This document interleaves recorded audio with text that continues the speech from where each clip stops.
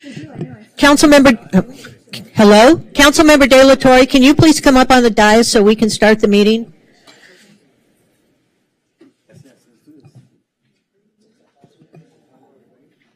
They doing a documentary of you, Oscar? Watch it, my mic's on. All right, we are going to call this meeting to order. I apologize for being a few minutes late, but we had to wait until we had a quorum. Good evening, Santa Monica, and welcome to the April, I almost said August, living in the future. April 11th, 2023, regular meeting of the Santa Monica City Council. Mr. Gupta, since you're sitting up there, would you please lead us in the Pledge of Allegiance? Allegiance to the flag of the United States of America and to the republic for which it stands, one nation, under God, indivisible, with liberty and justice for all. Thank you. We'll have a roll call. Councilmember Zwick is absent. Councilmember Parra is absent. Councilmember Brock. Yes. Councilmember Torosis, absent. Councilmember De La Torre. Here. Mayor Pro Tem Negrete. Here. And Mayor Davis. Here. So we have a quorum and we are going to get started. Would you call the first item, Madam Clerk? Item 1 is public input. Public comment is permitted only on items not on the agenda that are within the subject matter jurisdiction of the city. State law prohibits the City Council from taking any action on items not listed on the agenda, including issues raised under this agenda item. And for now, it looks like we have 9 requests to speak. All right. So I think we may have some speakers who have not been here before. Sorry, I'm just trying to get the speakers list pulled up.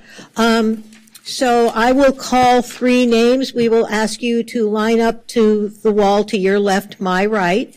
And you will each have 2 minutes to speak unless somebody has donated you time. I notice some of you have signs. You are welcome to wave your signs, but please don't hold them over your head because that blocks the cameras and people who are watching the meeting on YouTube and on Channel 16 cannot see us then. So you're welcome to wave your signs, but just don't hold them up high. All right, our first few speakers, Joe Fuchs, John Barry, Neil Gitnick, and Patricia, it looks like McPherson.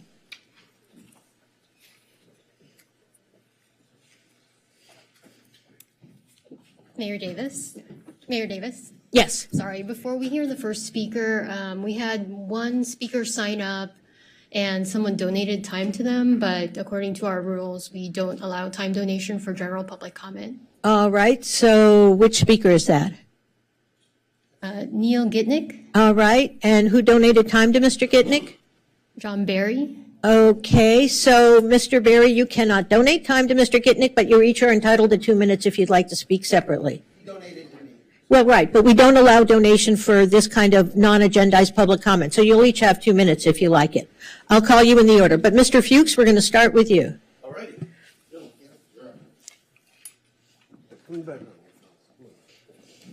How you doing? Joe Fuchs.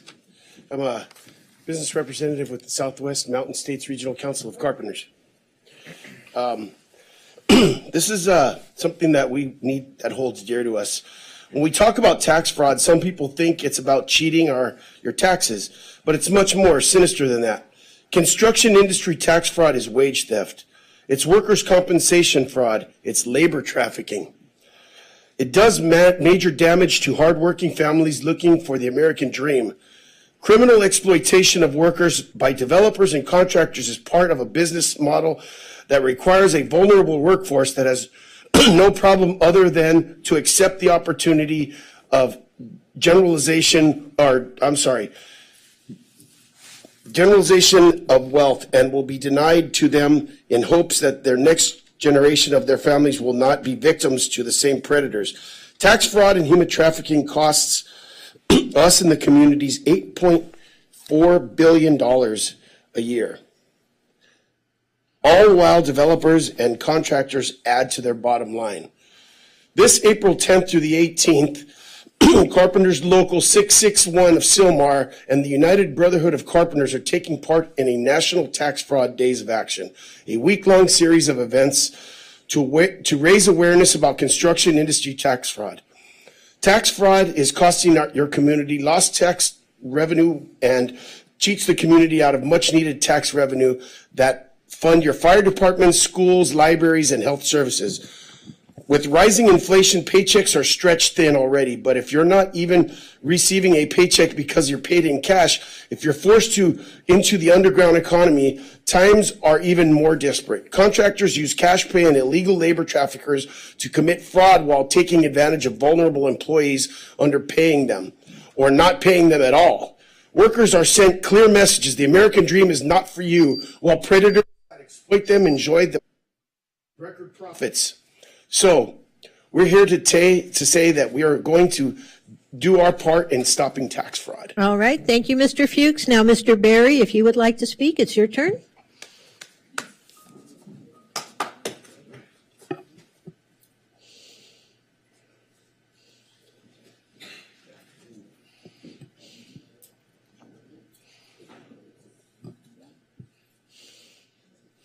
Hello. Welcome. Thank you. Thanks for having me. Okay, here we go. Good evening, and thank you for your service and having me. I'm here to talk about the pilot program, as you probably know, with the pedicabs. And essentially, I'm asking that at the time when the pilot program ends, that we all get a chance to ride on the beach. I know we've been here before, and you guys have voted for us in the past, and I appreciate that. We all do. It's been 10 years now. July 13th, 2013 is when I got my first bike registered here in Santa Monica. So who knows? The thing ends on the 30th, and maybe it'll be like a 10-year anniversary thing. So that's pretty cool. Awesome Pedicab is the only company that has been here since 2013. We are the only operation that has maintained a business license since they have been available. On top of that, we are the only company that requires all the drivers to be licensed. Because of this, the overwhelming majority of licenses issued to drivers over the years has been to Awesome Pedicab drivers. On top of that, Awesome Pedicab is the only operation that has been dedicated to human-powered pedicabs. The program's gone pretty good. Hopefully, we'll all be legal on the beach, and thank you for your time.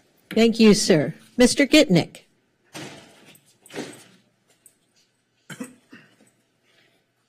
Hi, I'm Neil Gitnick. I'm a resident of Santa Monica. I live at 1915 Ocean Way, right across from Casa del Mar and Shutters there. And I've been riding for Awesome Pedicab. This will be my 4th summer coming up now. And I just want to tell you what's going on. So you have one company that does things completely properly, run by John Barry. They've got 15 bikes. Every rider is a good guy, a self-employed, like micro entrepreneur, many of whom are staying out of homelessness by doing this work. Now, this new regulation where you have to, in addition to having an approved bike that's inspected and having a rider who's approved and registered with a license, you also have to have a decal if you want your pedicab to be legal to go on the boardwalk or the bike path, which is the only place you can make a living in Santa Monica. Nobody wants to ride on a pedicab on Broadway or Colorado or Arizona with all the cars. But what's going on the beach is you have all these renegade hacks who are really crazy. They have motors because it's difficult to do a human-powered pedicab for a 4 or 6 hour shift, human-powered. The thing weighs 250 pounds, and then you put 2 or 3 humans on it, it's 650 pounds. And it's got gears, but it's very difficult. But it's beautiful, it's super safe, and very nostalgic. It fits Santa Monica great. But the motorized ones are not being enforced against. The stickers are a sub-regulation that creates more enforcement burden, and none of it's really. All you got to do is enforce the basic registration and let the hacks get out of here. All right. Thank you, sir. Your time is up. Thank you. Ms. McPherson, but before you begin, I'm going to call a few more names so people can line up and be ready. Sophia Lowe, Eleanor Pearson, Kathy Knight, and Hajar Muqtasid. Hello, council members. My name is Patricia McPherson. I'm president of Grassroots Coalition. I've been engaged in Ballona wetlands protection and issues for the past 30 years. I would like to draw your attention to the Santa Monica Groundwater Basin Sustainable Groundwater Management Act and the agencies. And I provided you with a comment letter that I tried to actually get into the record, and it bounced for whatever reason, so I handed it to you. So I would just like to find out if I can then send it back to you also, so that you can be able to actually see the links that I've provided in here. Our concerns regarding the groundwater sustainability plan for the Santa Monica Basin is that the focus continues to address drinking water wells to the exclusion of prudent and sincere address of the public trust and groundwater dependent ecosystems, especially Ballona Wetlands Ecological Reserve, which is located in the southern portion of the Santa Monica Basin. So that leaves me to request as a future agenda item that we discuss this matter. There are multiple underlying freshwater aquifers that are at risk there that are classified by the Water Board as drinking water and potential drinking water that are also not addressed in the GSP. And if you go to Appendix C in the online GSA, sorry for all these letters, Appendix C includes the comments from the Nature Conservancy, Audubon, California, Local Government Commission, Union of Concerned Scientists, Clean Water Action, Clean Water Fund, Grassroots Coalition, Ballona Ecosystem Education Project, and our attorney on these matters that have yet to be addressed. And I thank you very much for your time and look forward to discussing all this with you. Thank you. Thank you. And you can certainly resend it to the council mailbox and it'll be distributed to us. Terrific. Thank you. Ms. Lowe. Mayor? Yes. I'm sorry, before we hear the next speaker, we just found out that Jerry Rubin also signed up for this section, but he was on the wrong list. So Oh, okay. So we'll put him at the end. Okay. And we can, I apologize, there was an error in registration. I'm actually Eleanor Pearson. Is it okay if I speak first, just due to the nature of our... is Ms. Lowe here? He's going to speak after me. Oh, okay. Sure. You can swap. Okay. Thank you for having us today. My name is Eleanor Pearson. I'm here with my colleague Sophia Lowe, and she'll be speaking after me. We're Masters of Social Work candidates at the University of Southern California. We're passionate about improving the current multidisciplinary programs in the city of Santa Monica. It would help, ma'am, if you spoke into the microphone. Sorry. We could hear you better. We're passionate about improving the current multidisciplinary programs in the city of Santa Monica to address the comorbidities of mental health and homelessness challenges. Homelessness rarely exists without the presence of mental health challenges, and experiencing homelessness directly puts individuals at greater risk for developing co-occurring mental health disorders, even if no prior history. As Masters of Social Work candidates at USC, utilizing a comprehensive intersectional lens when examining social welfare issues is crucial to address the cross-sections of long-term suffering. The lack of a prevention-oriented policy framework has resulted in responses to homelessness that focus primarily on assisting those who have already lost their housing. While these efforts are necessary, Santa Monica would benefit from a paradigm shift towards prevention-based approaches to homelessness and mental health-related issues. The needs of people experiencing homelessness with mental health challenges are just like those without mental illnesses, including physical safety, education, transportation, affordable housing, and affordable health care. When providing care to those experiencing homelessness, it is essential to create non-threatening and supportive atmospheres to address the basic needs and facilitate accessible care. We feel that training on appropriate non-threatening responses to homeless-related emergencies for the entire Santa Monica Police Department staff and other Santa Monica emergency personnel would positively impact the homeless population of Santa Monica. Thank you for your time, and Sophia will continue on this matter. All right. Thank you. And Ms. Lowe, and before you begin, I'm told, in addition to Mr. Rubin, we have 2 Santa Monica students, and per our council rules, we'll let you speak when we're done going through the people who are on the list. So fear not.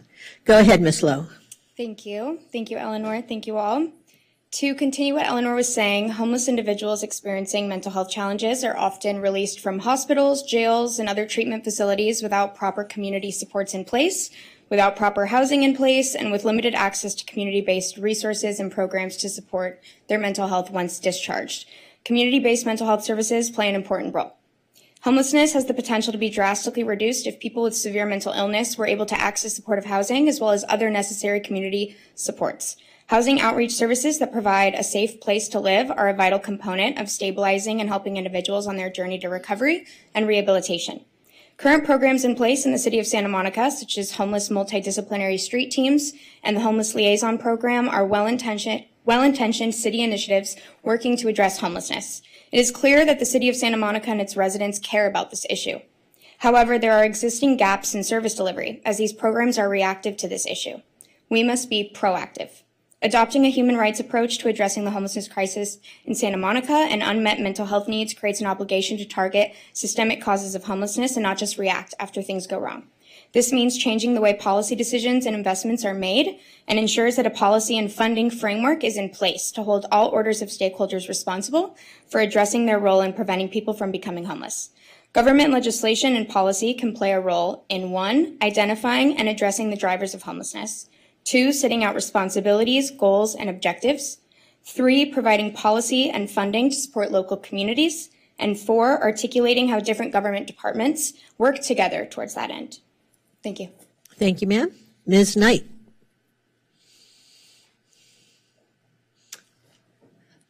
Good evening. My name is Kathy Knight. I'm on the board of the Biono Ecosystem Education Project, and I've also been volunteering for 30 years to save the Biono wetlands. And there's just fabulous wildlife out there that is just wonderful. I wish everybody could see it. And that's why I've been arranging tours for all of you and trying to arrange tours to get you out there. And I look forward to it. And we did get a visit by Councilmember Brock. And so I really highly recommend it to see what this fabulous resource is. And the water that's out there, that's the emphasis of our tour, is the water of the Biono Aquifer. And we really want to protect it so it doesn't get destroyed by saltwater intrusion because of the current plan by California Department of Fish and Wildlife to bulldoze the whole wetlands there and change it from a mostly freshwater wetland into a saltwater bay. And we need to preserve our aquifers because we have a lot of rain this year. It's wonderful, but we could have, other droughts in the future. So we really, really, really need to protect our drinking water aquifers. And I also support what Patricia McPherson of Grassroots Coalition was saying. And I would like to ask the City Council for their support to correct the deficiencies and data gaps in the groundwater sustainability plan for the Santa Monica groundwater basin and have a plan that includes the water protection for the Biono Wetlands Ecological Reserve. It's right next to these other plan areas. And I guess that's about it. I'm out of time, but thank you so much for listening. Thank you. Thank you. Ms. Muhtasid, but before you begin, I'm going to call out a few more names. We have a few more folks on the list. Jonathan Foster, Zoe Mutanir, Hannah Winger, and Robbie Jones. You can begin anytime. Excuse me. Good evening. My name is Hajar Muhtasid St. Clair. Thank you so much. Santa Monica's Civic Auditorium and the 10 Freeway are monuments that symbolize the displacement of Black communities in Santa Monica. All I see are the July 1st, 1953 pictures of the burning houses and businesses taken by eminent domain from your predecessors on the Santa Monica City Council and other city managers in the 1950s. Those pieces of property taken by eminent domain on Belmar Place between Main and 3rd Streets north of Pico symbolize a lot of destruction. And right now you all have the opportunity to do something different with that property. The fact that Belmar was historically a majority Black neighborhood is key to why they targeted it for eminent domain. This is precisely why it needs to be restored as payment for ancestral damage to the Black and Brown communities. I am against the city selling historic Belmar to the highest bidder or to the Santa Monica Malibu Unified School District, especially since the Civic Center site is ground zero for the generational wealth that was stripped away from the Black African American community by the city of Santa Monica's racist practices of eminent domain that specifically targeted Black and Brown communities, families, and businesses. On record, you do not want to be known for continuing racial injustices in favor of building a school gym. In good faith, and to follow up with tangibles to the Black apology that you all graciously gave in January of 2023, I strongly encourage the City of Santa Monica to go into contract with Community Corporation of Santa Monica on the Civic Center site. Community Corporation's partnership with the Committee for Racial Justice symbolizes hope and repair for historic and those who have been victims of past racist Santa Monica City Councils. Do not repeat the past. Thank you, ma'am. Mr. Foster.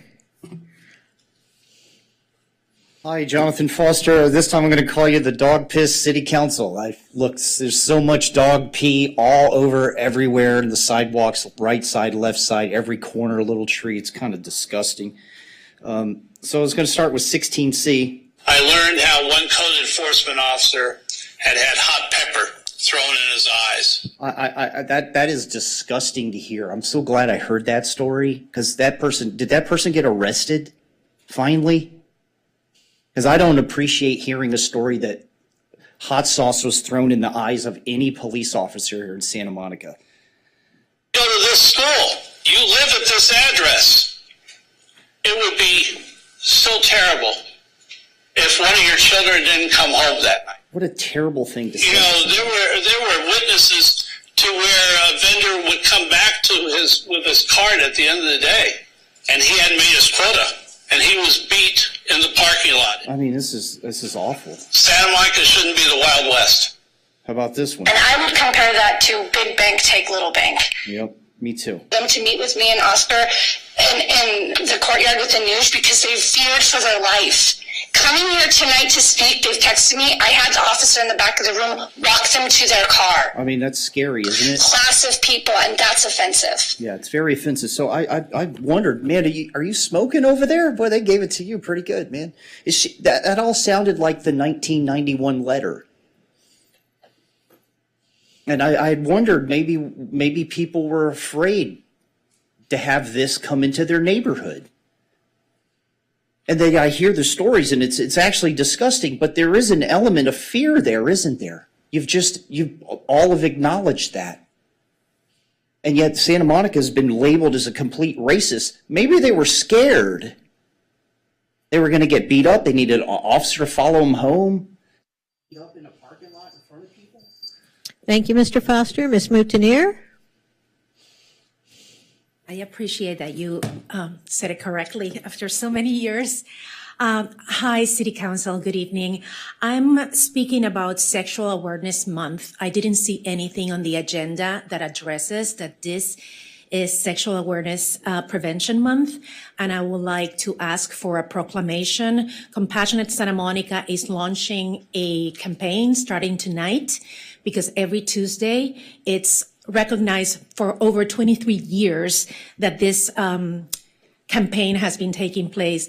Santa Monica was hit hard financially and in terms of lack of oversight in this area, and I think this is appropriate. I don't know why the police or the other commissions didn't take a lead on this, but we decided to take the lead. We don't have any funding from the city, and we have some ideas that will support this initiative, not only during April, that is world-renowned, but during the rest of the year.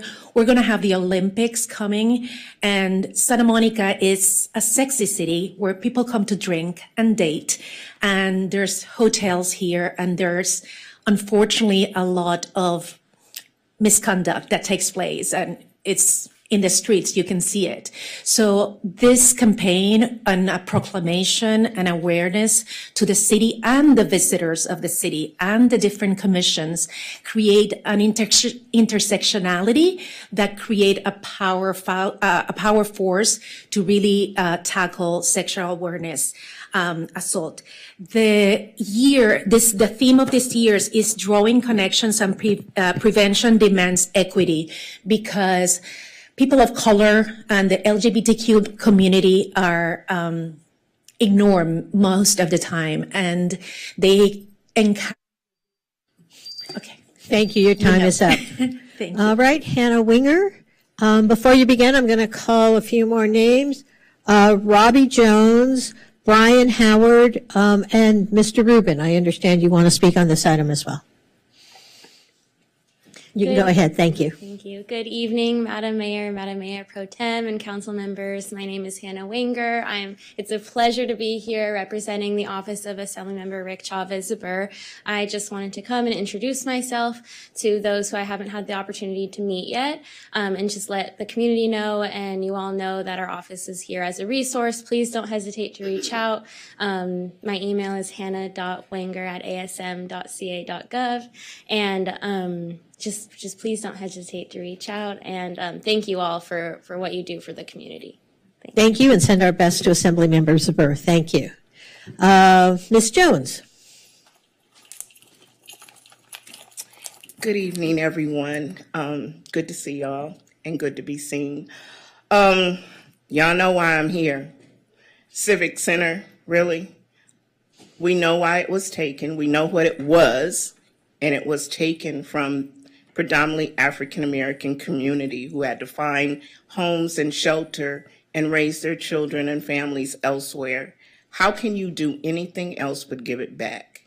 Playing hot potato with it now, thinking of maybe the school district can come in and purchase it and they want to build a gym. Are you kidding me? Salmo High is going to be like a little mini city up in there. And I feel proud of that because I am an alumni of Salmo High.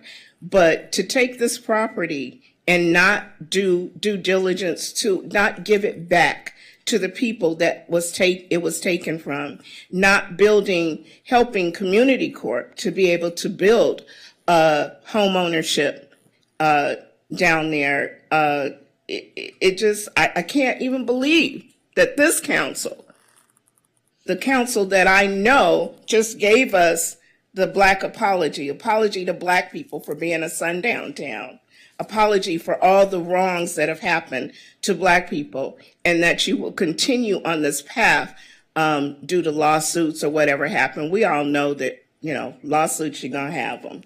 And I probably think there will be a lot more coming, but to not do what needs to be done, as I always say, do the right thing right.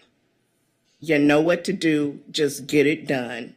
I know it's painful, but can you imagine how painful it was for the families that were there and had to get bulldozed, moved, fire, whatever, however. I can't even how they must have felt. So give it back. Thank you, Ms. Jones. Mr. Bryan, it looks like you might have a different last name, but it's cut off here. It just says Howard Bryan and then a C. Thank you. It's Howard Bryan Chapnick. Okay. I'm an heir to B.L. Nicholson, now Nicholson Industries. It's a current dynasty. And I'm here as a first responder to inform you that you have illegal gambling to children on the boardwalk, on the pier. That would be offering odds and percentages of winning games. It's gambling all day long, and whether you see it or not, you're recipients of it, you're not the makers of it. As well, we're in a drug epidemic, and you're well aware of the crystal meth and fentanyl epidemic out here. Well, I'm letting you know, nobody smokes fentanyl, nobody smokes crystal meth, and there's no such thing as a crystal meth pipe. And the misidentification of drug use within law enforcement is, has no probable cause. And therefore, people have been arrested, thousands and thousands of people that have been misarrested. It's a big deal. And have a law enforcement that applies math to a field of enforcement and has the math of identification of drug use improper is against our Constitution, and it has something, it's contaminating to our police force. And it's not just within this city, but it's throughout the nation. I'm a medium identified by Einstein as a ether, the most powerful medium on earth. I can move the stars in the sky. There you go, in muscle memory. I'm identified to have green energy in the palm of my hands. I'm here to introduce myself to you guys. Judge Thomas from the Superior Court of Santa Monica knows me quite well. And I'm looking for some kind of communication outside of this room. I have green energy. I can move geography. I can move the mill. I can do a lot. I'm autistic and I'm an idiot savant. And so I look forward to communicating to you. Thank you. Thank you, sir. Mr. Rubin, and before you begin, I believe we have 2 Samo High students, so if they could come and line up behind you on the wall, and we'll give them the opportunity to speak when you're finished. Thank you very, very much. Jerry Rubin, Santa Monica. Honorable Mayor, Mayor Pro Tem, City Manager, City Attorney, City Council member, City staff, and fellow Santa Monicans. Since this is the last meeting before we celebrate Earth Day, I want to wish you all a very happy and meaningful Earth Day on Saturday, April 22nd. I feel very grateful that the city is honorably helping to plant a tree of gratitude in memory and in honor of my wife, Marissa, who, as you know, passed sadly from the devastating effects of stage 4 pancreatic cancer a number of months ago. I want to thank Matthew Wells, our wonderful urban forester. I want to thank our city manager. I want to thank all of you for your compassion and your real empathy in helping me. I want to thank the Wise Senior Center at the Ken Edwards Center for getting me into a grief group, and I even go to some of the lunches now. And I want to thank you, Mayor Davis, for honorably saying you will do a proclamation on that day. I invite everyone to come and help share your positive energy as we plant this tree of gratitude in the Palisades Park right near the pier at noon on Saturday, April 22nd. And we'll also be rededicating the Children's Tree of Life that was planted and named and designed the plaque and worked with late Mayor Ken Edwards to come up with a proclamation proclaiming the Children's Tree of Life a living monument to world peace.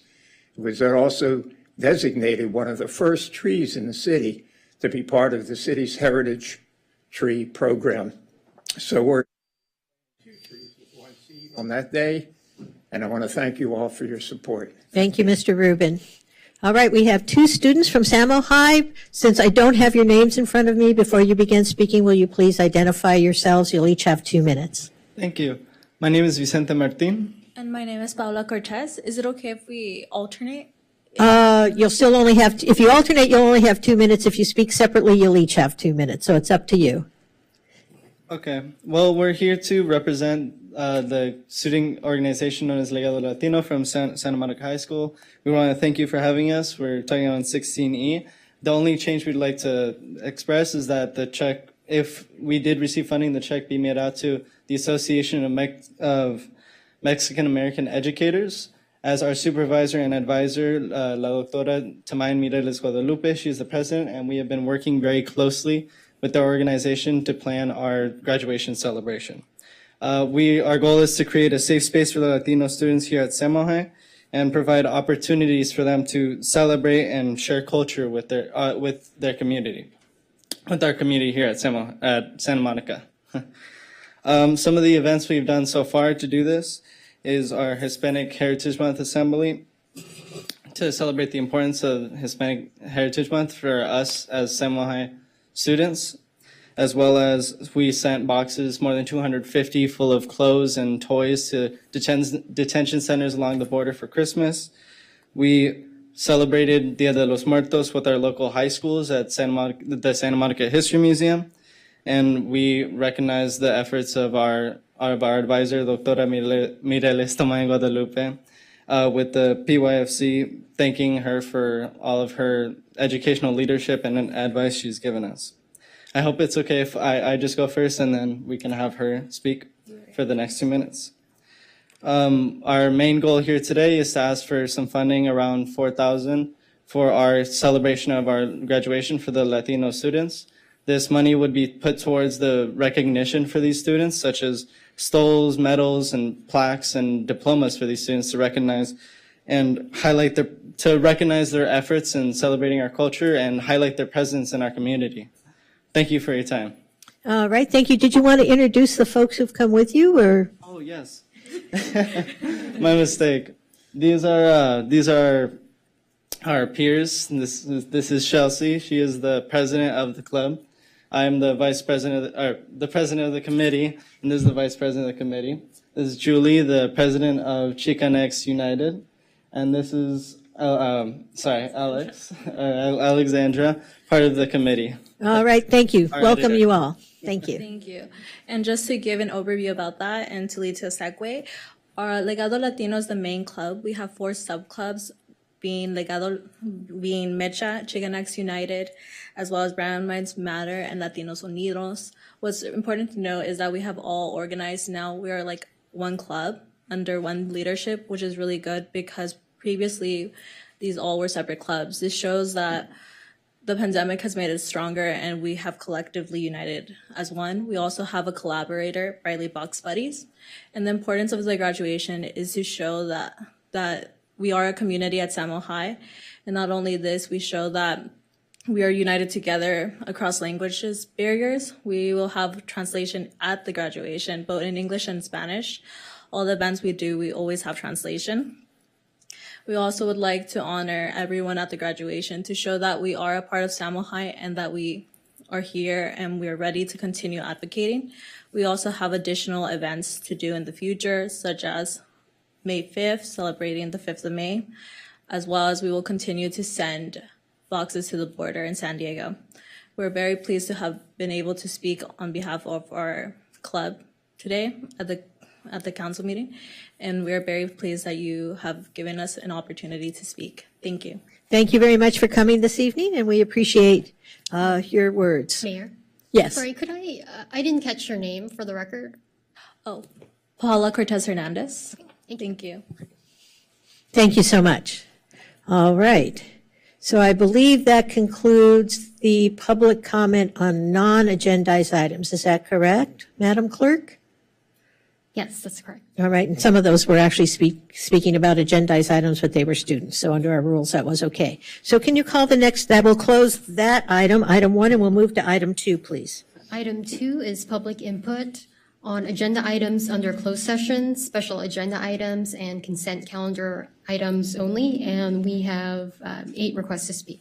All right, I'm going to call a few names. I'm going to remind you, since we have multiple items here, not only should you identify yourself, but the agenda item on which you are speaking, either by number or by description, so we know how to interpret your comments. Our first 3 speakers are Patricia McPherson, Kathy Knight, Denise Barton. All right, nobody is hopping up. Ms. Barton, are you speaking? Ms. McPherson and Ms. Knight, have you already spoken? Is that? Looks like they've left. So we're going to go to Ms. Barton, Hajar Muqtasid, Ann Hoover, and Jaleh Mirhashimeh.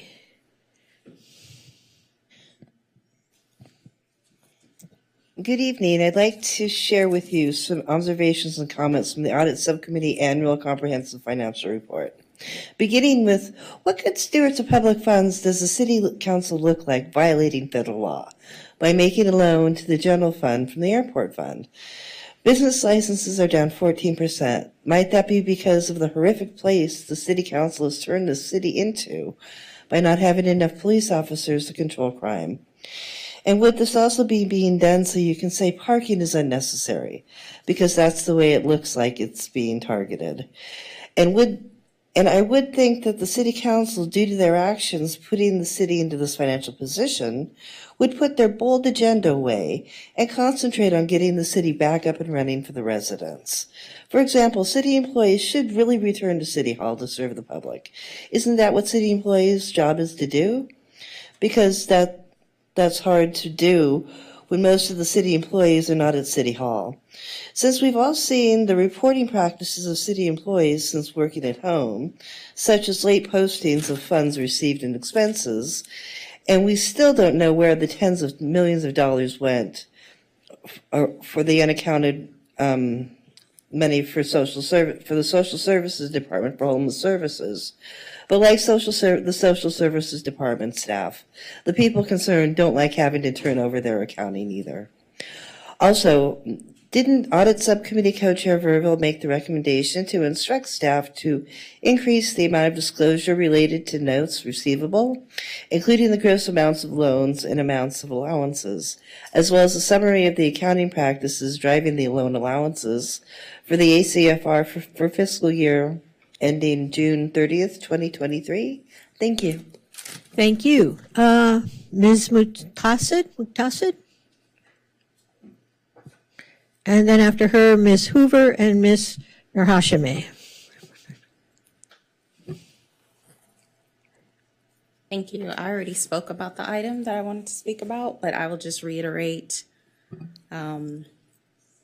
that the land at the Civic Center should not be taken from the community to be sold to the highest bidder. The land should be given back to the community. It shouldn't just be for the school district. They have a large amount of property that can be used for those uses. Community Corp and Community for Racial Justice will work together to talk with the community and people who may be affected by the taking of this land, and they will create new residential and economic opportunities, as well as restore businesses to help restore what was taken and hopefully help the city meet its goals of meaningful actions following the Black apology. There must be some affordable housing, which will utilize an updated, improved right to return program, and a homeownership limited co-op land trust model to be explored. We hope that you will, again, not return this land to the city or to Santa Monica Malibu Unified School District. We hope that you will return it to the community. Thank you. Thank you. Ms. Hoover. Question. Jale was going to donate her 2 minutes to me, and Stan, am I able to speak for 4? The system would not. Well, on the previous one, that's because those are for non-agendized items. We don't allow the donation of time, but these are for agendized items. So yes, we do allow the donation of time. Okay. Is that okay? So this is my friend Jale. She is holding the. So, well, wait a minute. Okay, your time's begun, so go right ahead. Oh, okay. For 4 minutes. Good evening. My name is Ann Hoover, and I'm here regarding closed session items 3J and 3K. And I do object to negotiations for a proposed sale of the Civic Auditorium, not as a preservationist interested in saving the building per se, but because it is perhaps our most significant community-oriented asset, and it should be revitalized as such in ways to serve our whole community. Quickly, for our newer council members, you probably know this, but the whole area is subject to the 2005 Civic Center plan. I sent you a copy of that yesterday. This is a larger picture of what was envisioned in 2005. Most of it has been realized now, which is super cool, but legally it's subject to that. So I reviewed the meeting video from last October 11th when staff asked council to declare the auditorium as surplus and non-essential to allow for shorter term leasing of the space. But now a sale is suddenly under consideration, and that is not acceptable. The auditorium has been the linchpin of Santa Monica's civic life and public space for 70 years, and without it, what would the community as a whole, and that's everyone of all races, economic levels, everything, what would the community as a whole be left with without it? Selling it would completely gut our city's commitment to civic gathering space. So just a few things. It's not clear that the resolution gives the city the authority to negotiate a sale now. So I'm wondering if the city attorney's office can weigh in on that at some point for you. Also, nothing legally compels the auditorium to be designated as non-essential and surplus at this time. So I'm wondering, why did economic development staff make that determination on their own and come to you all to, put a major public asset into the Surplus Land Act process, and I think the public deserves to know why, because the auditorium as a symbol of our community is essential. It's the physical manifestation of the whole city, of everyone in it, and it's a place where we've gathered for so many types of events for 70 years. So past actions like the Civic Working Group and the 2017 RFP are not enough to deem this treasured asset something, particularly with the sale on the table now. In October, Economic Development Manager Jennifer Taylor made many representations to council to reassure you, those of you who were there, that the city is committed to restoring the auditorium, that the city was only seeking a temporary lease situation, and that the city wants to find a public-private partnership to restore the auditorium in a community-serving way. So if that's really the case, why are we at this sale juncture now? Super curious about that. Bottom line, declaring the auditorium surplus was wrong, and attempting to sell it now is wrong. So I ask you at the appropriate time to stop negotiations with the district and with Community Corp to make a motion to amend the October resolution to remove any references to the auditorium in it, and pass a motion declaring the auditorium essential and therefore not subject to the Surplus Land Act. So great council members, keep the public interest, our public assets, and particularly our community and public spaces foremost in your every action. So I hope very much that each of you demonstrate tonight and in the future your deep commitment to our whole community and to the auditorium as the physical symbol of that whole community. Thank you. Please commit to civic life. Our city needs it. Thank you. Mayor? Yes. Sorry, I need to get Ms. Hoover. Ms. Hoover, can I get the name of the person that donated time to you? Oh, can you repeat that? She's actually on the list. Hashemi. Yeah, I'm in the list.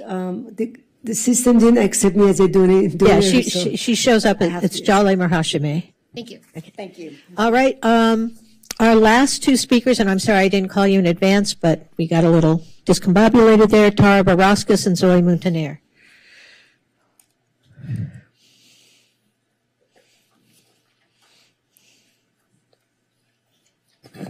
Good afternoon, Mayor and Council members. My name is Tara Barauskas. I'm the Executive Director of Community Corp of Santa Monica.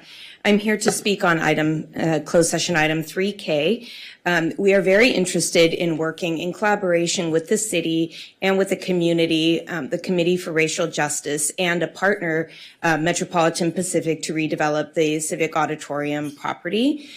We agree that this property has a long and devastating history, and it only seems right that it should go towards community uses. We would be very interested in putting affordable housing on this property, potentially a home ownership program, if that's something we could work together on. And in terms of the Civic Auditorium, you know, it is a wonderful property. It's sitting there really not getting any use, and we believe that with our partner Metropolitan Pacific, there are three very viable options to redevelop it for community and cultural uses. So we think this would be a tremendous and exciting opportunity for us, for the city and the community. We would love to engage in a deeper conversation, so we ask you to please allow us to continue negotiating with you. Thank you. Thank you. Ms. Muntaner. Hi, I come to speak on item 8A, that is the appointment to one open seat on the Human Services Commission for the term ending in June 30, 2025. I applied to the position and emailed Mr. Xavier Mora, and then I spoke to Esterlina, that the portal of the application didn't have the note of the resolution 9088. Mayor? Yes. I'm sorry. This is public comment on items on closed session, consent, and special agenda only. I'm sorry, I thought that it was items that is. Well, and actually, because we don't have a full council, we're probably not going to do board and commission appointments tonight for either, I haven't made that motion yet, but because we don't have a full council, out of deference to the council, we usually wait till we have a full one. So I just wanted to be on the record just to add that resolution because the people that apply are not aware that they have a time limit. Okay, thank you, Ms. Mountaineer. So that concludes. Yes. Sorry, we have one more person, Erica Leslie, who was trying to sign up for special agenda items. All right, Ms. Leslie, come forward, please.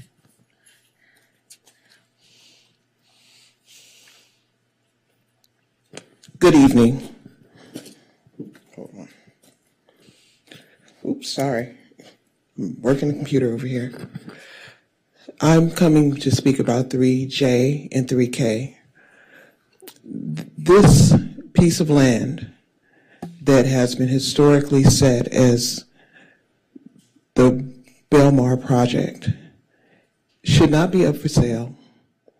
Should be something that is historically landmarked, and the people that were wronged as reparations, as an opportunity for home ownership, an opportunity to return to the city that they were upheavaled from, as a way to show the country as what you do when you know that there's been a historic wrong in your city, not to be sold off to the highest bidder. Thank you. Thank you, Ms. Leslie. All right, I believe that concludes item 2. Is that correct? One more late speaker. I'm sorry. We have. Is it Corey Robinson? Corey Robinson?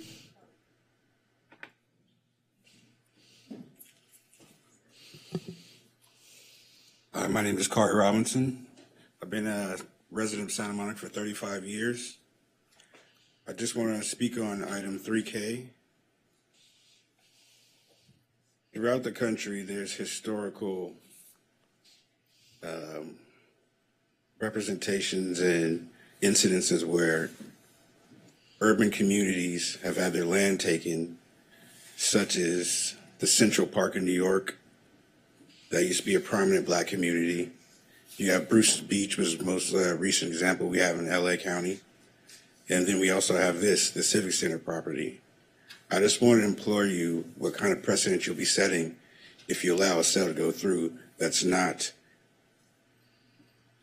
being involved with community corp or giving back to the urban community that we have here in Santa Monica.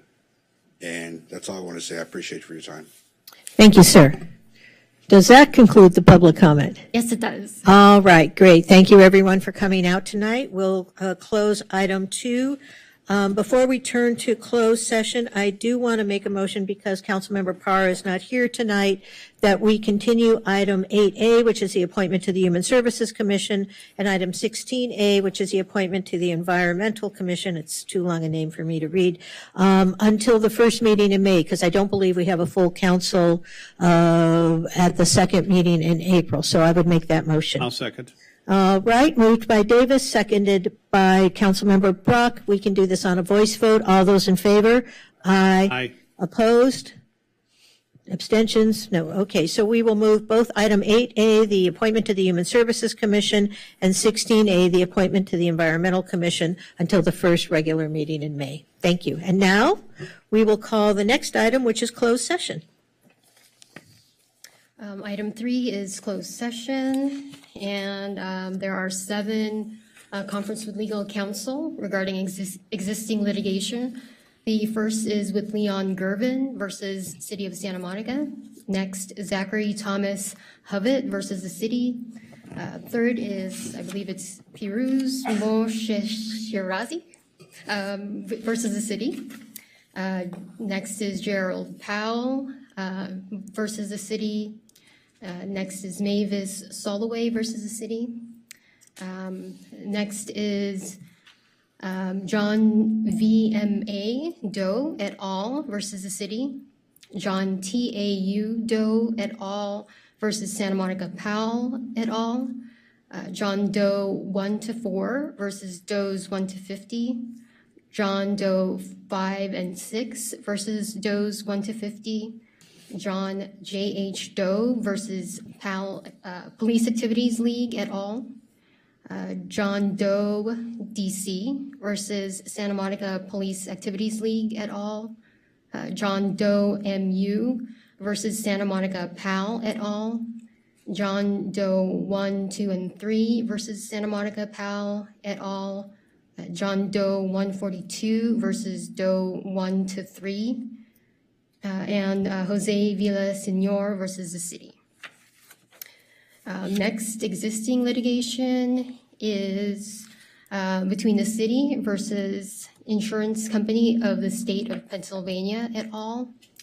And then the next closed session items are 4 conference with real estate negotiator items. The first item is for 1636 Fifth Street or parking lot 29. 1636 Fifth Street or the Apple Building, Expo Terminus Line parking lot. And this is with city negotiators, Jennifer Taylor of Economic Development Manager, and Nia Tang, Senior Development Analyst. And persons to be negotiated with, Frank B. Chang, Vice President of Acquisitions, AMCAL Multi-Housing Incorporated. Next real estate negotiation is for 1636 Fifth Street or parking lot 29, 1636 Fifth Street, Santa Monica Apple Building. Just want to make sure it's the same. Oh, I see. Okay, so the next property is Expo Terminus Line parking lot. And the city negotiators for these items is Jennifer Taylor, Economic Development Manager, and Nia Tang, Senior Development Analyst. And the persons to be negotiated with are Aaron Sorochinsky, AVP Investments, Cypress Equity. Next real estate negotiation is for 1855 Main Street or the Civic Auditorium. City negotiators are Jennifer Taylor, Economic Development Manager, and Nia Tang. And persons to be negotiated with is Carrie Upton, Chief Operations Officer of the Santa Monica Malibu School District. And the last real estate negotiation item is 1855 Main Street, Civic Auditorium. City negotiators Jennifer Taylor, Economic Development Manager, Nia Tang, Senior Development Analyst. And persons to be negotiated with is Jesus Hernandez, Director of Housing Development, Community Corporation of Santa Monica. And that was the last closed session item. All right, thank you, Ms. Decanet. And I will turn to the city attorney and ask what time he thinks we'll return. It may be quicker, but I would estimate 7:45. All right, we will adjourn to closed session and we will not resume before 7:45.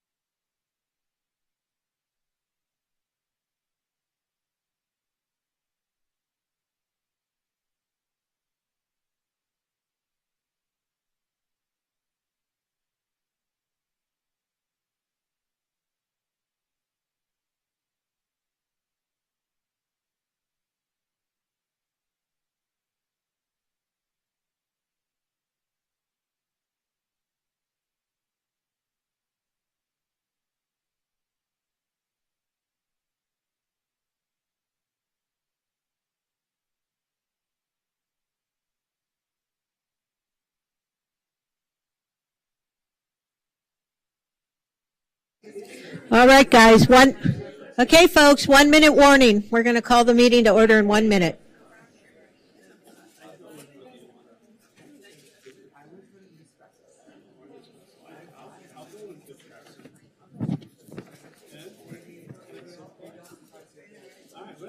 Hey, I would do that.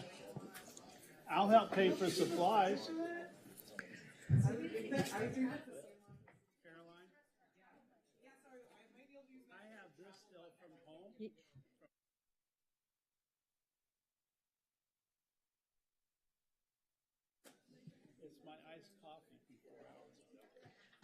Madam Clerk, when are we going to do the animal shelter one?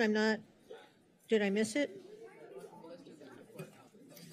Can we report out from closed session first? Yeah, I mean, we'll report out from closed session, and then after that, before we do the city manager's report? Okay, I just want to make sure, because we presumably have a visual, and want to make sure it's ready to go. All right, folks, we are back from closed session. I apologize for being later than we estimated, but we had a robust discussion, and hopefully a productive discussion in the long run. Now that we're back in order, I will turn to the city attorney and ask if there is anything to report out from closed session. Nothing to report tonight, thank you. All right, thank you, Mr. City Attorney. Were all the items heard and nothing reportable? That's correct. Okay, thank you. All right, and are we going to go to the animal shelter item, or are we going to go to the city manager report first? We can do the animal shelter item. All right, because we're going to meet Freddie. Aww. All right, Freddie. Freddie's a 7-year-old, 30-pound pit bull Chihuahua mix that's been at the shelter since January 17th, 2023. Freddie spent his first 7 years of life in a single home until his family had to move to a home that did not allow pets. Boo! Freddie was terrified when he first got to the animal shelter. Through patience, love, and attention and time, Freddie became a staff favorite. Freddie now spends most of his days in the front office. He greets his favorite people with a smile and loves to play with all kinds of toys. Freddie is shy to meet new people. Future adopters should be prepared to visit a few times. Once Freddie gets to know you, he'll become your best friend. All he wants is to sit by your side or in your lap and be spoiled rotten. The shelter staff recommends that Freddie be the only pet in the home and not be around small children. If you are interested in meeting and adopting Freddie, please visit the Santa Monica Animal Shelter Tuesday through Saturday, 8 a.m. to 5 p.m., or call to set up an appointment at 310-458-8595. And as always, I'd like to remind those of you who already have Forever Friends that if you happen to use the Chewy.com service, you can go on their website to the donate button and you can donate much needed supplies to our local animal shelter. So when you are refilling your pet's needs, you can also help the animals that are currently in our shelter. And anyone who's interested in Freddie, he looks like a doll, so hopefully he will be adopted soon. Thank you very much. Now we will move on to item 4A. So item 4A is a special agenda item. We have a city manager report from the Santa Monica Travel and Tourism, and they'll be talking about the experience management. Good evening, Mayor, Mayor Pro Tem, and City Council. And before our special guest arrives this evening, I want to give a few brief updates for the council and the community. So first of all, for those who celebrate Easter, I hope everyone had a beautiful Easter Sunday, and happy Passover to all those who celebrate that holiday as well. It's with real tremendous excitement. This is a special week for us here in Santa Monica. So this is National Public Safety Telecommunicators Week. In other words, we celebrate our dispatchers. And this is definitely a time to recognize and share our thanks with our tremendous 911 dispatch team.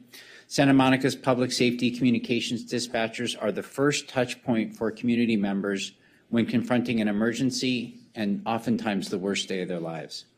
Dispatchers are public safety communications professionals, experts at collecting and processing critical information to keep our community members and police, firefighters, and paramedics safe. Emergency dispatching has faced staffing challenges nationwide, and Santa Monica has also been affected. And I know the council shares this sentiment, want to personally thank the Office of Emergency Management's public safety communications team members who have sacrificed greatly, especially over the past 3 years to serve our community. I also want to encourage everyone to watch our city's YouTube series that provides a behind-the-scenes look at the daily work of Santa Monica dispatchers and provides excellent tips on how all of us can assist dispatchers during an emergency. And I know how tremendously hard that team works. And so it's with really the bottom of my heart that I want to publicly thank them. And I hope they're listening. Just thank them tremendously for all the work that they do serving our community. Two other quick announcements. April is Fair Housing Month, and the City Attorney's Office will host a symposium next Tuesday, April 18th, titled The Past, Present, and Future of Fair Housing, a symposium celebrating the 55th anniversary of the Fair Housing Act of 1968. It'll be from 9 a.m. to 12 p.m. in the Martin Luther King Jr. Auditorium at the Santa Monica Library, and speakers will include our very own Mayor Davis and representatives from HUD, the City Attorney's Office, and Southern California Housing Rights Center. And you can get more information on all the Fair Housing Month activities on our website. And lastly, Earth Day is Saturday, April 22nd, and there are events happening throughout the city. On Saturday, April 15th, this coming weekend from 9 to 11, there'll be an Earth Month celebration at Ishihara Park Learning Garden, where you can start some of your own seeds, learn about hot composting, make your own smudge stick, and enter to win a worm bin, complete with worms. On Earth Day, everyone hopefully will head on over to the Pecos Farmer Market to pick up some seeds and seedlings from the UC Master Gardeners while supplies last. And finally, everyone can head to the Montana Branch Library for an Earth Day celebration, butterfly celebration that morning with a butterfly story time and activity and information station with butterfly crafts, pollinator gardening, and more. There will also be a tree planting, as we heard earlier today, and I just really want to reinforce this, in memory of environmental activist and longtime Santa Monica resident Marissa Rubin at Palisades Park on Earth Day at noon, organized by her dear husband and love, Jerry Rubin. And so with that, I want to turn it over to a tremendous friend and a tremendous partner, our very own head of Santa Monica Travel and Tourism, and I know all of you are very familiar with her, but I just want to deeply thank Misty Kearns for just her tremendous support, welcoming me into the community, being just an excellent partner as we continue to thrive and grow and emerge stronger than ever from the COVID pandemic. So, Misty, I'll turn it over to you for your presentation, and thank you very much for being here. Thank you, David, and appreciate the comments, and right back at you. And good evening, Mayor, Council, public, and staff. As David introduced, I'm Misty Kearns. I'm a resident, but tonight I'm here to talk about an experience management plan that we've been working on at Santa Monica Travel and Tourism in hand with the city. Many of you may recall in March of 2020, we were poised to launch Santa Monica's first experience management plan in partnership with the city, and then the pandemic hit. I don't have to tell you what happened after that, but we've brushed ourselves off and we've dug back in with a focus on what the experience in Santa Monica is today, what we're willing to work towards to help define that experience tomorrow and over the next 10 years. Just for a moment, experience is the process of getting knowledge or a skill that is obtained from doing, seeing, or feeling things, or something that happens which has an effect on you. Santa Monica delivers an experience continuously, and while 10 years seems a long time away, now is when we need to plan, discuss, collaborate, and to dream a little bit while still rooted in reality. The good news is for the first time in a long time, we're all on the same page. With goals and priorities, that's something that doesn't always happen. And the only way we're going to succeed is with hard work, reimagining, and talking. Our city and those of us who live, work, and play here care as much as you all do, and the Santa Monica experience deserves some attention. Trevor Cartwright is here from the Coraggio Group. He's been working with our community members for several years, and tonight he will share a brief insight on some of the work that we've done so far. And Elaine Polachek, who many of you know, has been also assisting and will be here to answer any questions you may have. So sit back, dream a little bit with us, and let's take a peek into the future. With that, I introduce Trevor Cartwright.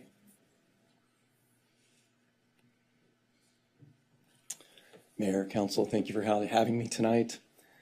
I'll start off by just sharing a little bit about what I plan to go over the next few minutes with you all. I'd like to talk about the purpose of the experience management plan so everyone is grounded in the same idea.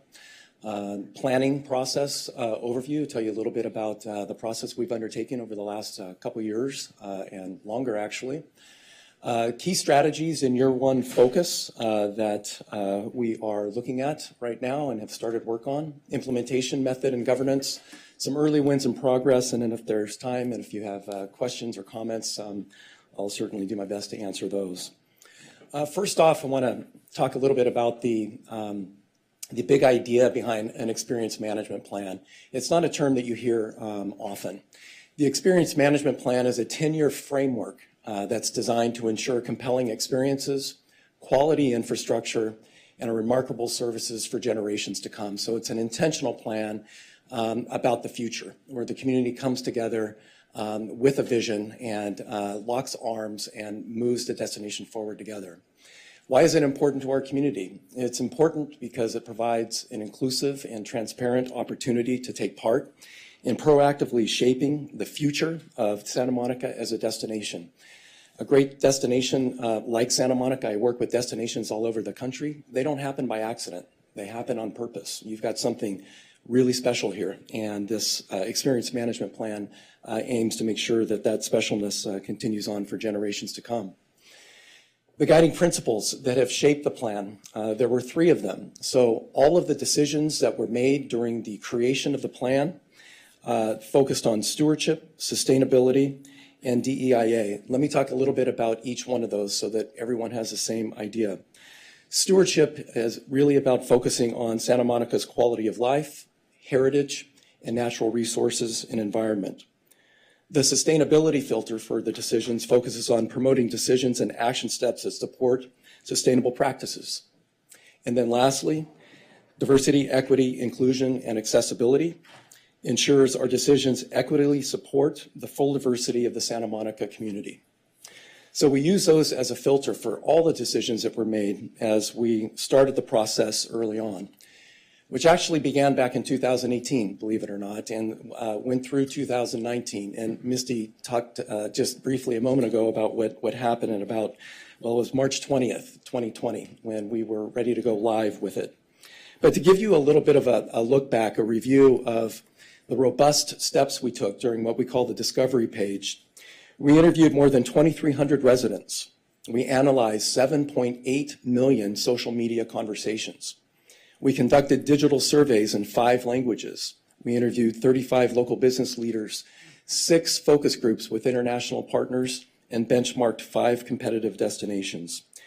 We were ready to go in March of 2020, and then everything went berserk with COVID. In 2022, about a year ago at this time, we started a very robust update of the plan where we reviewed macro trends, supply trends, demand trends, and looked at all the strategies that we identified and the courses of actions. We updated them, we changed them, we made them relevant for the time and for the vision of the future that we had. It was an inclusive planning process as well. This just gives a snapshot of about 13 or 14 different types of organizations who came together, dedicated their passion, their time, their service, their love for the community to bring this plan out of the ground. The plan was created for our community, by our community, and that was important from day one, and I think we succeeded. The other thing that's interesting is that it aligns with the City of Santa Monica's 3 to 5 year strategic goals and objectives as well. So there's a nice complement there too. To give you a sense for the different strategies, there were 9 that we came up with, and on the left-hand side, we identified 4 year one priorities, and on the second, on the right-hand column, there are year 2 and beyond strategies that we're going to focus on. So in year 1, we're going to focus on ensuring Santa Monica is a safe and clean place to live and visit, support livability of the Santa Monica community, highlight and leverage cultural happenings, and promote the diversity of retail, dining, and evening experiences. On the right-hand side, these will probably begin in year 2 of the implementation of the plan. Foster memorable accommodation experiences that enhance the value proposition of Santa Monica. Santa Monica, the greenest beach city in the United States. Support and enhance Santa Monica's most important assets, and then finally, enhance mobility for Santa Monica visitors, residents, and workforce. It would be great if we could tackle all of these at the same time because they all need our attention. You would probably agree with that. But we couldn't do that. We have to make sure that whatever we start, we keep doing, and we don't do this in fits and starts. So that's why we identified 4 for year 1. If it turns out that we can take on more than 4 in year 1, we'll start to look at the right-hand side and say, what should we take next? And we hope we'll be able to do that in collaboration with the city manager's office. You're probably wondering how we're going to implement such a grand plan. And the methodology that we have chosen is a collective impact framework. Some of you may be familiar with collective impact. It borrows from the nonprofit sector. But there are 5 conditions for collective success. Very quickly, a common agenda where multiple actors come together and share similar work. Shared goal areas, mutually reinforcing efforts, continuous communication, and a backbone organization that seeks to coordinate the work of the whole. In this collective impact framework, we have identified 2 specific aspects of its structure. On the left-hand side, you'll see that we've identified strategy committees. Each of the committees are dedicated per strategy. So I identified the 9 strategies we're working on and the 4 we're working on in the first year. There's a strategy committee with a chair for each one of those, and they're already at work. There's also a governance committee. Think of the governance committee, if you will, as the board of directors for the experience management plan. The strategy committee's leadership of each one of those committees brings next step recommendations and updates to this governance committee for advice, support, and recommendations. So the strategies focus on action step development, implementation, and implementation as appropriate. And the governance committee focuses on overseeing the plan, advising, supporting, influencing, and clearing the way so that implementation continues in a consistent and cohesive way. This gives you a sense of the members. I won't go through all of their names. We just want you to know that there's so many people who are coming together. This is the governance committee who meet regularly to talk about the plan, to hear updates from the committees. And these next 2 slides identify close to 60 different individuals, all who have day jobs, who are running businesses, running hotels, running organizations. Residents from across the community are coming together, and they're dedicating their time to the 4 strategies that I identified a little bit earlier. Those are the individuals in the community here who are working together and bringing their passion every day to this work. This is them at work. This was one of the sessions that we did actually in November when we kicked the plan off. This is an actual work session. It includes the governance committee as well as the other committees of the different 4 strategies that are being worked on. So this gives you a sense of what the room looks like when people come together and collaborate on each one of these strategies and the corresponding courses of action. There's been some success as well. I mentioned a moment ago that we launched in November and we're already making progress. I won't read through all of these, but you can see some of the great things that are going on. So for ensuring Santa Monica is a safe and clean place to live and work, live in, and that too, live and visit. De-escalation train-the-trainer program is being set in place. Collaborations with city staff and end-of-line issues for Expo Line and Metro Transit Service is being discussed, and some great things are going on there. For support livability for the Santa Monica community, there's progress being made on a process to identify gaps in current livability services and programming. For highlighting and leveraging cultural happenings, an updated tour listing page on the santamonica.com website has been created, and it's there for your viewing, as well as a compilation of all arts and cultural events that are going on in the city. We had to take an inventory so that we can understand the gaps and what the needs might be in that particular area, so that strategy actually delivers the greatest value for the city. And then lastly, promote the diversity of retail dining and evening experiences. Some great things like a simplified process for street closures is currently in the works. And the adoption of business-focused policies, including leasing, parking requirements, and liquor license requirements, is being discussed and worked on. We look forward to working with the city manager's office to coordinate the frequency of progress reports and updates as we move this forward. And we appreciate the partnership, David, with you and your team. So thank you very much. And we thank council's partnership. Thank council for its partnership as well. If you have any comments or questions, I'm happy to do my best to answer those. And if not, thank you again for your time. Okay. Mr. White, you appear to be in the queue. Did you have a question or comment? Just wanted to give you first dibs. Any questions or comments from the council? Not seeing anyone jump into the queue. Thank you so much. Thank you to the whole team. We really appreciate it, and we look forward to updates. And please convey our gratitude to the numerous team members who are obviously giving tremendous amounts of their time to this effort. We know we'll all ultimately benefit from it when we see it come to fruition. Thank you so much.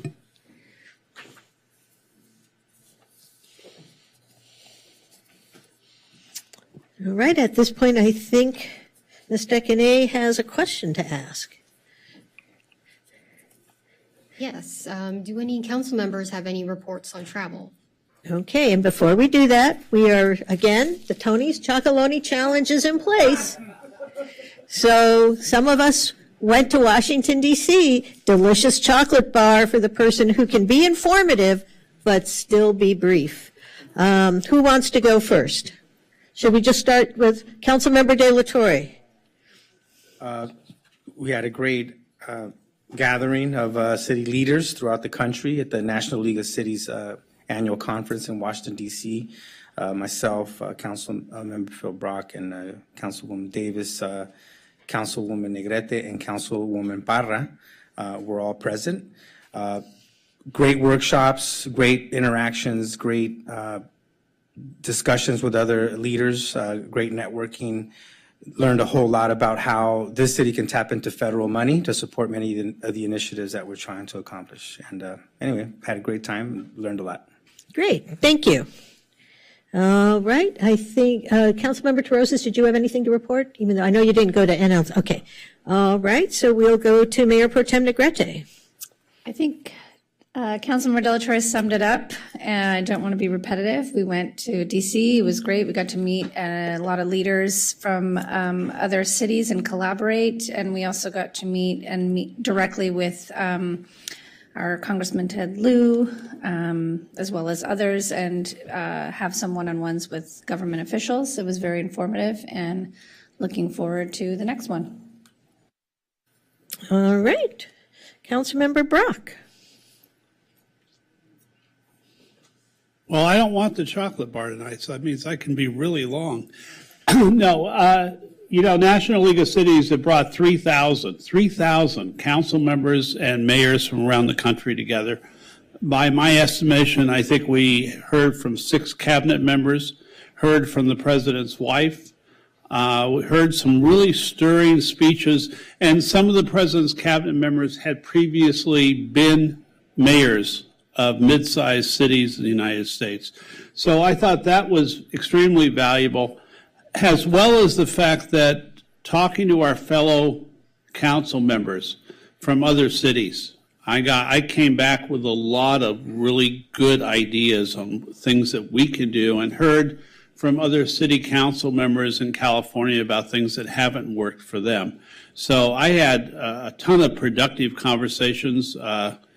I was dead tired at the end, which means that I went to workshops and I did what I was supposed to do.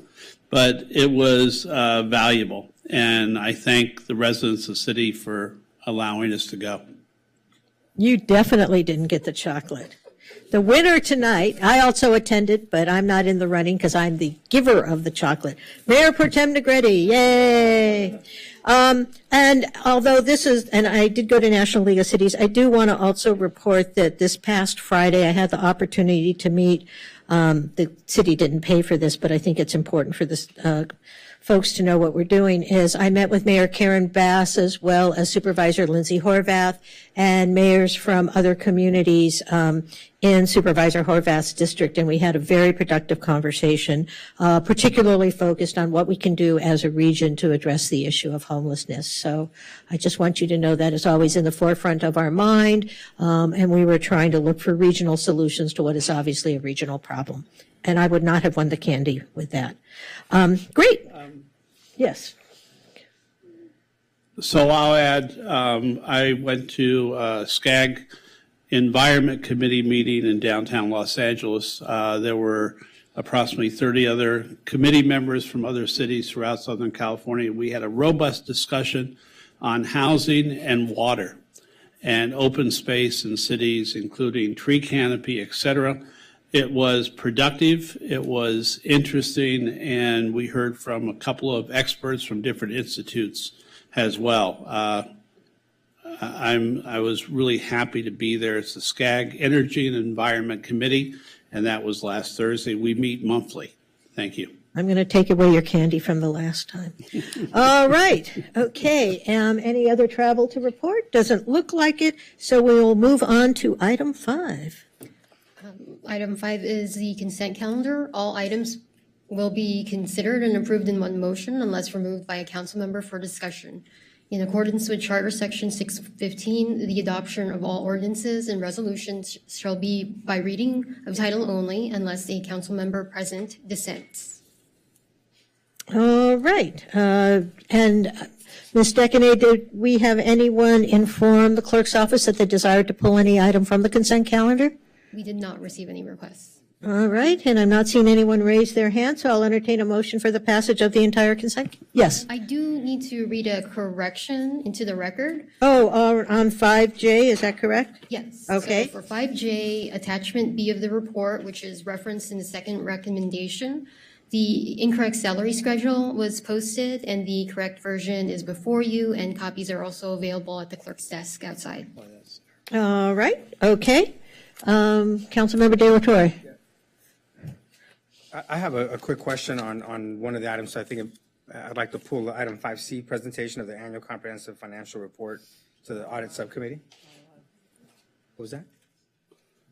Oh. She's pulling your leg. All right, so we have a late pull for item 5C. I'll entertain a motion for the remainder of the consent calendar. So moved. I'd like to make a motion to move the rest of the calendar. Would someone like to second that? Yeah. Second. All right, moved by I'm Mayor. sorry, I heard 3 people. Yeah, I'll tell you who did it. Mayor Pro Tem Negretti moved it, and it was seconded. We're going to give it to Councilmember Zwick since he didn't have any travel to report tonight. Okay. So he wasn't eligible for the candy. So moved by Negretti, seconded by Zwick. This is for the consent calendar except for item 5C. May we have a roll call vote, please? Councilmember Zwick? Yes. Councilmember Parra is absent. Councilmember Brock? Yes. Mayor Pro Tem Negrete? Yes. Councilmember Terosas? Yes. Councilmember De La Torre? Yes. And Mayor Davis. Yes, that passes 6-0 of the council members who are here. On item 5C, Councilmember De La Torre, did you want a staff report? We may not have staff handy since we didn't know in advance. In the report, there was the audit committee had made a motion that was approved regarding additional information that was requested regarding loans issued by the city. So, they wanted a list of borrowers and details on loan amounts, repayment obligations, and so forth. And it said in the report that it needed council approval to support that recommendation. And I was wondering if by us voting on this today and approving this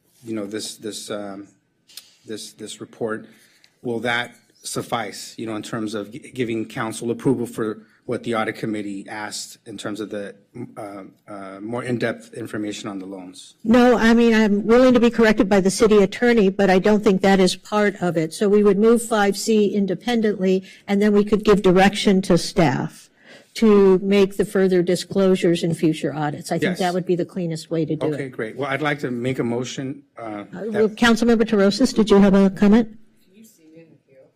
No. Oh, all right. Well, just wave your hand then. So I did see that the audit subcommittee made a motion to council to include the gross amount of loans, the gross amount of allowances, the summary of accounting principles driving the loan allowances, and a list of borrowers. But my question is to staff, whoever the appropriate person is, do we have that information? Is it unduly burdensome to provide it? Would there be any barrier to providing it?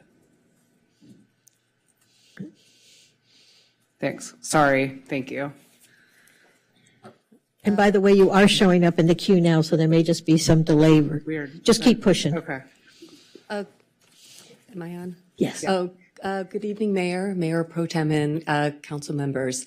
We heard what the audit subcommittee had recommended about the additional disclosures. The first three items we knew immediately we would be able to include in next year's ACFR, and we've already started to work on that information. We did start working with housing staff to get that fourth item, which is the list of borrowers. We expect that we will be able to disclose that. We're trying to figure out the best way to present that information. Okay. So then we shouldn't really have any issue with that request. I don't think so. No. Okay. Thank you. All right, so I'll entertain a motion for item 5C. Yeah, so in the spirit of all accountability and transparency, I want to move that we approve the item with the do we have to separate the votes? Yeah, I think what I would do is let's move item 5C because it's specifically stated. And then after we take the vote on item 5C, you can make a motion to give direction to comply with the audit subcommittee's recommendation, and that can just be done on a voice vote. Okay, great. So I move item 5C. Is there a second? Second. All right, moved by Councilmember De La Torre, seconded by Mayor Pro Tem Negrete. May we have a roll call vote, please? Okay, Councilmember De La Torre? Yes. Councilmember Torosas? Yes. Mayor Pro Tem Negrete? Yes. Councilmember Brock? Yes. Councilmember Parra is absent. Councilmember Zwick? Yes.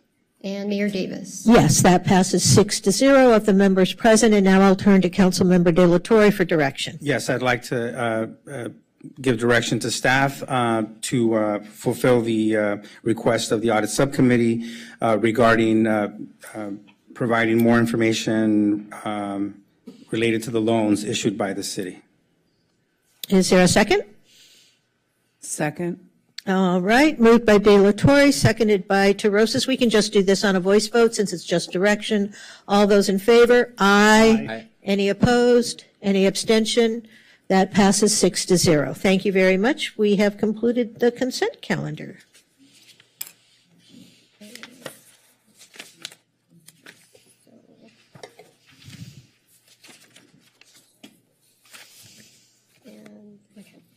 So we're at item 6, public input on remaining agenda items. Public input for the 12th item will be heard at a later time when the public hearing is called.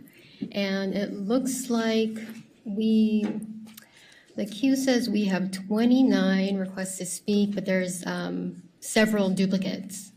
Yeah, so before we dive in, so I see, for example, that the chair of the Housing Commission, Michelle Gray, is in here. She will be given separately 5 minutes on each of the housing items. So I'm assuming she does. So we're not going to have her speak during public comment. Is that correct?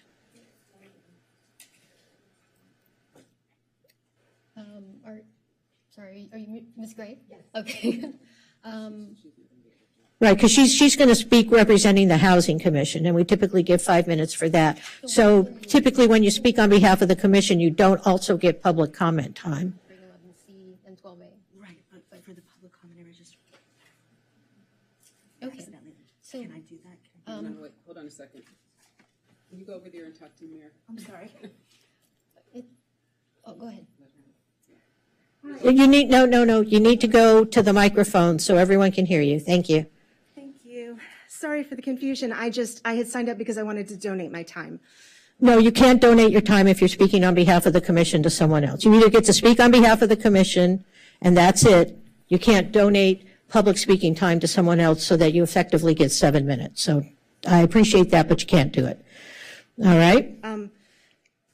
Yeah, and I did actually have a question about the 5 minutes because I didn't think there was a time limit and our. No, we give, when people are speaking on behalf of the commission, as you will be doing, there's a 5-minute limit under our council rules. I believe that was just common practice. Last time at the September Housing Authority Board meeting, when I presented, I was given 10 to 15 minutes, I believe, and I think the 5 minutes is a tradition, not.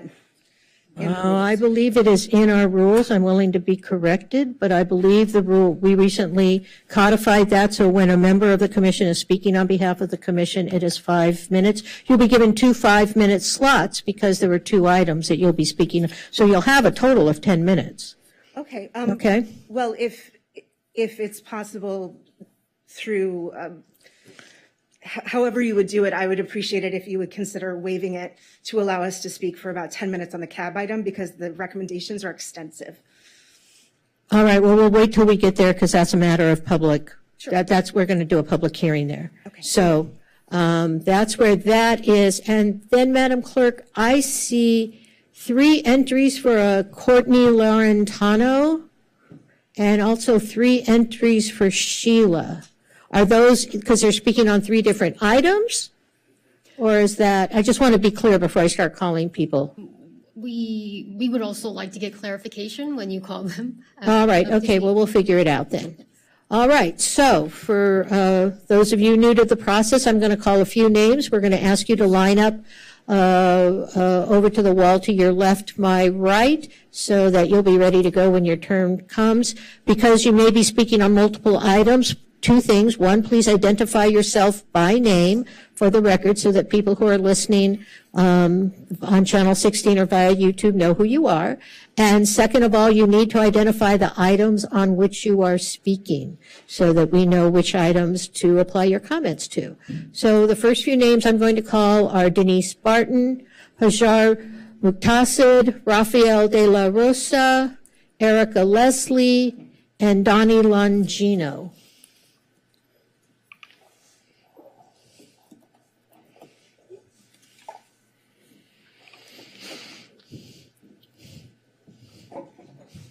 And Ms. Barton, you're down twice. So are you speaking on 2 separate items? Okay, great. So you'll have 4 minutes total then. 3? Oh, okay. Sorry, it doesn't say how many minutes you've asked for. I apologize.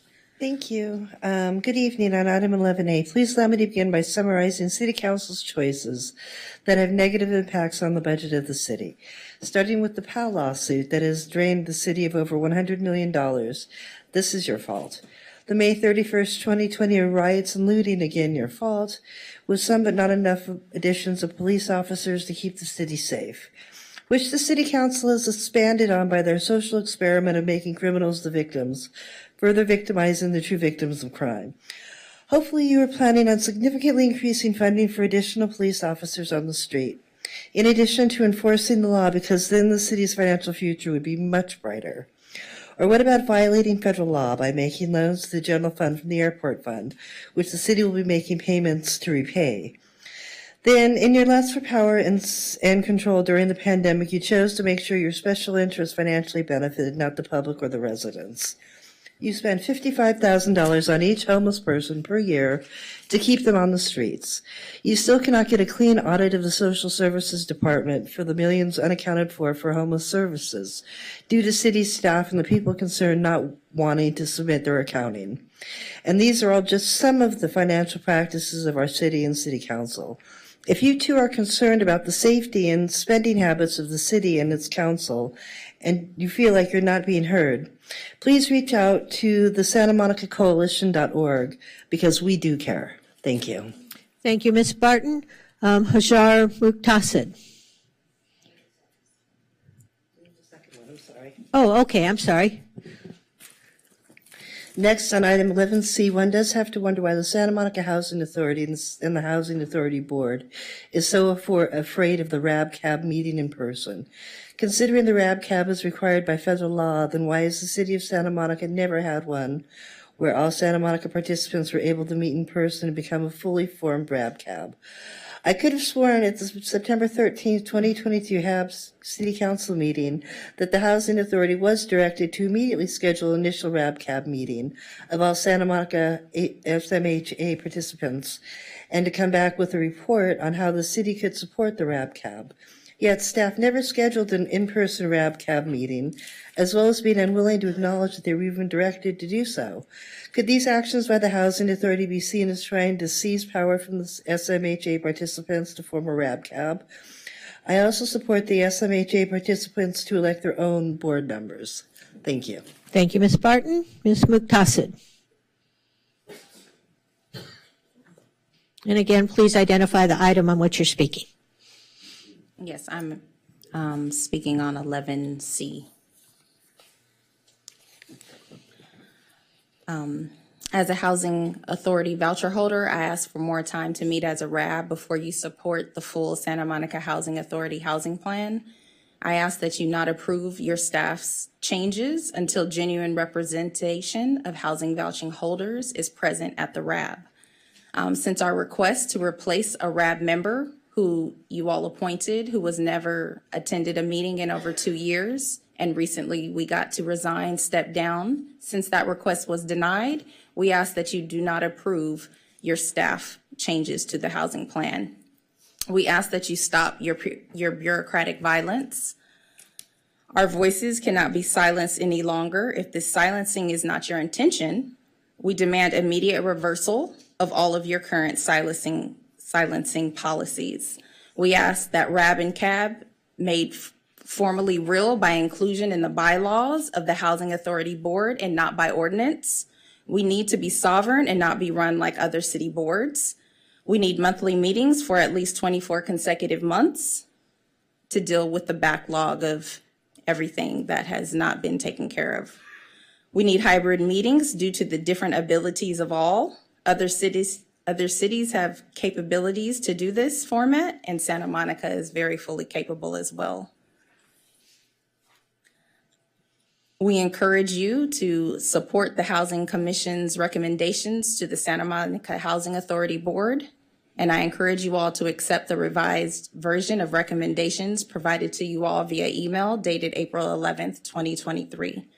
I encourage you all to allow a representative of the Housing Commission to deliver formal recommendations to the Santa Monica Housing Authority Board immediately after the respective staff presentation and before board members' deliberation and potential action. Thank you, ma'am. Rafael De La Rosa.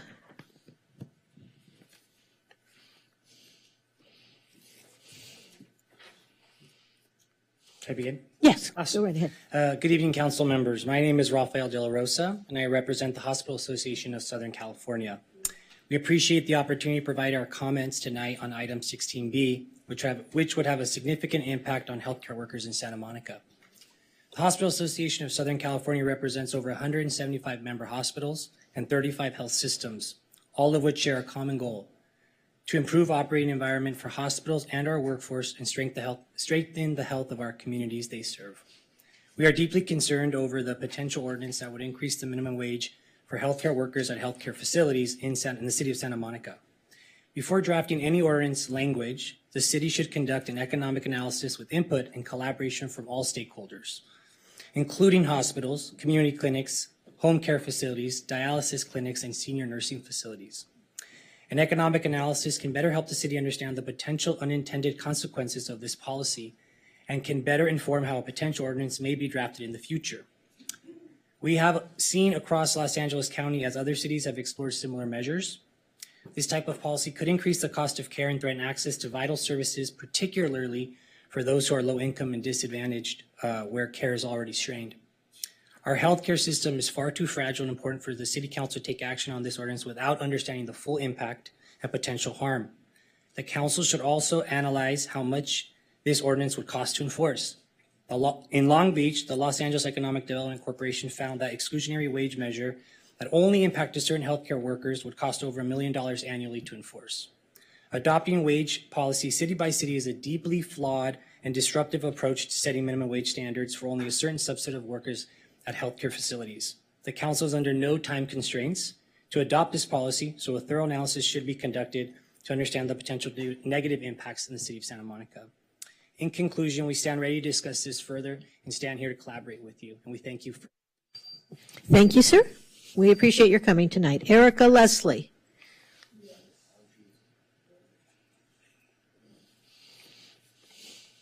Good evening again.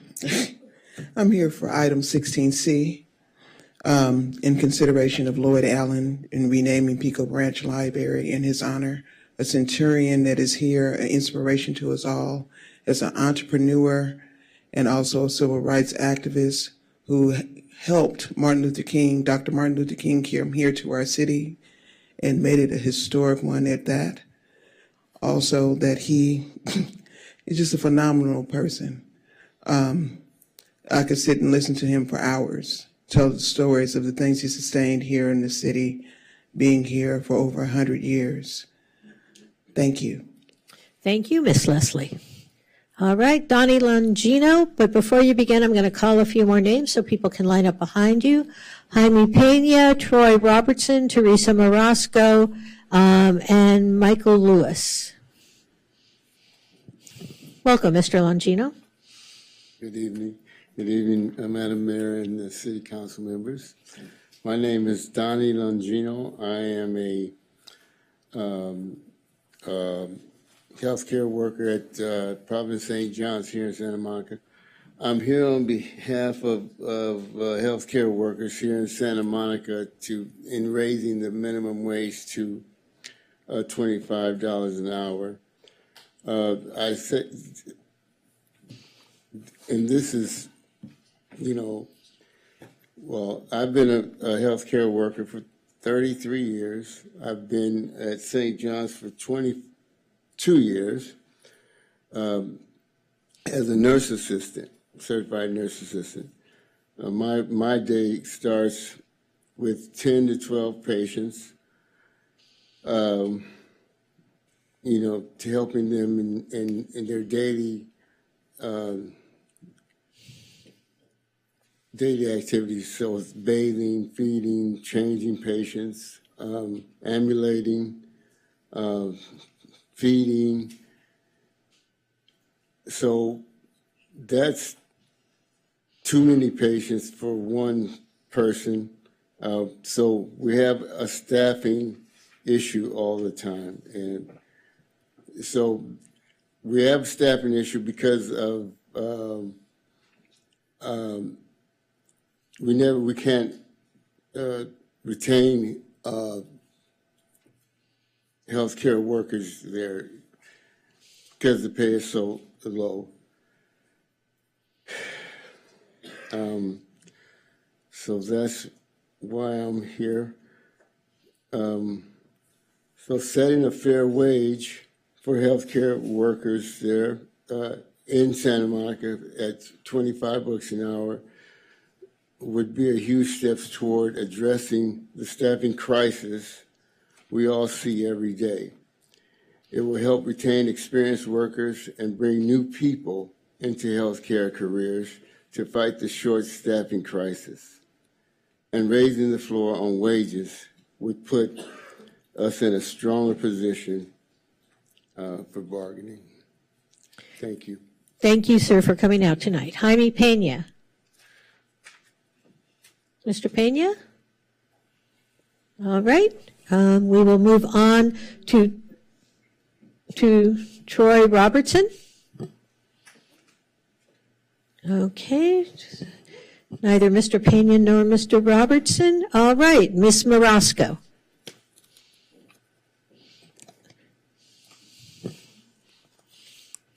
Good evening, Santa Monica Housing Authority Board and staff. Although I am the Vice Chair of the Housing Commission, I am speaking tonight on my own behalf as a Resident Advisory Board member. Okay, so I'm actually speaking on 11C and 12A. Am I doing that both at the same time?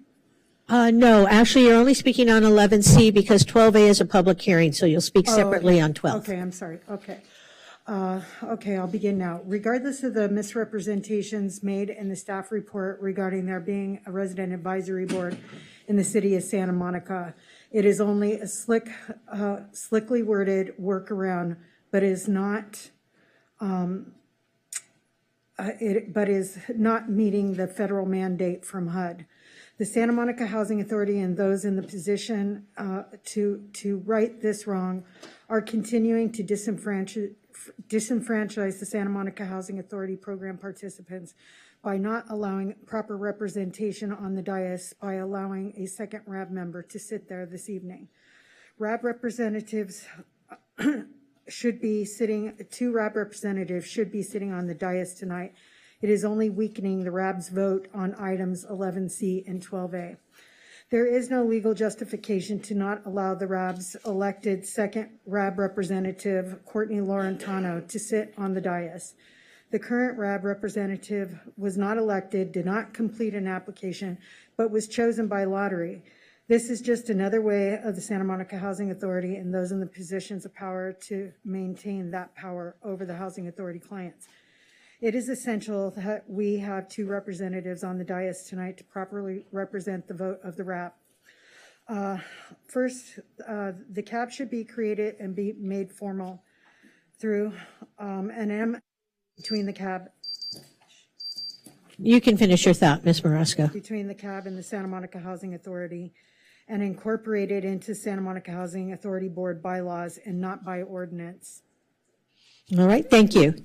Michael Lewis. And before you begin, Mr. Lewis, I'm going to call a few more names. Andrea McPherson, Stephanie Speets, I may be pronouncing that wrong, I apologize, Courtney Laurentano, and Sheila. All right, and Mr. Lewis, your name's down twice. Did you want to speak on 2 separate items? Possibly. Well, I need to know now. Yes. No, yes, it's all together. Which 2 items? The ones that Teresa just. Well, so for item 11C, you can speak now. For the 12 item, that is a separate public hearing. So if you want to speak on the 12 item, you can have 2 minutes now on the 11 item, and then 2 minutes later when we get to the 12 item. Public hearing is on what issue? The 12 item, well, let me make sure I give it to you right. I don't want to be accused of misstating it. So the 12 item is the adoption of the Housing Authority draft fiscal year 23-24 annual and administrative plan. We're good for now. So you're going to get 2 minutes for 11C, all right? Thank you. Good evening, board members. After 20 years of waiting, thank you for agreeing to allow the creation of a federally funded, mandated RAB and expanding it to a larger CAB. Now it is time to make it functional in the way it is intended. It is not a secret that the Housing Authority and the city over the years have been bending over backwards at every turn to prevent formation of a meaningful, fully functional, fully autonomous, and democratic advisory board. That is until recently, pretty much. I support all recommendations made by the Housing Commission so that we may get a board that can be described in this manner, particularly since clients have been disenfranchised and so intensely and extremely for so long. These recommendations are particularly important. The codified CAB must be established by being included in the bylaws of the HAB, not by city ordinance. The CAB is for a narrow group of residents with unique needs and rights, not the general public. A city ordinance with its intricate, copious regulations doesn't mix well with clients' trauma, access issues, the bureaucratic violence, and administrative burden that they often have to go through anyway dealing with the Housing Authority. Number 2, monthly meetings are non-negotiable. It should be self-evident. Meetings must be hybrid, also non-negotiable, excuse me. It doesn't need city funds. This is a different kind of body. It is federally funded, so it's affordable. As mentioned in a previous public comment on another day, no one on the City Council appoints their fellow council members. In keeping with the Housing Commission's recommendation that the CAB remain an independent and self-directed as possible, and because the HAB members appointing other HAB members stratifies the HAB, I strongly recommend, along with the Housing Commission, that the 2 CAB representatives be elected by the CAB. All right, thank you, sir. Thank you so much for everything you're doing. All right, thank you. Andrea McPherson. And your name is down here twice. Are you speaking on two separate items? If so possible, thank you. No, you have to tell me now because we're going to set the clock. So you're speaking on two items. Which two items? 11C and 11A. Okay, all right. You'll have 4 minutes then. Okay, allow me to reintroduce myself. My name is Andrea McPherson. I am a resident of Santa Monica. I've been here for a while, since 2015. I originally was homeless. Now, a little bit about my story. I'm a disabled child of a disabled veteran. My dad went to the Vietnam War in the Navy and brought Agent Orange over. He came back, married my mom, had me, and I was born with many disabilities, including epilepsy. And with that being said, I believed that I would never have anything. No housing, no will, basically. And with that being said, we have a group that has definitely given me an opportunity to speak up and speak out accordingly. Right now, I have limitations in speaking to you guys today. I walked because I have seizures. So the doctor told me that I couldn't drive right now. So I walked on the same leg.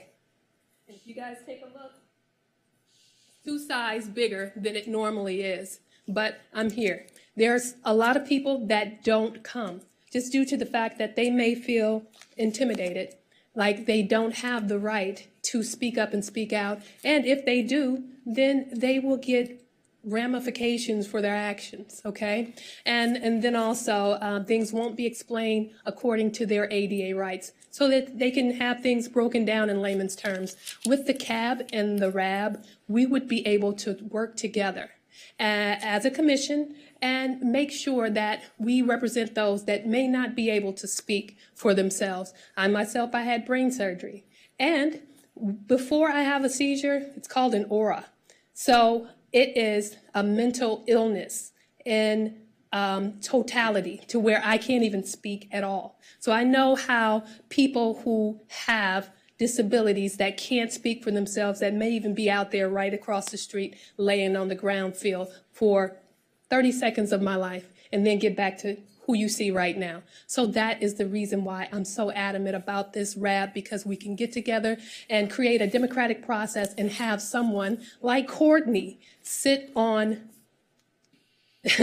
this board right now, but sit on the Housing Commission so that she can speak up for us and we can come up with feasible solutions together, peer-on-peer access, so that no one would feel intimidated. And if you guys would allow that today, that would be great. Give us some opportunity to speak together and be a cohesive solution to housing, and so that we don't feel as though we are ignored and it adheres to our necessities. Thank you. All right, thank you, ma'am. Stephanie Speets, is that how it's pronounced? I apologize for mispronouncing it. Spates, like the number 8. All right, Stephanie Spates, And welcome. Mayor, I think Ms. Spates received time donation. Yes, I'm donating my time. Oh, you're donating your time to whom? Andrea. Where'd she go? Andrea. Well, no, Ms. McPherson, you can't get extra time. You already had your time. So you can't get donated time. Your time's up. Thank you so much. No, we appreciate it. All right. Now, okay, so Stephanie Spates is donating 2 minutes to Courtney Laurentano. Is it? Okay, and what items are you speaking on? Because your name is down here 3 times. We weren't sure when we came in how to process each. Well, what items do you want to speak on? Maybe for 11C and 12A. All right, so you can only speak on 11C now. 12A is a separate hearing. That's a public hearing. Do you want the 2 minutes donated now for 11C or for 12A? Can I donate a minute to each? No. Okay, for this issue. All right, so we have 4 minutes for Ms.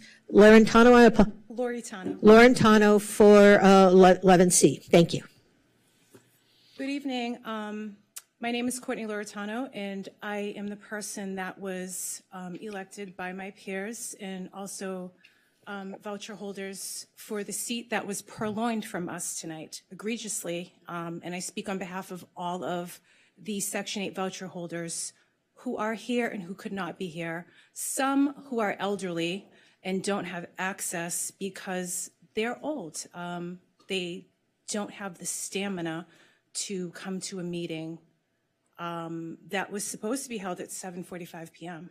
and didn't get on until about 9 or so. So they definitely feel misrepresented, and they are watching from home. I would like to remind the City Council that we have different protections than consumers or other tenants in the City of Santa Monica. Our rights are protected federally under voucher laws that we have attained. And there is no legal reason to not allow the extra representation that is policy of HUD for us to have 2 seats. That is a vote that is discounted against programs that affect us physically, economically, and socially. We are disproportionately disadvantaged. It's theft. It's also, you are accountable for upholding federal policy. You receive federal funds, and you're liable for that because you are not allowing us the voice of having a representation. You guys make choices and decisions, and you get paid handsomely to do that. And we are the byproduct of your decision making. So you get to go home and live your lives, and your choices affect our livelihood. Some of us who are extremely disproportionately disadvantaged have disabilities, and until recently, we've met, and there's just been extensive, pretty much trauma bonding from residents who have had no voice or understanding or due process in even how to navigate obtaining or holding on to their voucher.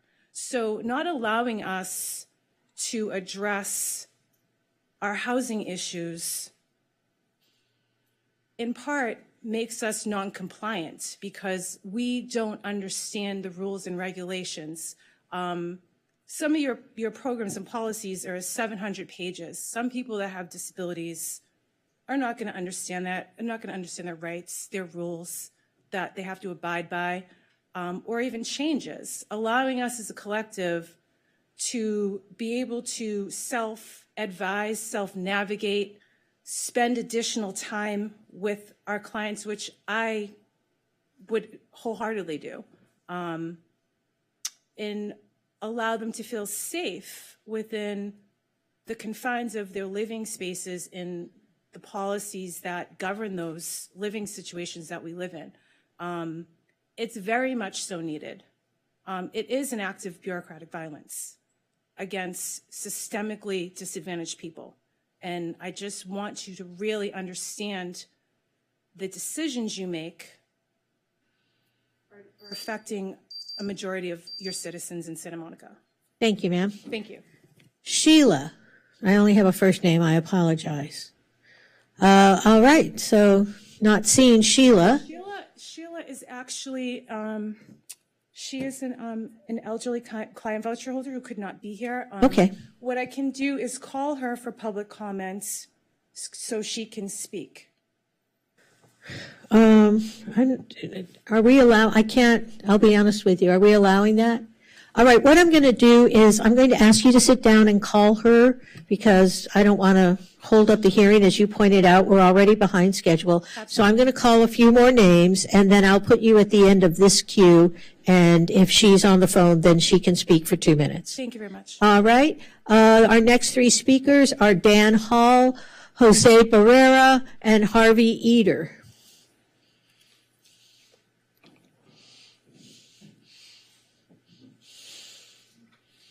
All right, good evening, Council. My name is Dan Hall, and I am here to speak in support of item 16B. Our city's motto is Populus Felix in Urbe Felice, or happy people in a happy city. It can also be translated to fortunate people in a fortunate city. Many of us in this room, me, all of you, are fortunate to live in this incredible community. We're fortunate because we can afford to live here. By grace of good jobs, good schooling, rent control, government programs, hard work, timing, or luck, we all get to live in this incredible community. A city that was built on the backs of union tourism and factory workers, solid middle-class jobs that allowed us to become the diverse beachside community that we are. Yet it has never been more unaffordable than now, and all of that is at risk. You recently took steps that will increase housing production, one lever we have available to return affordability to Santa Monica. Another is before you tonight, increasing the minimum wage for healthcare workers, who comprise an incredibly important component of our local workforce.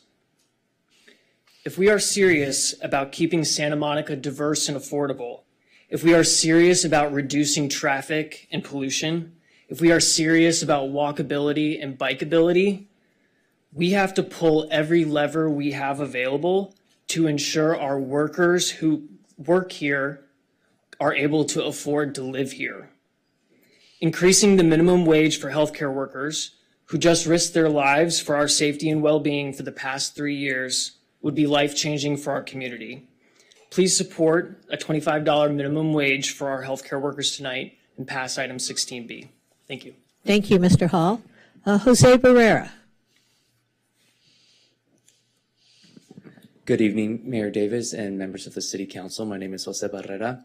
I'm a political organizer for SEIU UHW, and I'm here to thank you for bringing item 16B into consideration.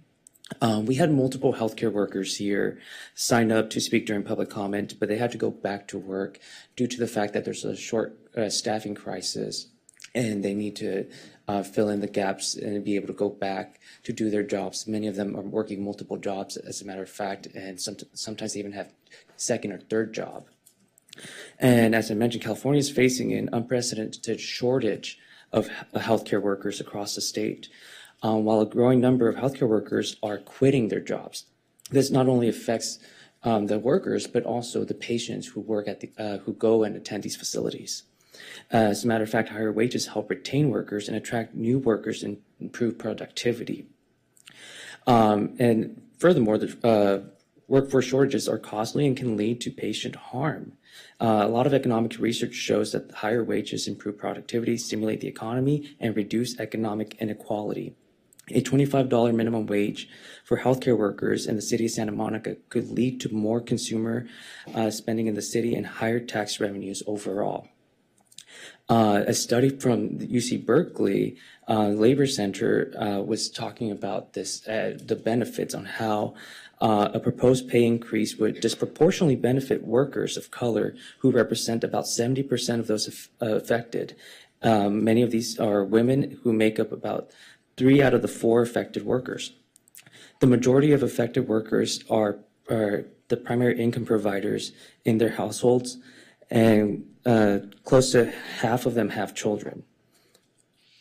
So, as I said before, we really hope you could take into consideration passing this healthcare worker and taking the steps into making this possible. Thank you. Thank you, Mr. Barrera. Harvey Eder. And Mr. Eder, your name is down here twice. Which items do you want to speak on? I'm down for 12, which is public comment. It's not included here. No, it is not. We're going to do 12 separately. Is that the only one you wanted to speak on? No, I'm 6 and 11. Okay. I'm sorry. So you also wanted to speak on 11? Yes. I don't see it up there, but it has to do with housing, right? There are no 6 items. That's why I'm asking. So we have Number 6, the commission, right? A Human Services Commission. Oh, but this is, now you got it down as. Oh, no, because, sir, I apologize. That actually was 8A, the appointments to the Human Services Commission. Because we don't have a full council here tonight, we've continued that to the first meeting in May, where we'll have a first full council then. So then I can make a comment on 8A?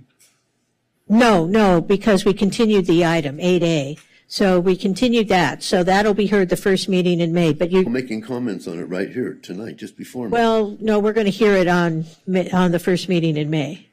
We continued the item, so we can't hear public comment on it. The item's been continued. 11 is housing. Sorry, so 11, so. Okay, let me talk on that. All right, we'll start, and let me just, hang on just one second. Let me just see, you're already down for item 12, so. Yes. We'll call you separately for item 12. And for public comment. That's not part of the agenda, not counted. Well, we already did public comment on non-agendized items. When is that done? That was done at the very beginning of the meeting. That is item number 1. All right, Mr. Eder, you have 2 minutes. I'm sorry, Mr. Eder, you have 2 minutes. Okay, first I want to, hello, good morning. Howdy, my name's Harvey Eder. I'm speaking for myself and for the Public Solar Power Coalition and for our homeless and housing and human rights project, okay? I want to incorporate by reference a Yahoo video that I did 15 minutes, 10 months ago with Soft White Underbelly. Homeless man interview Harvey, Santa Monica. So you'll understand where we're coming from. I've been around doing, I was the first environmental studies student in UC in 1970, all right? We've been doing this stuff a long time. We've been homeless about 10 years, going back to the old days and more recently. Okay, you've got like 5 housing projects. Everything has to be done in terms of control and ownership and what's going to happen in the future. Environmental justice has been defined as trying to get like less air pollution for poor people, minorities, more like wealthier people. What we need to look at is in developing of the solar renewable industry, who is going to own, control, and have decision-making over this. This has to be done now. These 5 big buildings that are going 10 stories and 500 per unit, these have to be housing co-ops for the homeless and the low income, okay? We have $30 trillion now, $40 trillion in quantitative easing. In 10 years, we're not going to have Social Security or Medi-Cal. We've got a split in our system for 40, 50 years. Piketty, French economists, no increase, 2/3 of the population, income and equity, all 1%, 1/10 of 1%. Productivity's increased. We're seeing a social breakdown in our political economic system. We have to take action now and provide for equity for those most adversely affected by this. It goes and is magnified with climate change and needs to be addressed now. Also, there are other ways to get housing and health. Okay. Thank you, Mr. Eder. Is that 4 minutes? No, you only had 2 because you were only speaking on. ANC. You were only speaking on one item. I just told you ANC. Of 11. On 11, you were speaking on, all right, so A was the mid-year budget. Was that what you were just speaking on? And then C is the housing item. Okay, well, this has to be addressed in the mid-year budget. And also, one fellow talked about health. There was an article in the paper recently at 2.9 million people in LA County are dealt with this LA Care, and they had to pay $55 million last year for providing sub care, not doing what they should for people. So this is a big problem. We have to look at housing co-ops, worker co-ops. There's Montegran in Spain, in Portugal, after World War II, a priest and 10 people said, you're not going to get workers, we're not going to get jobs, so they went and got help from the church. They started co-ops. They now got 100,000 people. It's the 5th largest corporation in Spain, and General Motors and Microsoft, they have their own university and own research and doing research on this. So it's worker-controlled co-ops, decision-making. There was, years ago, they said how to turn 60 million workers into capitalists, give them, ESOPs, exploitative ownership, decision-making control. This is part of the democracy that is not included in our culture, that we've got the, mills, the controlling class, the ruling class, whatnot. I was related to these folks and whatnot. My ex-father-in-law was the corporate vice president of J.C. Penney's in planning development. And this is true, there's the 1/10 of 1% and the 1/100th of 1%. It was where the advantages are going to. And this, we cannot continue as a democracy and not have an authoritarian, etc. We got big problems. We got to deal with them now and be real. I'm a voucher holder, Section 8, And we've got issues against the city. We had all of our stuff thrown out a couple of months ago. We went to the police. They said that this is theft. We spent thousands of dollars on our work product. We're involved in litigation at different levels, including with you all now. And I was told this was a civil matter, not a criminal matter. It is a criminal matter, and you're also involved in this, and there's conflict of interest in the police department and you all making this decision unilaterally without even coming out and said, if we were north of Montana, you'd have been out there. We called like a dozen times. All right, Mr. Etter, Nick Raymond. Is Nick Raymond here? All right, so we'll have Mr. Raymond, and then if Sheila is on the phone, all right, then we'll have Sheila. All right, go ahead, Mr. Raymond. I only have your name down once. Are you only speaking on one item? Only on one item. All right, just identify which item it is so we know. 16B. All right, thank you. Go right ahead. Good evening, Mayor, members of the City Council. I just want to thank you for bringing forward 16B for our healthcare workers over at Providence St. John's. My name is Nick Raymond. I'm the union rep for Mr. Longino, who spoke before, and Jaime Pena and Troy Robertson were both here earlier in the night. Troy works in the cath lab and was called back because he's on call, so he left. And Jaime not only works full-time at Providence St. John's, but he also holds a job at Good Samaritan Hospital with PIH Good Health down in downtown LA because of how low the wages for these healthcare workers are. I heard a lot of wonderful plans and great things for Santa Monica going forward. And one of the tragic things of that is so many of these healthcare workers that made Providence St. John's named one of the best hospitals just this year by Newsweek magazine cannot afford to live in a close distance to the hospital. These are some of the most hardworking men and women I've ever met in my life. Whenever they bring something forward to me, it's never about themselves, it's how they can provide better patient care. And because their staffing levels are so small, because they have a trouble with retention, they have a trouble attracting people in because those wages are so low. The CNAs are dealing with 12 to 15 patients a night, sometimes more depending on call-outs.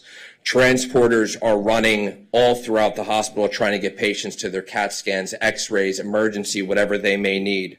And I just think that it's time that we recognize what they just went through those 3 years and continuing on now through the pandemic. And really, really do something for the healthcare workers, and they deserve it above and beyond. Thank you for letting me. Thank you, sir. And now we're going to hear from Sheila over the phone. So you'll have to hold the phone up to the microphone so we can hear her, and she'll have 2 minutes. Okay, sure.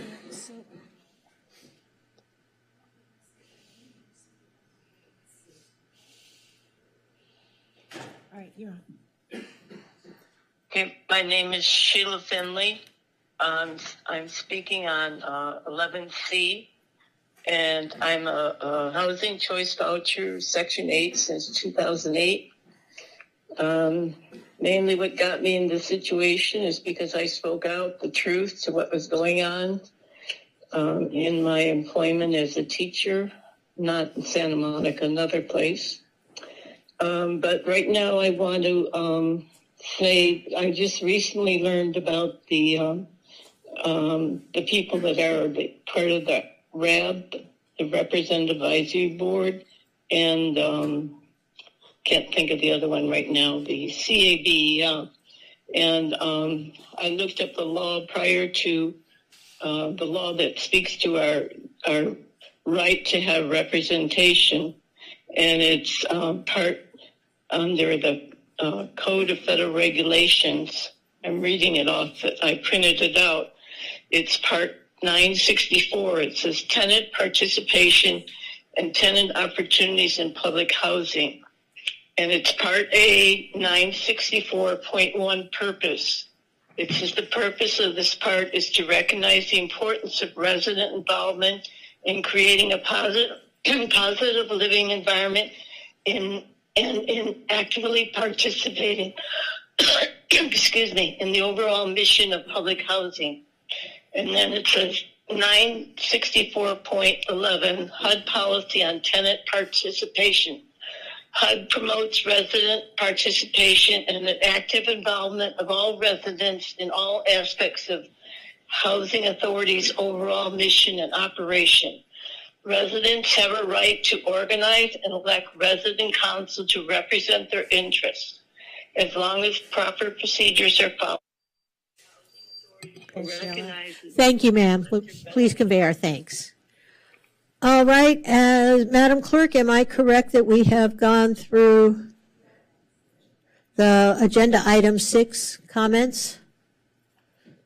Because I am at the end of my list, but I don't know.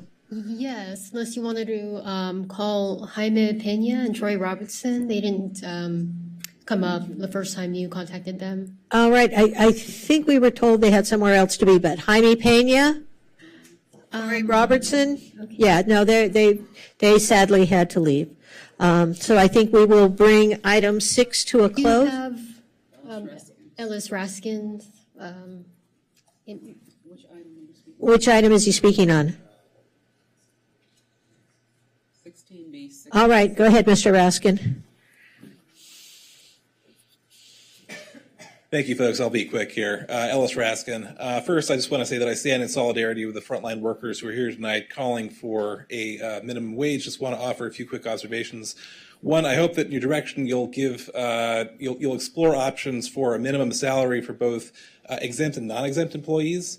Oftentimes in our past efforts to find minimum wages, we focus on hourly rates, but I think that might not capture proper enforcement for minimum salaries for folks who are not going to fall within the scope of a minimum hourly wage. And for that matter, honestly, I don't think that $25 is really enough. I mean, we just saw in the Rent Board's annual report, which was just published, that the average maximum annual rent for a one bedroom average initially is $2,500 a month. If you're getting paid $25 an hour, that's 60% of your income per year. So maybe we should explore going higher than $25 an hour. That being said, I think we should also support wholeheartedly item 16C. I strongly agree with what Erica Leslie said. We should rename the library in honor of Lloyd Allen. And then with respect to fractional ownership, thank you to those who brought that forward. Really important item. Just one other quick observation. In the past, in other cities, they've tried to regulate this as a form of land use control. I think that's incredibly difficult to do. I think we can probably find ways to do it, but I hope you'll explore some creative solutions here.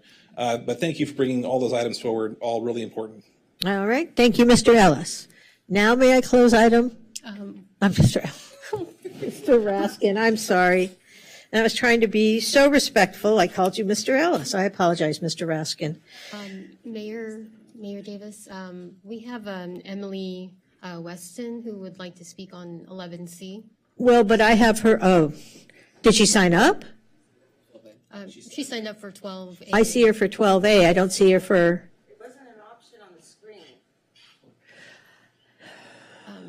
All right. So this may have. All right, Ms. Weston, come forward. You'll have 2 minutes. Okay, hi. First of all, I want to thank you all for your service and for facilitating housing in a very extremely difficult situation. I'm a voucher holder, and I've been here about 20 years. And when I first heard about the HAP to CAB, potential transition, I was like, oh no, it's going to take it out of the hands of the HAP, right? But then I thought about it, and I recognized that it's actually a step up because, I was a client advisory board president at Edelman Westside DMH, and I recognized that not everybody wants to be a leader. Not everybody wants to step forward and take that responsibility. Not everyone has that passion or that fortitude or ability. And so if we have amongst the people someone that can do that, I think it's a great opportunity to stay informed and have a feedback loop so that we're all in one continuity, and then the wheel can turn and we can evolve in a way that's more efficient. And I think that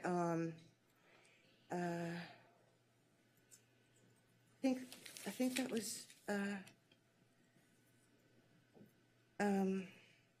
just that the resources alone that carry the CAB or the HAB can carry the history of the peoples that are involved within the voucher system, can carry that history forward, so that maybe people that may be in the representative party and the council may not even know the wisdom and knowledge that would be embodied within this organization. That can be a resource, That's all I wanted to say. I think it's time, right? Yeah. All right, thank you, ma'am. Your Thank time's you. up. All right, now can we close the public hearing? Is there anyone else? All right, not seeing any takers, we will close item 6, the public hearing on agendized items, except for item 12, which is a different item, and we will move on to item 10. Okay, item 10 are ordinances. Public comment is permitted on ordinances for introduction and first reading. No public discussion is permitted on ordinances for second reading and adoption. In accordance with Charter Section 615, the adoption of all ordinances and resolutions shall be by reading of title only unless a council member present dissents. And 10A is a second reading and adoption of an ordinance amending the text of the zoning ordinance to establish an outdoor space program to allow outdoor commercial activity on privately owned property and other minor amendments related to emergency response and economic recovery, including extension of certain permit timeframes. Is there a motion? I move that yeah. All right, moved by Councilmember Brock, seconded by Mayor Pro Tem Negrete. May we have a roll call vote, please? Councilmember De La Torre? Yes. Councilmember Torosis? Yes. Mayor Pro Tem Negrete? Yes. Councilmember Brock? Yes. Councilmember Parra is absent. Councilmember Zwick? Yes. And Mayor Davis? Yes, that passes 6-0, unanimous of all the present council members. Next item, please. 10B is a second reading and adoption of an ordinance amending the text of the zoning ordinance for consistency with the goals, policies, and programs set forth in the sixth cycle, 2021 to 2029 housing element, for consistency with updates to state law related to housing production and minimum parking requirements. Oh, and my time is up. Time's up. And to make minor changes, clarifications, and corrections, including modifications to parcel coverage limitations for existing structures in the R1 or single unit district, and modifications to the standards for accessory structures. All right, is there a motion? I move. All right, moved by Councilmember Zwick. Was that a second, Councilmember Torosis? Second. All right, moved by Zwick, seconded by Torosis. May we have a roll call vote, please? Councilmember Zwick? Yes. Councilmember Parra is absent. Councilmember Brock? Yes. Mayor Pro Tem Negrete? Yes. Councilmember Torosis? Yes. Councilmember De La Torre? Yes. And Mayor Davis? Yes, that passes unanimously, 6-0 of the council members present. Next item, please. 10C is a second reading and adoption of an ordinance amending the official districting map for consistent designation of identified parcels. I move. Second. All right, moved by Brock, seconded by Mayor Pro Tem Negrete. May we have a roll call vote, please? Councilmember De La Torre? Yes. Councilmember Torosis? Yes. Mayor Pro Tem Negrete? Yes. Councilmember Brock? Yes. Councilmember Parra is absent. Councilmember Zwick? Yes. And Mayor Davis? Yes, that passes unanimously of the 6 council members present, 6-0. All right, that concludes the 10 items. As we move into the 11 items, we will now begin the joint meeting of the City Council Housing Authority and Parking Authority at 10:03 p.m. Oh, the clock just changed to 10:04. Can we have Elizabeth Ann Cochran join us here on the dais?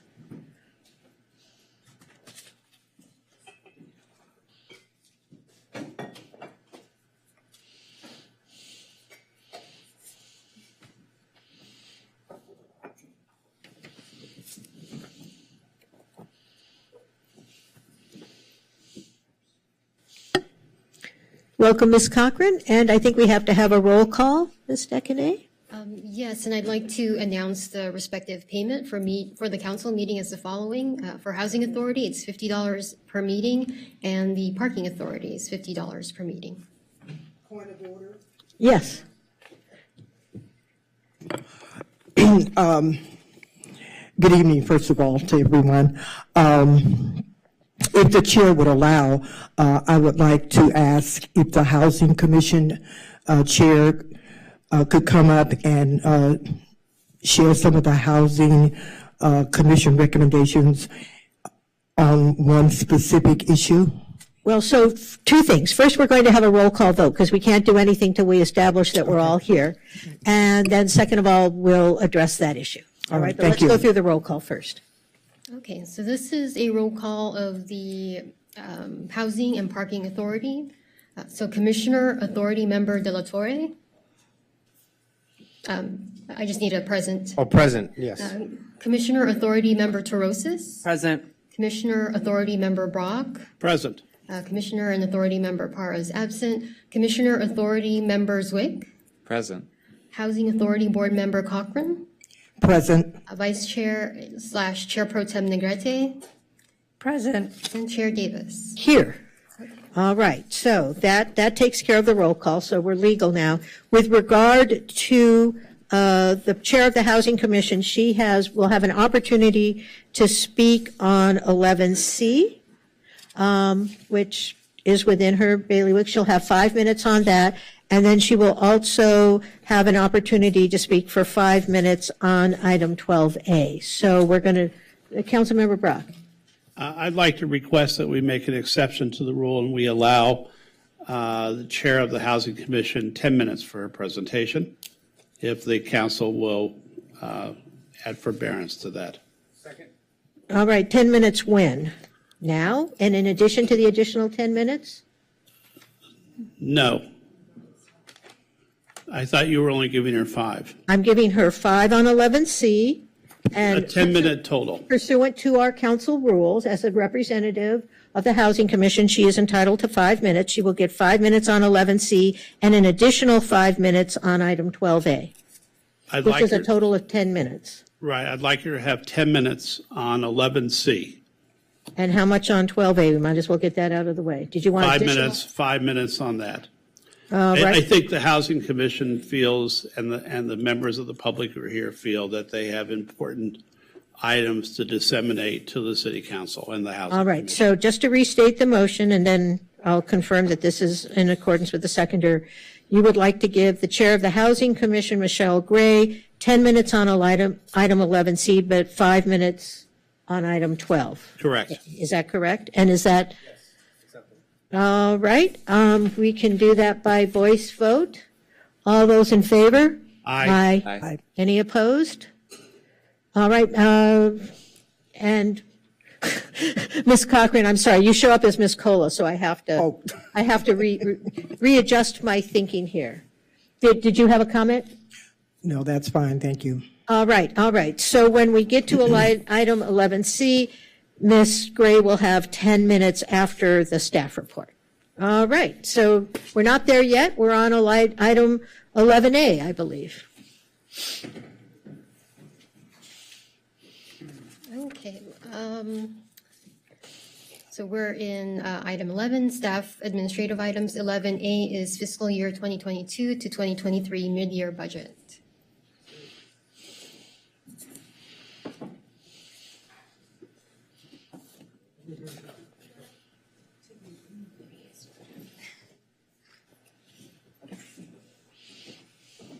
Is that it?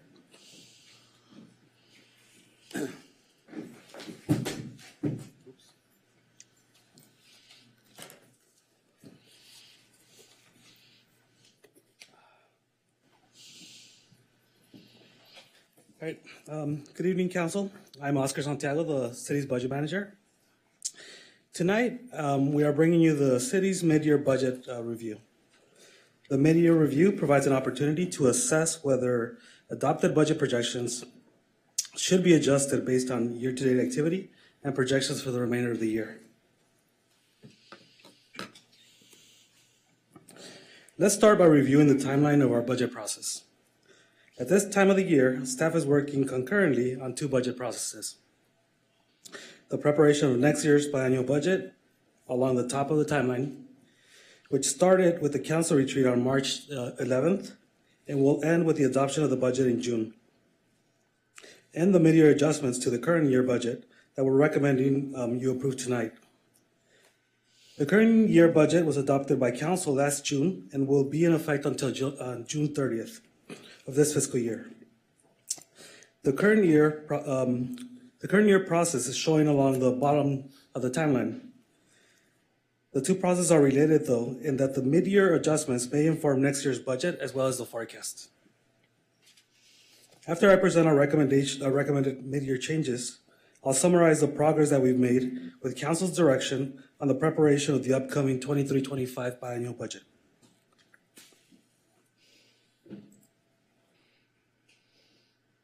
So the city's economy showed a strong recovery over the past 18 months, showing earlier than anticipated revenue growth, but that economy is now showing signs of softening.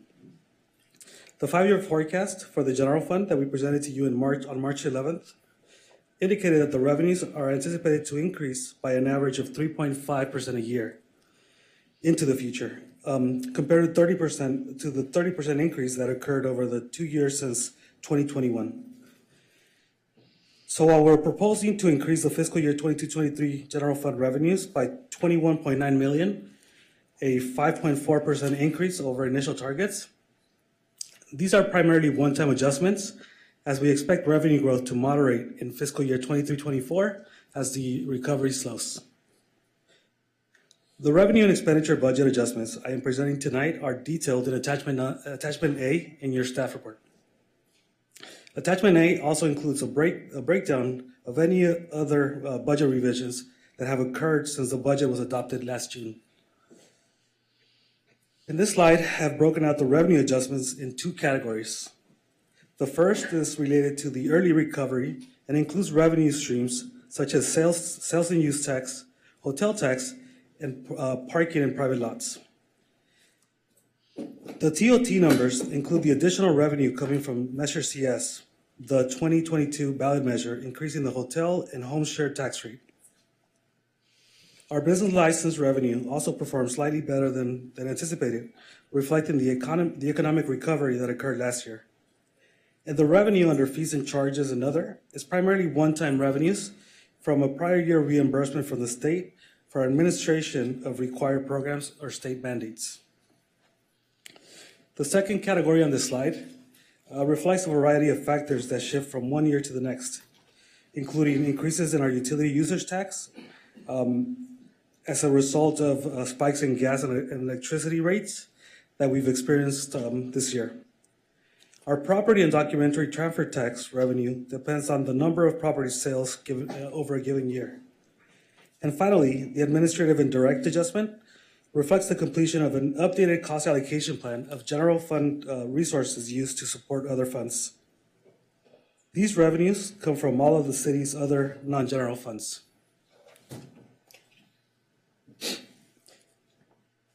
So 21.9 million is a significant revenue increase. So I want to take a minute to use this pie chart and explain how these additional mid-year revenues will be used. Remember that for the most part, they are one-time revenues, one-time funds. Starting on the top right in the blue, right away, a portion of the transaction and use tax revenues are transferred to the school district and to the Housing Trust Fund per Measure GSH. Approximately 8 million, the orange, gray, and gold slices, would cover recommended expenditure adjustments that I'll talk about in the next slide, leaving approximately 10 million. When we prepared the fiscal year 22-23 budget, we anticipated that general fund would require an infusion of about 10 million from prior year surplus revenues, which we set aside in reserves to remain balanced.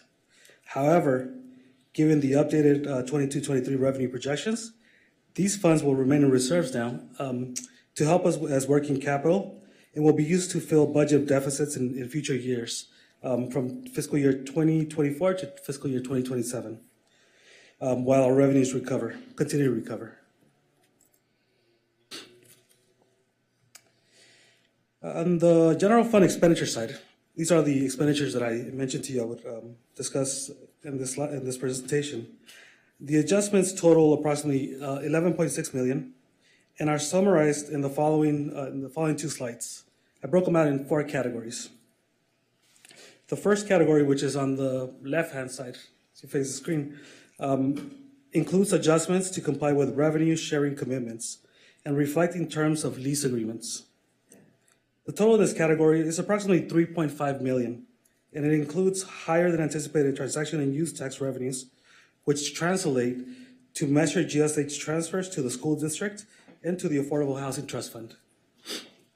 The remaining adjustments reflect a lower revenue sharing payment to Macerich due to lower parking revenues and a reduction to the city's maintenance and utility obligation costs related to a revised city lease. The second category on the slide, the one on the right, includes items that require immediate attention to maintain services. The total of this category is approximately 1.1 million, and it includes an appropriation in the Community Services Department to restore positions for youth programs in order to meet and maintain staffing ratios prescribed by the city's child protection protocols. While Council preliminary approved this item for the biannual budget on March 14th using reallocated funds, it is imperative that the process to recruit these positions start now, which is why we're bringing you this in mid-year.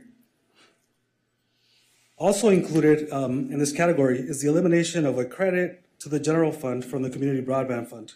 At this time, the fund saw a decrease in its own revenues during the pandemic and can no longer afford to transfer the funds into the general fund. Additionally, there's an appropriation to replace copper wire on city streetlights as a result of a recent rash of copper wire thefts, and also funds to continue contracted security services at the pier in support of the DART team. This last appropriation will access Measure CS funds received in 22-23.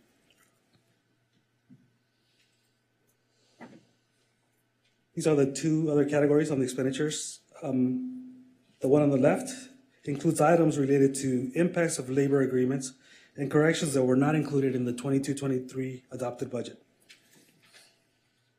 The total of this category is approximately 3.9 million, and it includes funds to address terms of the Santa Monica Police Officers Association MOU, which requires base salaries of POA employees to be adjusted to cost the net pay of police job classifications to be the second highest in comparison to local police departments.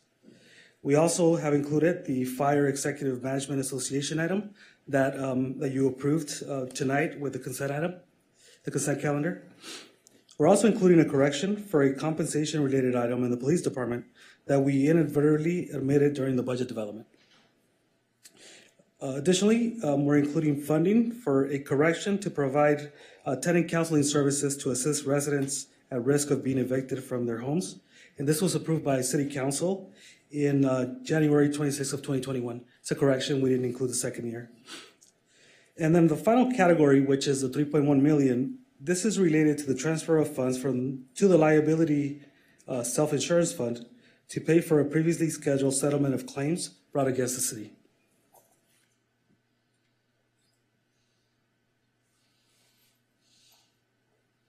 This slide includes revenues and expenditures adjustments in all other non-general funds. Revenue adjustments in all other non-general funds total approximately 42 million when you consider both increases and decreases. Of that amount, about 44 million represents revenue increases coming from the state funding allocations, grants and development agreement and fees. Increases in sales tax revenue and diesel sales are resulting also in higher allocations of local return and bus transit funds to the city. These significant increases are offset by some downward adjustments as well, including lower water use as a result of greater conservation by our community, which resulted in a lower water and wastewater revenues. In the beach fund, implementation of a parking rate increases have been put on hold pending California Coastal Commission approval, and therefore we're decreasing revenues. And in the RRR fund, a later than anticipated implementation of rate increases requires a downward adjustment for this year as well. And for the RR rates, staff presented rate change recommendations to council on February 28th, with new rates anticipated to be adopted by council in June of 2023, and then taking effect in August of 2023. And finally, we have some adjustments related to interfund transfers into internal services funds. On the expenditure side, which is on your right, the adjustments total $4.1 million, including funding related to various grant-funded projects, staffing changes in the Department of Transportation Big Blue Bus Fund to address service restorations, increases primarily from Section 8 voucher utilization, and items reflecting transfers between funds again.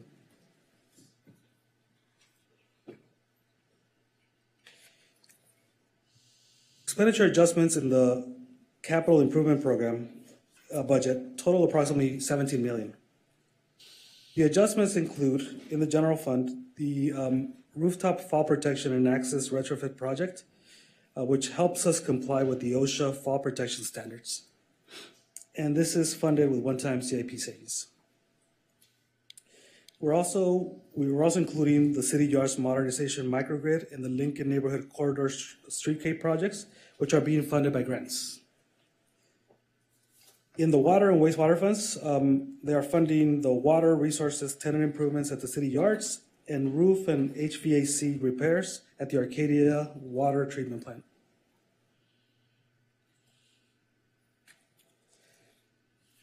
Along with the actions required to approve the mid-year budget adjustments, staff also seeks adoption of 2 resolutions related to grants.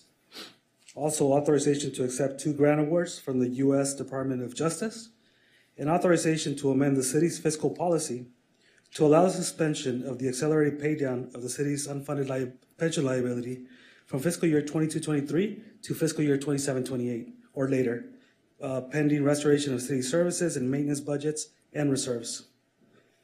This last item was discussed and preliminarily approved by council at the March 11th meeting. Suspending the accelerated paydown will free up approximately $2.5 million in general fund monies to be reallocated to urgent community needs, and I'll talk about those needs a little bit later. So before I end my presentation on the mid-year review, I want to provide you with an update on the progress that we have made so far in preparing the upcoming biannual budget with your help. A key early step in developing the upcoming biannual budget occurred a month ago at the March 11th council retreat meeting. At that time, our finance director provided you with an overview of the city's financial situation. She also discussed the volatility and uncertainty of our current economic situation, the pressure of our contingent liabilities, and the effects of both the pandemic and large legal settlements on the general fund's reserves. Equipped with this information, council used the time during their retreat to deliberate on and adopt 5 community priorities that will act as the foundation of our upcoming budget, biannual budget. The adopted priorities are shown here. So in addition to maintaining the priorities of addressing homelessness in a clean and safe Santa Monica, council expanded the previous equitable and inclusive economic recovery priority to include a focus on expanding community and cultural amenities. And you also added a racial justice, equity, and social diversity priority to improve the well-being of people who live, work, learn, and play, and do business in our city. And a sustainable and connected community priority focused on work to enhance our resources and prevent and remedy harm to the environment and our health.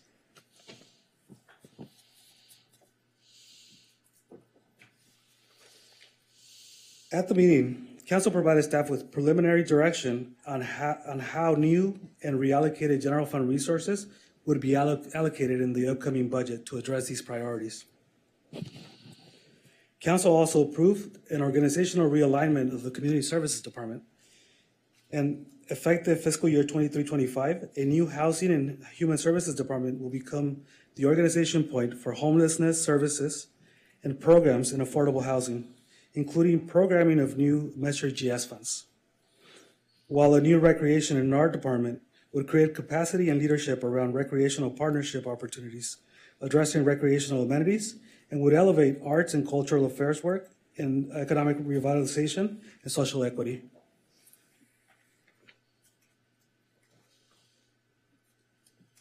To implement the city's priorities, Council approves staff's proposed use of Measure CS funds, which is estimated to be $4.7 million a year. And these funds will be used to address the impacts of homelessness and enhance public safety. This funding will be programmed in the areas listed on this slide.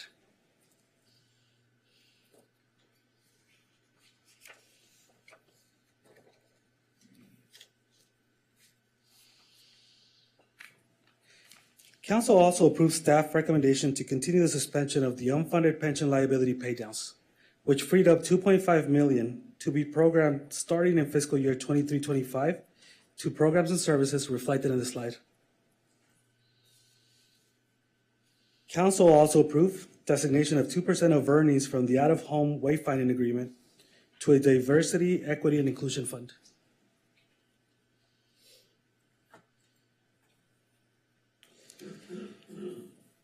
The directions received by staff at the council retreat informed the fiscal year 23-25 biannual budget preparation. Right now, we're hard at work developing the line item budgets for the entire city, maintaining our current efforts, allocating new funds, or reprogramming existing funds to address the priority areas adopted by council. The budget will be published in early May and discussed at the May 23rd budget study session, where you will receive feedback and answer questions you may have. We'll return with any changes to the proposed budget on June 27th to hold a public hearing and ask council to adopt the budget.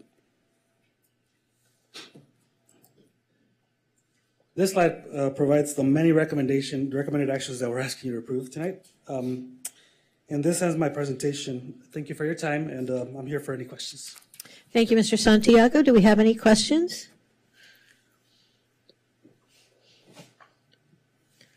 Councilmember Zwick.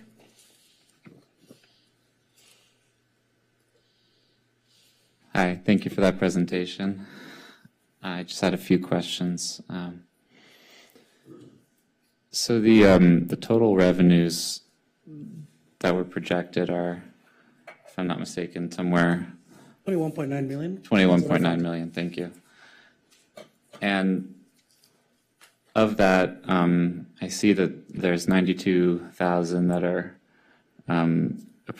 being recommended to be appropriated towards restoration of FTE equivalent positions and the youth programming. And I'm curious, it says among things it'll do, provide some degree of stability for CREST operations at all but one site, which will see the elimination of the CREST Club while maintaining enrichment. I'm glad that we're allocating some of this money already. I appreciate that. I'm just curious as to what exactly that means and whether we're still going to have to do cuts from what we're currently offering. So there's no cuts proposed, and I'll sort of jump into this and let Danielle pick it up. But part of what the proposal is about is replacing as-needed staffing, which has been difficult for us to bring into the fold and operate our programs. So we're replacing that with permanent FTE staffing. And if Danielle, if I got any of that wrong, please jump in. No, that's correct. This is the implementation of the proposal that we talked about in March. We're implementing it starting at mid-year, and because we want to keep the programs running, we don't want to cut. We want to actually ramp them up. And so we're asking you to authorize us to begin staffing up now. And then it would continue into the next fiscal year. And just so I'm clear, the elimination of CREST Club at one school, that's just was budgeted in that plan to begin with, and is it currently operating now and would need to be eliminated? So it is a little bit complicated. So what's happening is that Muir Smash is closed for construction, right? So there is no CREST happening at that site currently. So we could let me figure out how to frame this so that I can answer your question. So we diverted students from that site to other campuses. So there is nothing happening at that site because it's closed. Kids are going to another campus, but we still are understaffed. At those other campuses? Yes. Yeah. Okay, thank you. One more question about the DART team. Sorry, this is unrelated. Appropriation of $111,000 to continue contracted security services. Were these not already budgeted? Why are we appropriating more at this time? Yeah, they were not budgeted. We were using one-time savings for the DART program. Gigi. I believe the cost of the program went up this year, and we didn't have enough money. So this is going to be something that's going to be ongoing with Measure CS money. This is filling a gap Yeah. before the CS money comes on? We're already receiving CS money starting March 1st. So it'll be using CS funds? Yes. Okay. Ready for that. Yeah.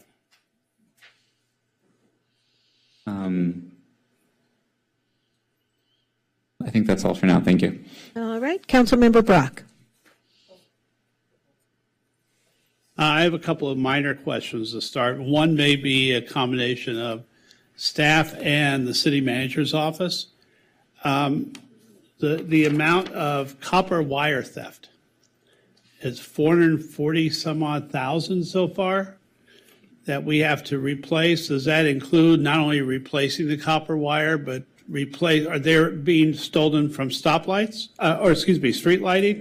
Yes. And so that's the cost that we're having to replace it. It's unbudgeted, so we're putting money in there to address it. And then do we need, or maybe Public Works, do we also, in addition to that, sorry, I didn't see you there. Do we also, that does not include the cost of repairing and getting the streetlights working, or does it? That's the cost to bring the streetlight circuit back into service. Okay. How do we stop that? Isn't that unusually high? Is that an upward trend, a new type of theft? I know they've had that in other cities. They appear to be very organized. The first thing that we did the first time there was copper wire theft is we started gluing the pull boxes in the ground so that you couldn't just lift the pull box and start cutting wires and pulling the wire out of the conduits. But now they're just bringing out jackhammers and breaking the lids. Do they really? Yeah. This is organized. It's not one-offs. What we're noticing is that part of the day they come in and they start cutting wires, and then they come in later at night and they start pulling the wires out. And just, I think it was last weekend, Santa Monica PD arrested 4 persons who had about 400 pounds worth of copper wire in their truck. Oh my God. Really? Yes. Thank you, SMPD officers. And SMPD is watching out for that now. Yes. Because I know that's putting streetlights throughout the city. On Santa Monica and Ocean alone, there's 3 sets of streetlights that are out on Santa Monica and Ocean. And I know last week I had reports of streetlights out on Ocean Park Boulevard close to Maine as well. Right. It is taking, once that's stolen, how long until we get the wire reinstalled? Just for the public's knowledge. So how long until we get one of those back in service? So the ones that we just brought back into service on Ocean Park Boulevard, I think that theft happened maybe a month and a half ago, and we just got it back up last weekend, or before this past weekend, so about a month and a half. What we're struggling with right now is our streetlight crew is out of commission due to injury, so we're relying on a contractor to help us out. And then we're also looking at getting some of our electricians from the facilities division to support streetlight services. We're trying to be creative in bringing in additional help while we're down our crew. But, as soon as we get the reports about wire theft, we try to address it as soon as we can. But it's hard to really pinpoint a timeline with the lack of resources. And you said they're cutting the wire during the daytime, pulling it at night. The last that we've observed is our inspectors found that wires were being cut, and then the next day they're pulled. Wow, it's wow. organized. That's sad. So, but. Similar to the catalytic converter Got it. thefts.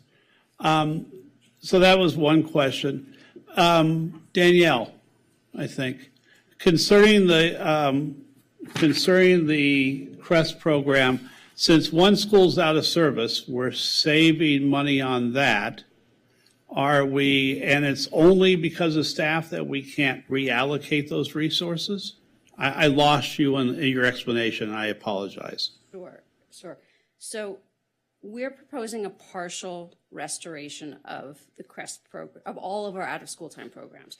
To fully restore, to get back to pre-pandemic, just to use that phrase, would cost almost double the amount that we were proposing for the next fiscal year. Given that the city doesn't have those resources, we proposed a partial restoration. Right now, we're asking you to approve like a quarter year's worth of that partial restoration. That partial restoration does not fully restore CREST to all 7 elementary school sites. It restores it to 6. And the 7th is out of commission anyway. Right, but what we are seeing is we have those students who have moved to another location. So we're technically not able to serve the same number of students because we're not asking for the full restoration of staff. Okay, yeah, we both got confused. But my question is then, how much does it cost? How much are we, by eliminating one campus? That I What can't is tell the you cost? off the top of my head. We did not budget that way. We created a restoration that fit with the resources that were available. So that's what we're proposing. We're proposing a partial restoration. On a prorated basis now is $92,000, and I think it's like over $500,000 on an annual basis. Okay. And as far as after-school play, that's still funded through the end of this fiscal year? It is, and it's included in the proposed budget for Thank you. Playground Club, yes. I appreciate that. And I appreciate the fact that we're even getting a partial restoration for the kids of our community. All right, that's the end right now. A couple of things. Councilmember Torosis. Thank you so much for preparing this. I have a couple of questions. So you mentioned the $120,000 to provide tenant counseling services to assist residents. Can you just clarify that, is that counseling or is that right to counsel? Do we have a legal representation pilot program for tenants at risk of eviction? Because you did mention counseling for tenants at risk of eviction. It is counseling. Counseling like limited scope legal representation or just like non-legal representation counseling? Legal Okay. representation. So why did this, I guess the question is if it's a budget correction for programs funds for the second year of a 2-year pilot program and it was approved in 2021 and we're now in 2023, is the program over or why haven't we heard about it? It was delayed. And Okay. we didn't program the second year. We didn't. Is it ongoing right now? It's ongoing currently. It is. Okay. Because I think right to counsel is something I said on the first day that I was here, I'm very, very interested in and would like to hear an update on what's going on there. Okay, on the adjustments to maintain services, the $92,000 to restore the 2.93 permanent FTEs for the child protection protocols, and then the community services program coordinator and community services program specialist FTE positions. I understand that we're having a hard time recruiting those folks, is what it sounds like. We want to make permanent positions instead of as needed. Is there a reason that like when we approved this at our meeting in March, were they permanent at that time? Or are we coming back to say we need to make them permanent because we haven't been able to recruit people? We need to, well, the plan was to always convert as needed to permanent. Okay. And that's supposed to take effect next fiscal year, but we're bringing this earlier. So it's the Got same it. proposal that we presented to you in March. It's just that we're doing it earlier. Okay, great. I love that we need to recruit people ASAP. I definitely understand the challenges that we're having and would love to move people off the wait list. And then on the LINK project, I understand that we got an appropriation for that but was that an appropriation because it was part of our Slow Streets or Vision Zero plan? Like, why that project? I'm just curious. And how is it helping us to implement Vision Zero? I can maybe cover some of that, and then maybe Rick or someone from Public Works may be able to fill in. But just in terms of process, that was one of 3 member request projects that Assemblymember Bloom came through on with the state budget surplus last year. We had provided a list of a number of unfunded CIP projects to our state delegation, and they reviewed that list and identified that along with the City Yards project, as well as I believe $1.5 million for our behavioral health project in 3 projects that Assemblymember Bloom selected. As far as the specifics, Rick, I don't know if you have anything else to add. It doesn't actually fully fund the LINK project, so we are still pursuing additional federal earmark funds this year for that project, but I think Rick can speak further. Yeah, I think we submitted LINK because they were looking for shovel-ready projects, and LINK was already designed with construction drawings. Got it. Totally get that. All I saw here was the bulb outs and the medians, and if there's anything we can do to be more assertive or get more money for that, I think that would be fantastic. So just keep us posted, but thanks, appreciate it. That's it for me. All right, I just have hopefully a couple of quick questions. First of all, on the adjustment to maintain services, I do want to confirm that it's our intention to maintain the summer lunch program at Virginia Avenue Park. Is that correct? I don't want to see nods. I want to see someone come up to, because nobody can see the nods, people. I just need someone to come up to the mic and say yes. It is, yes. Okay, great, thank you. Because I think there's been a lot of concern about that program, given the food insecurity that we're sensing in the community. And the other one was enabling the PAL Fitness Center to reopen. When do we have any anticipated date for that? It really depends on being able to hire the people to staff it. So if we receive approval this evening, we can work with our colleagues in HR and begin the recruitments. All right, great, thank you. Those were my questions. See no one else in the queue. Oh. Follow up to that, and I'm glad you asked that question. But I had a question. I know that so the boxing gym and the karate, there was I think Mr. Temple was one of the staff members, and in terms of I don't know what his availability is, but are you going back to people that previously used to work in these programs, or are you reopening, the hiring process for all those hires? I think at this point, we would see if there's a valid list for those positions, and if there's not a valid list, then we will start a recruitment. And we would welcome him to apply if he's not working with the city currently.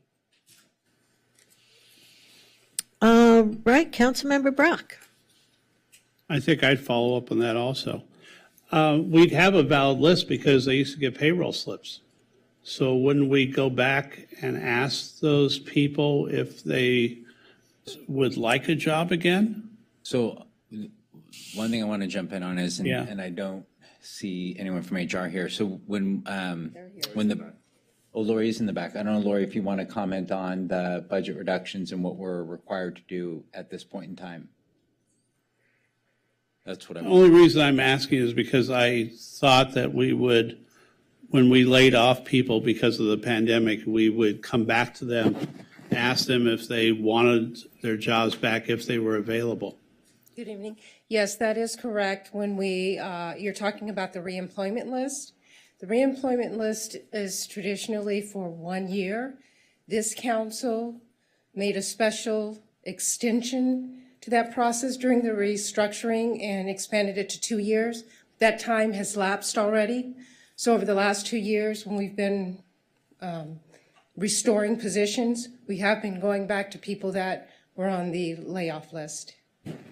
So in this particular case for PAL, right, or that gym, if someone was available, I would appreciate at least someone calling the previous employee and say, hey, are you still looking for a job, or would you like to come back to Santa Monica? We'd love to have you back and have you be employed.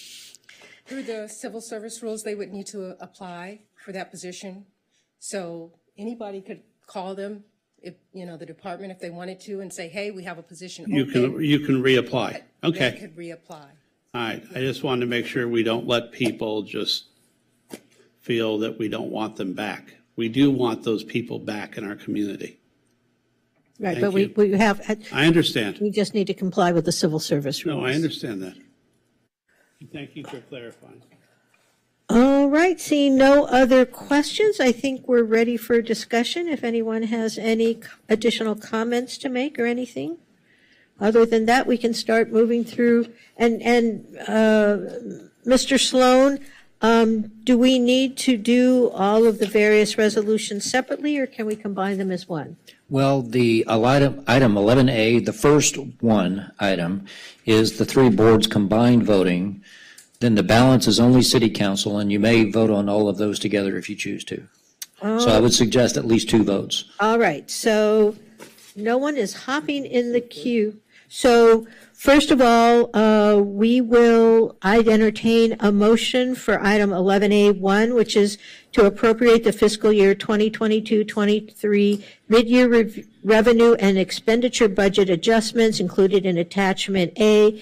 And voting on this would include Ms. Cochran, if I'm correct. Yes. So moved. Second. All right, moved by Terosis, seconded by Brock. May we have a roll call vote, Ms. Decanay? Okay, so this is the 3 bodies, so council, commissioner, authority, member Zwick. Yes. Thank you. Council, commissioner, authority, member Parra is absent. Council, commissioner, authority, member Brock. Yes. Mayor Pro Tem, Vice Chair, and Chair Pro Tem Negrete. Yes. Council, commissioner, authority, member Terosis. Yes. Council, commissioner, authority, member De La Torre. Yes. Housing Authority Board Member Cochran. Yes. And Mayor and Chair Davis. Yes, that passes unanimously of everyone here on the dais. So now I will entertain a motion for the remainder of the items 1 through 8, which I'm told can be done in one motion. I move to approve items 1 through 8 in the staff report on the recommended action. Second. All right, items 1 through 8. I'm not going to name them all because the hour is late.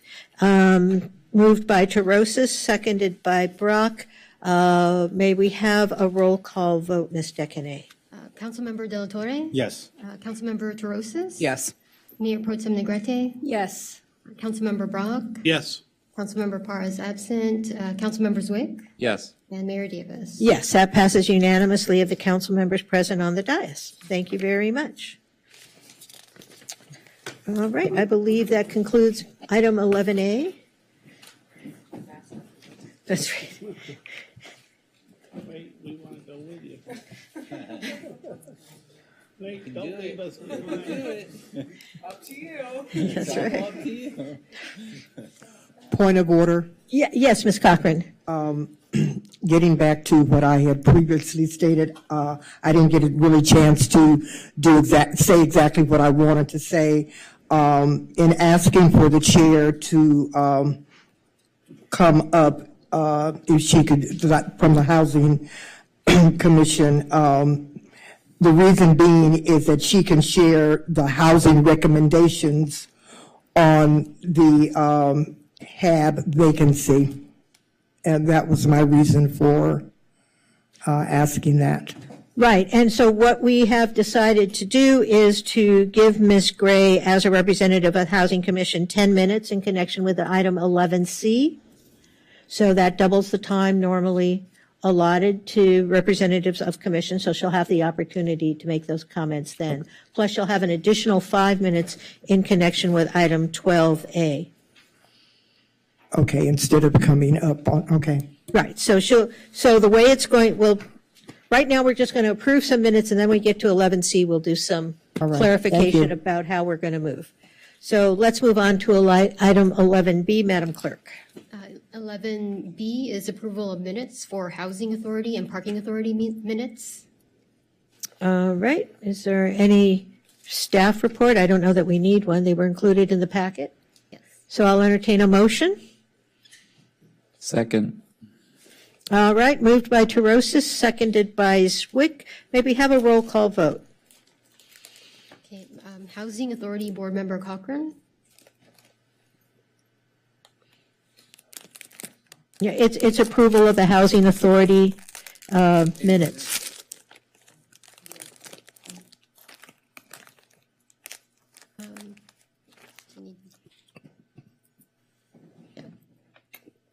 Would that be a yes? Yes. Yes. Yes. Commissioner Authority Member Zwick. Yes. Commissioner Authority Member Parra is absent. Commissioner Authority Member Brock. Yes. Commissioner Authority Member De La Torre. Yes. Yes. Oh, I'm skipping people, sorry. Vice Chair, Chair Pro Tem Negrete. Yes. Commissioner Authority Member Terosis. Yes. And then just going back to Commissioner Authority Member De La Torre voted yes, and then Chair Davis. Yes, so that passes unanimously of the members of the Housing Authority and the Parking Authority present on the dais. So that takes us to 11C. So I just want to make sure everyone's clear on the procedure we're going to use. First, we're going to have the staff report.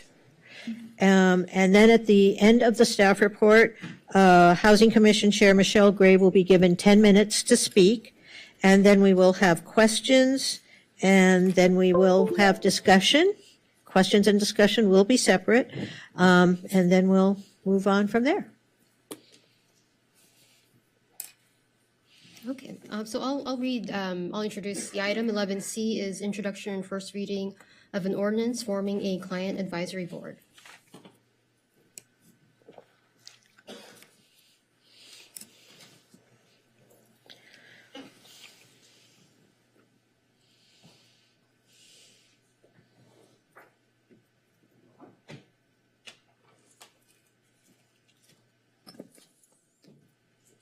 Good evening, Chair Davis and Housing Authority Board members. My name is Patrick Komesu, and I'm with the Human Services Department. Tonight, I'm here this evening to present the proposal for the Client Advisory Board on behalf of staff. The Santa Monica Housing Authority is a federally funded and regulated agency with 5 rental assistance programs. The largest is the Housing Choice Voucher Program, commonly known as Section 8, with about 1,350 vouchers. The other 300 plus vouchers are made up of BASH, which provides targeted assistance for veterans through the Veterans Affairs, the HOME program, which helps families at risk of losing their housing, the Continuum of Care, COC program, which targets persons with disabilities who are experiencing homelessness, and the Emergency Housing Voucher Program, EHV program, which is specifically targeted for the city's homeless populations. There are 2 key boards that play a role in housing authorities like the Santa Monica's. The first is the Housing Authority Board, which acts as the oversight body and is made up of the council and tenant representatives, or 2 tenant representatives. The federal requirement is 1 Section 8 representative, but the city has two representatives, so we have an odd number on the board at all times. The second is the Resident Advisory Board, also known as the RAB, which acts as an advisory body to the Housing Authority during the annual plan process and is comprised of Section 8 participants. Both are key components of the annual plan process.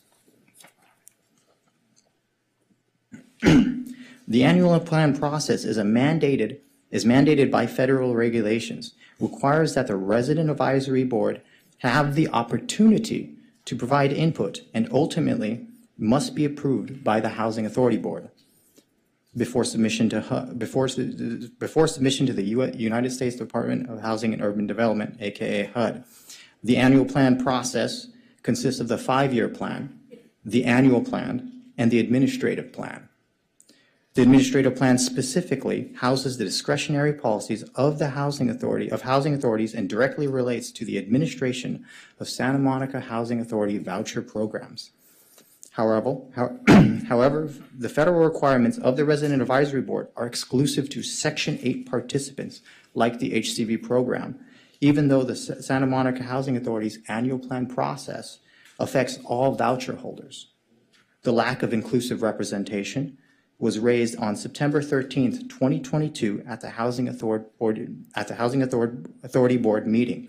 The Housing Authority Board directed staff to come back with a recommendation for inclusive Client Advisory Board, also known as the CAB, which would consider what was discussed during the study session and the recommendations of the Housing Commissions presented there.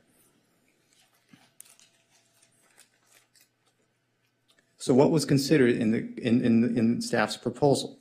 In addition to the recommendations of the Housing Commission and in response to discussions of the Housing Authority Board at the September study session, staff solicited an independent survey for comparable housing authorities. Staff coordinated with both the Legal Aid Foundation of Los Angeles, LAFLA, and the National Housing Law Project, NHLP organizations at the recommendation of the Housing Commission. From there, staff was referred to the National Alliance of Resident Services in Affordable and Assisted Housing, NARSAL, which specializes in the formations of resident advisory boards. In addition to this, staff had to consider the legal requirements of the Resident Advisory Board and establish city protocols for other boards and city commissions. At the Housing Authority Board's direction, and based on the recommendations from the Housing Commission, staff is recommending the creation of the Client Advisory Board, codified and legitimized like other boards and commissions of the city, and appointed by the Housing Authority Board. Based on the input of the Housing Commission, staff is proposing the CAB consist of 7 members that act as the main advisory body to the Housing Authority Board. Based on those same recommendations from the Housing Commission, eligibility would be expanded to all Santa Monica housing voucher holders, not just Section 8 participants. And the Client Advisory Board would function as the Resident Advisory Board during the annual plan process, which is to provide direct input to the Santa Monica Housing Authority during that annual plan process, which again consists of the annual plan, the 5-year plan, and the administrative plan. Additionally, meetings would be open and public in accordance with the Brown Act. Another key component of the Housing Commission's recommendation and the Housing Authority Board's was self-determination. The Client Advisory Board would be modeled after other city-appointed boards and commissions have similar authority and be able to focus on important issues that affect voucher holders. Like other city boards, the CAB could appoint ad hoc committees, advisory groups, and set meeting agendas. After implementation and based on the recommendations of the Housing Commission, the Client Advisory Board would and could make recommendations directly to and seek approval from the Housing Authority Board. Staff, for the most part, would act in a supporting capacity, and the Client Advisory Board would be able to function with the same authority as other city boards and commissions. The membership and meeting model would follow the guidelines of other boards and commissions of the city, unless they conflict with HUD requirements. The proposed ordinance for the Client Advisory Board would allow for quarterly meetings with the option to meet more frequently. Additionally, like other city boards and commissions, Client Advisory Board appointed ad hoc committees and advisory groups may meet more frequently and on a different schedule. At the recommendation of the Housing Commission, Client Advisory Board members would receive a $50 stipend per meeting. The proposal is for the stipend to be paid up to 4 meetings a year, which is a maximum of $200 annually. This amount was based on correspondence with HUD, which stated that anything that exceeds $200 annually would have an effect on the voucher holders' income calculations, which in turn increases their rent contributions. Additionally, at the Housing Commission's recommendation, staff would host 1 to 2 workshops annually at designated staff meetings to engage with voucher participants about the programs, policies, regulations, or other subject matters that are important to voucher holders. The appointment process or application process would be modeled after other city boards and commissions. For the appointment process, staff will issue a press release to announce the start of the application period. Additionally, at the Housing Commission's recommendation, staff would directly contact voucher holders via email and mail about the opportunity to participate on the Client Advisory Board. The notices would also be placed on the Housing Office website and in the Santa Monica Daily Press. At the close of the recruitment process, the Housing Authority Board would appoint 7 Client Advisory Board members, one of which would have to be a Section 8 participant in accordance with HUD regulations to meet the Resident Advisory Board requirements of the Client Advisory Board. Additionally, the existing Housing Authority Board would be responsible for appointing the 2 tenant representatives, one of which again must be a Section 8 participant in accordance with HUD regulations to serve on the Housing Authority Board. In this proposal, the selection of the 2 Housing Authority Board members would be from amongst the 7 Client Advisory Board members. The Client Advisory Board's structure, roles, and responsibilities would be codified in the city's municipal code. Additionally, bylaws would conform to the council-adopted template for other city boards and commissions. If approved, the Client Advisory Board would act as a direct advisory body to the HAB. Additionally, to meet the federal requirements of the Resident Advisory Board, the Client Advisory Board would provide input to the Santa Monica Housing Authority, representing the Santa Monica Housing Authority's voucher population during the annual plan process, in place of the current Resident Advisory Board.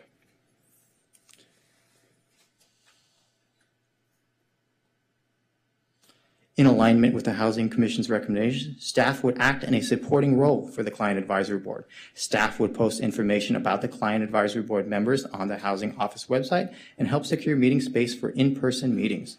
Additionally, staff would encourage participation in the CAB and annual plan process during its regular course of business with voucher holders. This occurs during entry into the Santa Monica Housing Authority's voucher programs and at least annually thereafter. At the recommendation of the Housing Commission, staff would conduct a mandatory orientation or onboarding for Client Advisory Board members so they are prepared for their respective roles. Next steps. If the Housing Authority Board adopts the recommendations for the proposed Client Advisory Board, the application process for recruitment would start in May of 2023. Staff would issue a press release to announce the Client Advisory Board recruitment, directly notify all voucher participants, and post a notice on the Housing Office website and in the Santa Monica Daily Press. The application period would be for 4 weeks and ensure adequate time for voucher participants to apply. After the close of the application period, the Housing Authority Board would appoint the 7 Client Advisory Board members at the next available meeting date. At that time, the Housing Authority Board would also select the 2 tenant representatives from the Client Advisory members to serve on the Housing Authority Board. With that said, staff recommends that the Housing Authority Board review and provide direction on the proposed approach for the creation of the Client Advisory Board, and to extend the term of the Section 8 Resident Advisory Board member on the Housing Authority Board until the 2 Client Advisory Board members can be appointed. And then staff recommends and asks that City Council introduce the first reading and ordinance of adding Chapter 2.70 to create the Client Advisory Board. Thank you. All right, thank you. Ms. Gray, you have 10 minutes.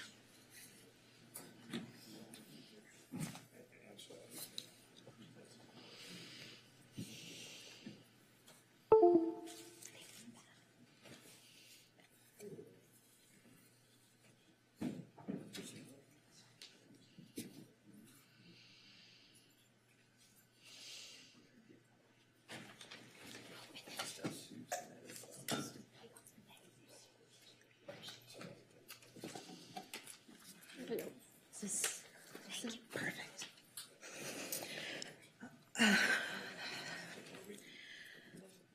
Good evening, everyone. My name is Michelle Gray. I am the chair of the Housing Commission, and I'm delighted to see all of you in person this evening and to speak with you about the Housing Commission's recommendations.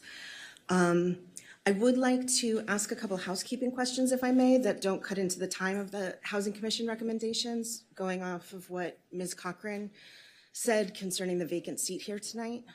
Yes. Well, can you stop the timer, Ms. Decanay? Yes. What are the 2 housekeeping items? Thank you. Well, first, there are 2 dedicated tenant seats on the HAB, and one of them has never been filled. It's been vacant for 2 years. And the person who was named to that seat hasn't responded to any emails, any calls. She's never shown up to a meeting. And finally, her resignation came in a few weeks ago, but I'm guessing that's because staff reached out to her and tried to confirm formally that she wasn't interested. So the first recommendation that the Housing Commission made, we met on Thursday. So this was Well, okay. Yeah. What are the housekeeping items? Because That is the first housekeeping item. Okay. That we tried to do this through staff, through the city manager's office before the meeting, because we thought that, and we still think that it's within staff's purview to name a replacement to that seat, given the fact that the two tenant representatives named to the HAB 2 years ago were chosen, named, acknowledged, and thereby seated on the HAB solely via staff decision. It was not via direction codified in any HAB bylaws or city ordinance. It was informal. And this is in keeping with HUD rules. Federal policy says that you have, as a body and staff, have broad discretion. So, Ms. Gray, I don't want to interrupt you, but it's 11:05, and I want you to get to the substance of your comments. What is the housekeeping item that are you asking us to do something, or what is the? Yes, the recommendation of the Housing Commission to ensure meaningful RAB representation on the HAB, in light of the fact that federal HUD policy requires tenant representation on the Housing Authority Governing Board, and the City of Santa Monica has dedicated 2 Housing Authority Board seats to this tenant representation, and one of these seats is currently vacant.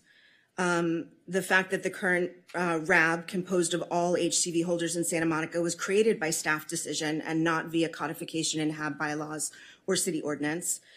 Given what I just said about the 2 tenants named being done so solely via staff decision and not via direction codified in HAB bylaws or city ordinance.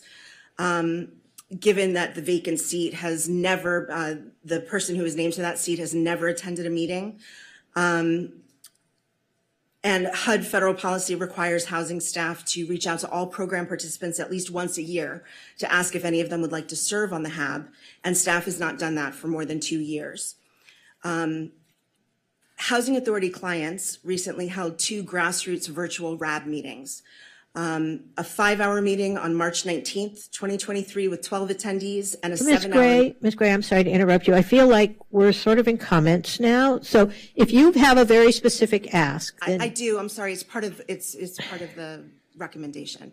No, but we're not talking about recommendations. You said you had housekeeping items. Housekeeping items are procedural items about how we're going to conduct the hearing. If you have recommendations, then we're going to start running the clock again. Okay, no, this was a housekeeping recommendation. All right, then we need to get to the bottom line. Okay. It's essential that Housing Authority clients have 2 representatives sitting on the CAB in time for them to participate in this meeting. To ensure that meaningful representation, until the CAB is formed, the Housing Commission strongly recommends that staff recognize Housing Authority client Courtney Loritano to fill the vacant seat dedicated to tenant representatives, again, until a CAB is formed and can provide 2 CAB members as those tenant representatives.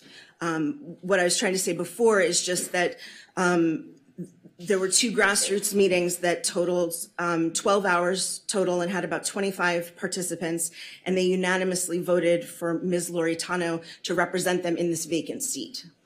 So that's all I was trying to explain, that it represented the will of her peers. Okay, no, I appreciate that. All right, so Councilmember De La Torre? Yeah, just a question, a procedural question. Sure. Would it be possible for us to make a motion to approve Ms. Courtney Loritano to join the HAB now, or do we wait until after Ms. Gray finishes her comments? Well, okay, and now I'm going to have to turn to the city attorney, because I'm not sure what's been agendized, but I didn't see an appointment.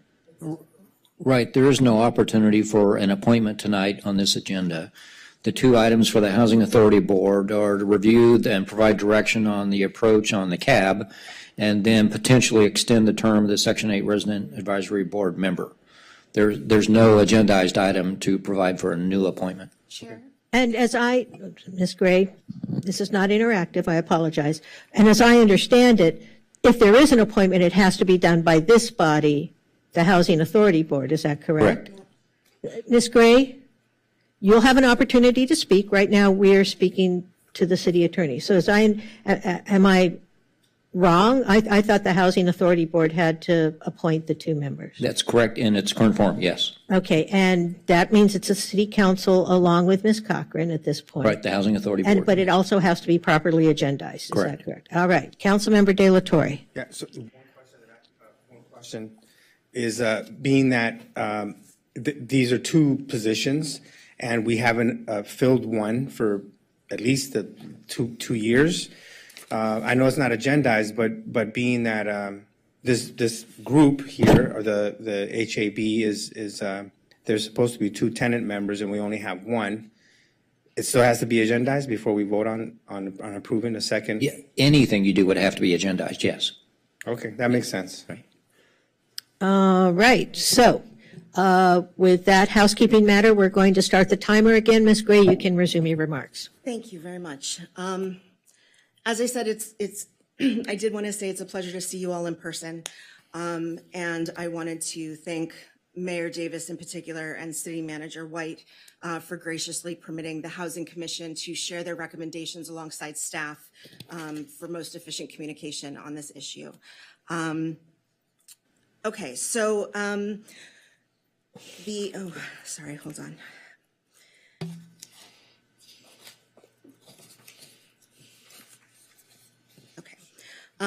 As was the case when we gave our recommendations in September of last year, I wanted to point out that the recommendations I'm about to share with you come after considerable individual research, including RAB configurations, bylaws, and practices in other jurisdictions, trauma-informed community engagement, and consultation with attorneys from nonprofits PRAC and National Housing Law Project, as well as extensive input by Santa Monica Housing Authority program participants and other local residents, review of relevant Housing Authority staff report and recommendations, and extensive public discussion.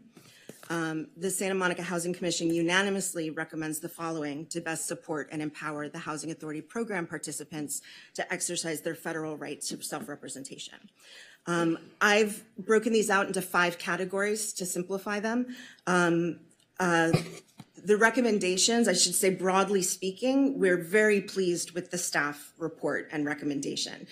We feel like there's been a sea change since the recommendations in September, and we would like to see you adopt the staff recommendations with the following amendments and/or additions. So the first section is codification, and this may be where we depart the most from staff recommendations. In contrast with staff recommendations, which propose establishing a HAB-appointed CAB in the city's municipal code in the same manner as other city boards and commissions, the Housing Commission recommends that the CAB be established solely by inclusion in the HAB bylaws, as it is an advisory body solely to the HAB and with a very narrow federal mandate. Codification via city ordinance creates a more cumbersome body, entailing adherence to city staffing requirements, uniform city bylaws and agenda templates, and some direct oversight by city government. Conversely, establishing the CAB with only HAB bylaws allows for a leaner, more responsive, self-directed, and independent advisory body, as supported by HUD policy and guidance. 2, codification should include CAB bylaws written by the first CAB, approved by the HAB, and amended as needed by future CAB recommendation and HAB approval. These bylaws should be included on the city and CAB websites, respectively, and the Housing Authority Administrative Plan. 3, in contrast with staff recommendations, which state that establishing a CAB via city ordinance and CAB bylaws together, quote, would serve the same purpose as memorandums of understanding used in other jurisdictions, end quote, the Housing Commission strongly recommends that codification include a memorandum of understanding between the CAB and HAB. MOUs are potentially qualitatively different than disparate technical city ordinance and CAB bylaws, allowing the creation of a more nuanced agreement that acknowledges housing authority clients' collective history as well as current operating agreements. All 13 comparable jurisdictions surveyed by the Housing Authority have MOUs. And lawyers from the nonprofits Poverty and Race Research Action Council and National Housing Law Project both explicitly recommended the creation of an MOU signed by both the CAB and the HAB. Moving on to composition of the CAB board. Given the amount of work required by the CAB and the high level of interest expressed by Housing Authority clients in serving as CAB members, the Housing Commission suggests the CAB be composed of 9 members instead of 7. Furthermore, given the importance of CAB member participation and the hardships and complications often experienced by Housing Authority clients, all of whom have low incomes and who are disproportionately older and disabled, the Housing Commission suggests the CAB also include 2 alternate members who will serve on the CAB when 1 or more members are absent or unavailable. We recommend that each CAB appointee serve a 2-year term with the option of reapplying. And then this is important and wasn't really addressed in the staff report. In order to fill the HUD federal desk guide requirement that CAB composition, quote, reflect and represent all the residents assisted by the PHA, end quote, and to advance the recently elected city priorities to advance social and racial justice and equity, the Housing Commission strongly recommends the following. The first is a set of requirements we'd like to see. We would like to require at least 1 CAB member who meets each of the following criteria. An HCV holder, which is part of federal law, a COC holder, which also supports a mandate by federal law that someone with current or former experience of homelessness serves on the HAB. That currently housing staff asked for a waiver from HUD to not have to have that representation on the HAB. And it was unwarranted because there are a lot of COC voucher holders who would really like to serve. And the waiver was meant only to be applied if they couldn't find anyone. So we'd like to have a mandatory COC holder on the board, a resident of a neighborhood with a Title I school, a CAB member who is 62 years or older, one who is disabled, and one who, again, has current or former experience with homelessness, which I guess would be synonymous with a COC holder. And then the second category are things that we would like you to give priority to when people apply, who meet any of the following criteria. They're a veteran, they're a home voucher holder, an emergency voucher holder, identify as Asian, Black, Latinx, Indigenous, or LGBTQIA. Okay, administration. The Housing Commission recommends that the initial CAB applications be based on existing City Board and Commission applications with potential modifications based on Housing Commission and Housing Authority client input to accommodate the unique requirements of CAB membership and needs of the potential applicant pool. Once the CAB is established and filled, CAB members may alter future applications at their discretion with HAB approval. The Housing Commission strongly recommends that the CAB appointments be made by the HAB with consideration given to the recommendations and input of the Housing Commission and individual Housing Authority clients. This is already a huge compromise because virtually every single, and I've spoken to dozens and dozens of voucher holders, virtually every single one of them did not want the HAB to make these appointments. As I said, there's a lot of trauma involved in this population, and a lot of that has to do with their interaction with opaque bureaucracies.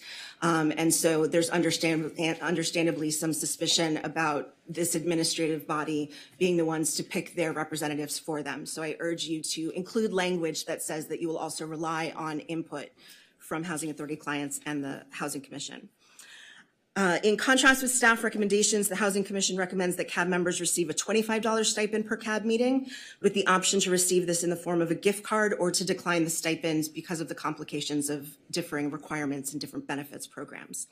Note that the staff report statement that stipends over $200 per year must be declared as income is incorrect. According to HUD rules, receipt of over $199 per month must be declared as income, not $200 a year.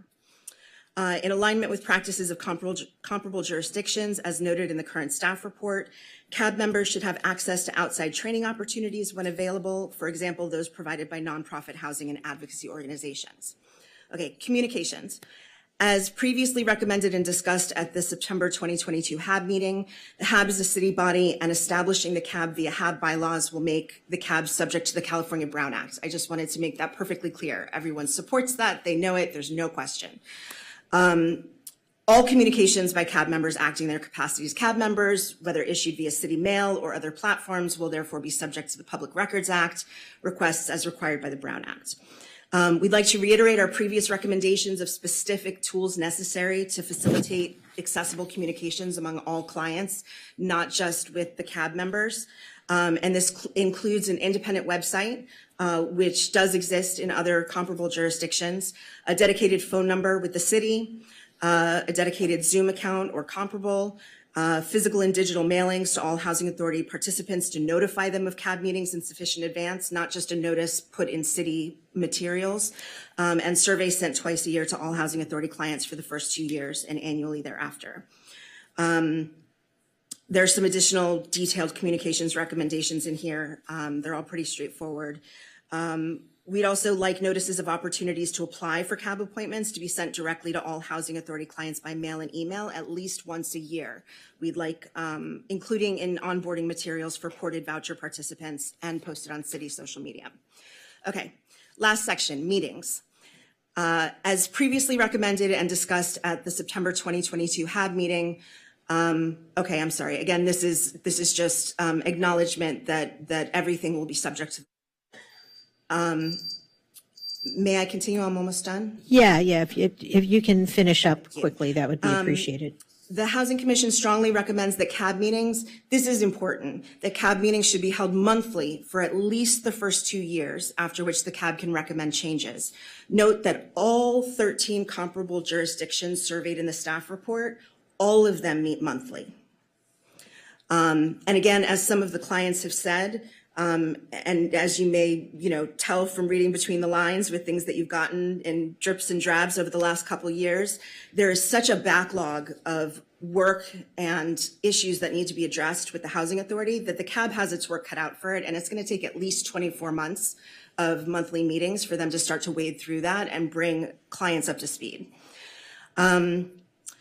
We agree that CAB meetings should be held in a manner similar to existing city boards and commissions unless and until the CAB makes other recommendations that are approved by the HAB, which they should be as long as they're legal and reasonable. This is another key issue.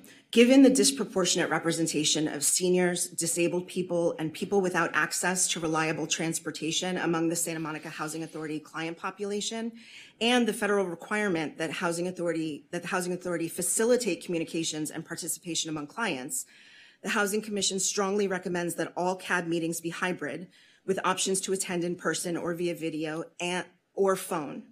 Note that this can be done without staff attendance and largely without staff support, and will be done in compliance with applicable Brown Act rules regarding hybrid meeting notice and access. I'd like to note that, at least for the Housing Commission meetings, the city stopped streaming them and also stopped video recording them. But this last Thursday, we had Courtney Loritano volunteer with a tablet, and she live streamed the entire meeting, and it didn't cost her anything. So I understand that the city doesn't have the money to, upgrade the entire infrastructure to do hybrid meetings, and we're not talking about other boards and commissions, but the CAB is special. This is part of a federal mandate. It has a very specific and unique client population, and there would be money and logistics for us to do this very simply. And we also have volunteers to help make it happen. To encourage attendance and foster community among Housing Authority clients, and in keeping with comparable jurisdictions' practices, CAB meetings should have refreshments available for attendees. Given that by definition this population is all low income, the last thing we want is for people to try and focus on a meeting while they're hungry because they haven't been able to afford 3 meals that day. And then finally, this is something for the future. The Housing Commission recommends researching the feasibility of holding non-public meetings of CAB members and Housing Authority clients for purposes other than conducting CAB business. This is not meant to interfere with the Brown Act. As the staff report notes that there are some comparable jurisdictions that do hold these non-public meetings. So we just like to see the feasibility in terms of, in light of the Brown Act requirements, about the possibility of doing that. All right. Thank you, Ms. Gray. Thank you. All right. So any questions for staff or Ms. Gray? Councilmember Brock. So, Scott. Patrick, sorry about that. You could even call him by his last name, So, Mr. So-and-so. my questions, I think, are when you have received these recommendations by Michelle previously? Or have you just heard them for the first time tonight? You need to come up. Yeah, come If on you're up. going to answer that, you need to come up. We need everyone to speak into the microphone so people watching it on YouTube. Michelle, or you can 516. stay next to him, but I'd like to find out. I'd like to comment on that. Well, We received the formal recommendations, I want to say, approximately 2 days ago. and just if you and Jim were conferring, where are you on their recommendations? Are they reasonable, unreasonable? And without asking the city attorney for the legalities of certain things like private cab meetings, et cetera, where are we in terms of the gist of the changes they would like? Would you say that they would, I know this is voluminous and I understand we're starting a whole new framework, but I also know that many of the housing clients have felt disregarded for years and they're trying to play catch up right now. So what would you two say in terms of, and maybe Danielle who's standing behind you, maybe the three of you, where would you say you differ from their request? Or what of their requests could you incorporate? Just to be clear, you're talking about the most recent request, not the The one. changes that they're giving you tonight, are those the ones they gave you a couple of days ago? Yes, the ones. They're they- identical, okay. No, they're different. Oh, so tonight you hadn't heard before? No, I'm sorry. I thought you meant the 2013, the September one. No. Of course, there are several recommendations in it. Some of them are reasonable, like if they prefer 9 members over 7, that's reasonable. Does that cause a problem with the $200 a year that each person can be? It's each person, so no, it doesn't. It does not, okay. And then the other one, I can't remember all of them off the top of my head, but some of them are, I would say some of them are reasonable. Some of them go against our current proposal and some of the structure in it. Would they be destructive to the potential plan, the establishment of the RAB and the CAB and everything else? They do pose some of them do pose a challenge to us because the Housing Authority and the Housing Authority Board are responsible, culpable and liable for the appointment of representation to the Resident Advisory Board. The Client Advisory Board will fill that component of the Resident Advisory Board. So if we do not meet those federal requirements, because HUD does talk about appointments in the process more often than anything else, it's us who's going to be on the hook for that.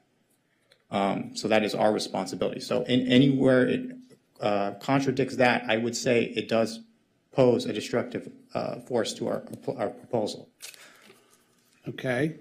Is there, on some of these proposals, the major gist, I apologize, but I'm discounting refreshments right now.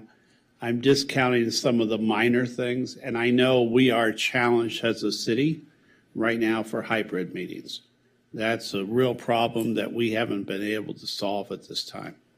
But some of the other major, the easy things, yes, like changing from 7 to 9 people, that can be accomplished.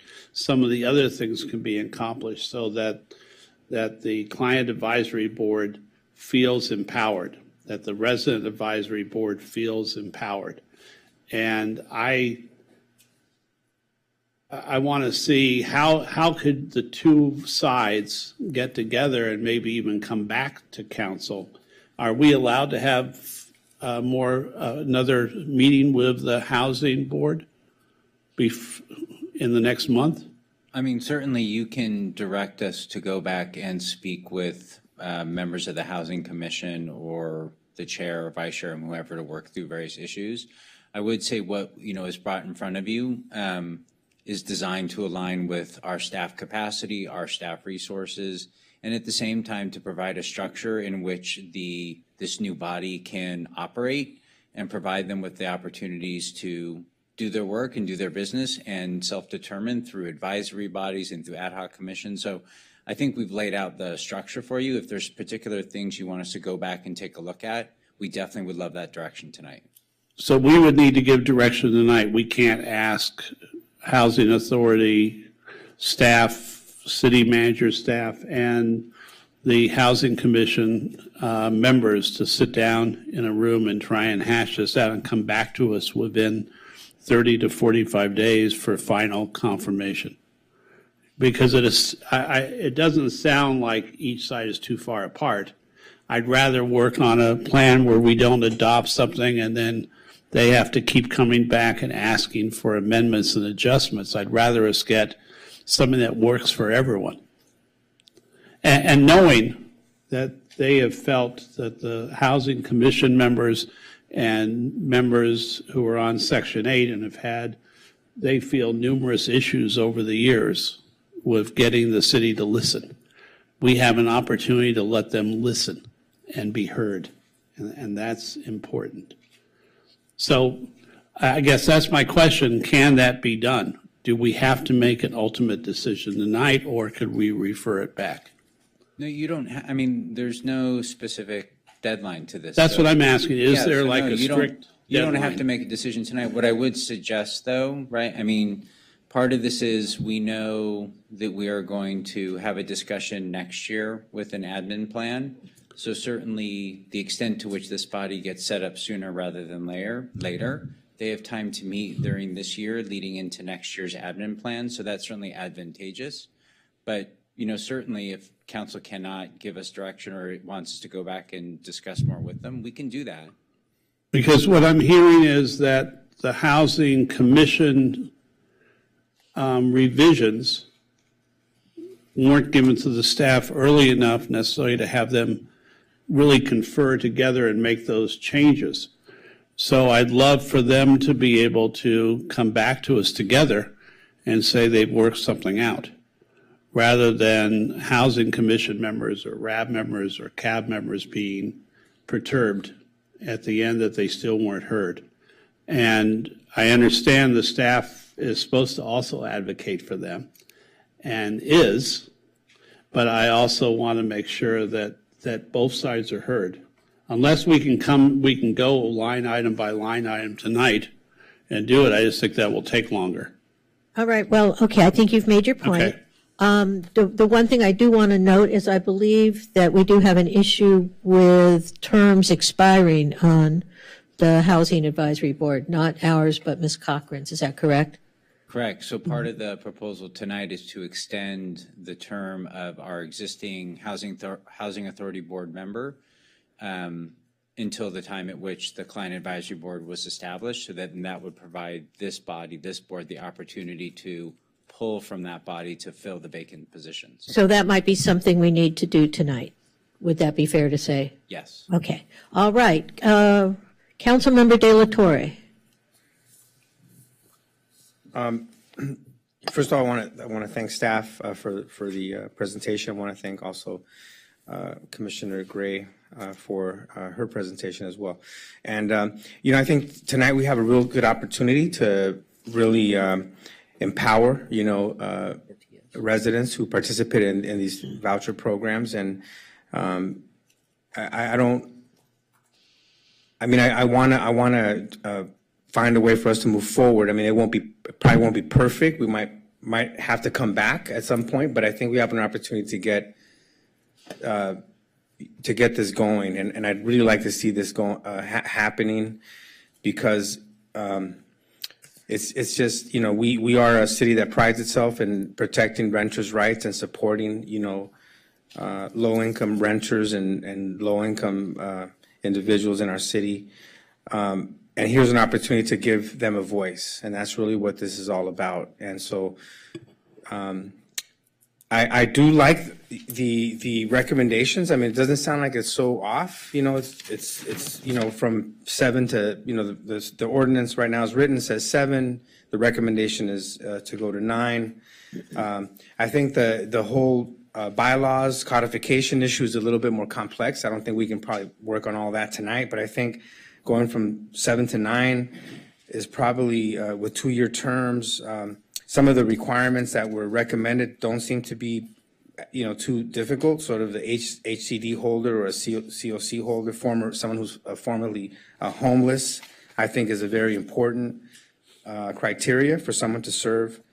So I'm just what I'd like to do is, looking at all these items, and I'm trying to figure out how can we move this forward without getting into the details of every little sort of recommendation. And I heard that you just saw these recommendations maybe a couple of days ago, so staff hasn't had a chance to really digest it all. Do you have any recommendation on how we might be able to get out of this meeting today by passing this and getting some of the recommendations? Are there any I guess one question I have is, are there any recommendations that were made by Commissioner Gray that staff is like, this is really not workable, so that we so that we know right now, like, this is something that'll be difficult, but then there's maybe some things that are a little bit easier for us to accept tonight so that we can get this CAB formed? I believe the main point would be elections versus appointments. It's not that the staff has anything against elections. It's just that other city boards and commissions do appointments, and the responsibility for running a resident advisory board falls upon the Housing Authority and the Housing Authority Board. The other recommendations were just tweaks to, most of them were just tweaks to what we did. I don't have all of them in front of me, so I'm not 100% sure on that, but that was one of the biggest ones. And then I believe the MOU would probably hold up the entire process too. I don't know what that looks like. Other city boards and commissions are codified. My understanding is this client advisory board is representative of Santa Monica and will report to the Housing Authority Board like other boards and commissions. So I would say that's where we really differentiate in terms of our proposals. Okay, yeah, because I'd want to be very clear on what the issues that staff has a real big problem with, and then it sounds like those are the two you've identified. So then it gives us a little bit of clarity on what we might be able to accomplish tonight. Thank you. All right, Councilmember Terrosis, and I do want to remind everyone we're in questions only right now. We'll have an opportunity for discussion later. Yeah, I don't know who I have some just questions to ground truth about the points and authorities or the actual authorities of the RAB, because I am familiar with the Resident Advisory Board from my time in the county. So staff, can you just tell me what is the primary, why were the RABs created under HUD, and what is their primary responsibility? The primary responsibility of the Resident Advisory Board is to have the opportunity to provide input on the Santa Monica, Housing Authority plans during the annual plan process. And my understanding that our annual plan was adopted in 2020, is that correct? The 5-year plan was adopted in 2020, and then we have an annual plan every year, 2021. This year is fiscal year 2023, 2024. Got it. So their express codified purpose is to advise the Public Housing Authority, which is the council effectively here, on our Public Housing Authority plans, correct? The Resident Advisory Board actually is to provide input to the Santa Monica Housing Authority. Sorry, so your Santa Monica Housing Authority, which then comes to, okay, thank you. And then just to clarify, the Housing Commission advises City Council in an advisory capacity, is that correct? Correct. Okay. And then isn't it also true that according to the Code of Federal Regulations, the Public Housing Authority appoints the members of the Resident Advisory Board? Yes, we are responsible for appointments. Okay. The appointment process, I should say. The appointment process. Staff is responsible for the appointments process. Okay, thank you. That's it. All right, Councilmember Swick. Thank you for the presentation, both of you, tonight. Quick questions, I believe, for you, sir. Sorry. Just so I understand some of the differences in what we've heard tonight. There's talk of establishing this body by city ordinance versus placing it under the authority of the HAB. And I'm just trying to understand what functional difference that would make for us or for the body. Does that make sense? If I believe what your question is asking, so the client advisory board is a larger, a more expanded version of the resident advisory board. And it's allow voucher holders to have an opportunity to have a voice outside of the resident advisory board process, outside the resident advisory board, in which they report, in which they provide input to the Santa Monica Housing Authority staff like myself. As the client advisory board, they would also be able to make recommendations to the Housing Authority Board, which is council and 2 tenant representatives. Yeah, I'm sorry. There was just some question of whether it be done by city ordinance or just under the authority of the Housing Authority Board. I'm just trying to understand that particular portion. Susan Cola, Assistant City Attorney. So I do think there is some confusion here because the bylaws typically are adopted by each body separately. So for example, the Housing Authority Board could adopt its bylaws, which regulate how it conducts its meetings, its terms, and it's specific to that body. It's not, the bylaws of the HAB are not used to create a different body. So for example, the CAB could have their own bylaws, the RAB could have their own bylaws. In other words, there are 2 steps. One is to establish the body. So if you establish the RAB or you establish the CAB or the HAB, that's one step. And then the second step is, how is the body conducted? Does it meet monthly? Does it meet annually? What are the membership requirements? So the CAB could adopt its own bylaws and incorporate many of the things that Ms. Gray mentioned, but it's not a matter of the HAB bylaws establishing the CAB. So I think the point that staff was, staff's trying to just make the CAB consistent with the other boards and commissions so that they could be treated similarly. Okay. And before you begin, Ms. Gray, I'm sorry, you can't speak to people on the dais while the meeting's going on. Ms. Cochran is governed by the Brown Act as she sits up here, and that's a violation. So I just don't want anyone to get into trouble here. No, that's fine. I'm sorry, Councilmember Sweet, go ahead. Thank you. Well, speaking of bylaws, that was my next question. So I think you answered this, but it seems to be that regardless of how it is initially set up, the CAB could, upon meeting, establish its own bylaws at that point that would differ potentially from how they're initially set up?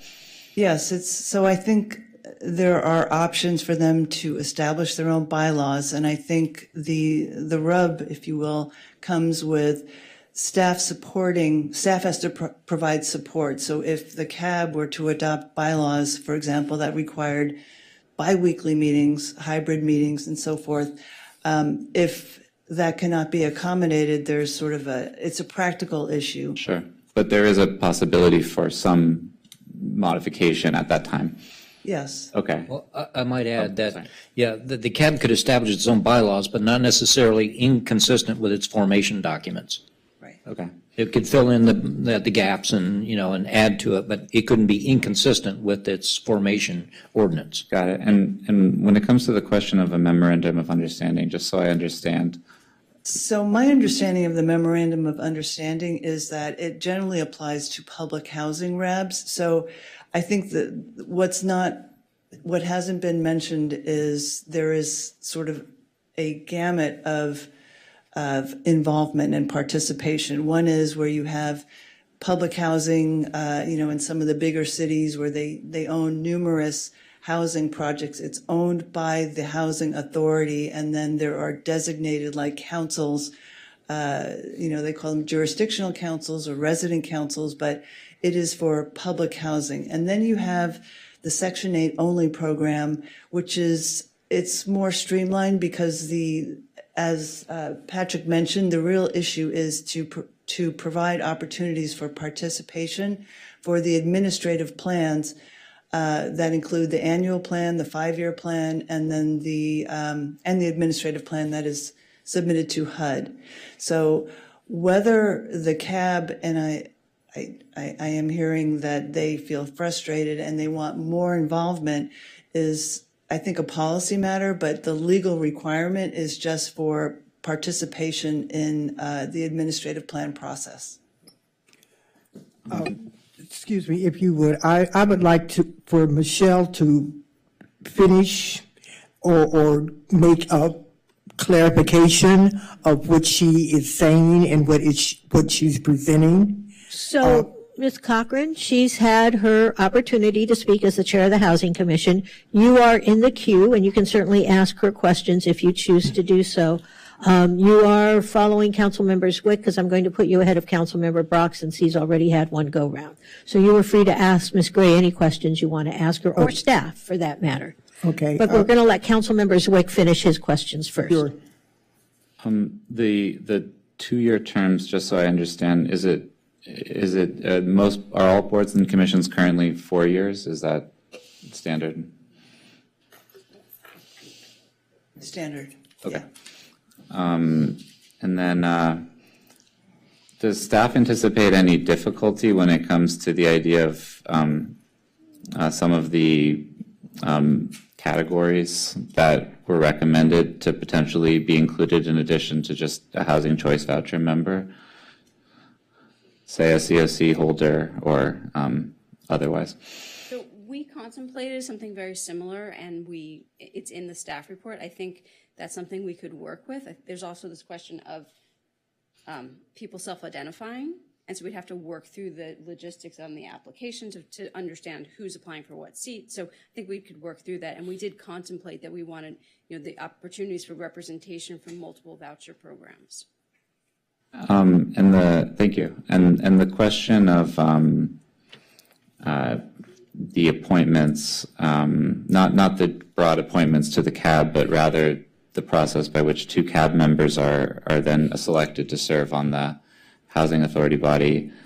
Does staff anticipate any issues with the recommendation that the CAB vote amongst themselves for those 2 positions?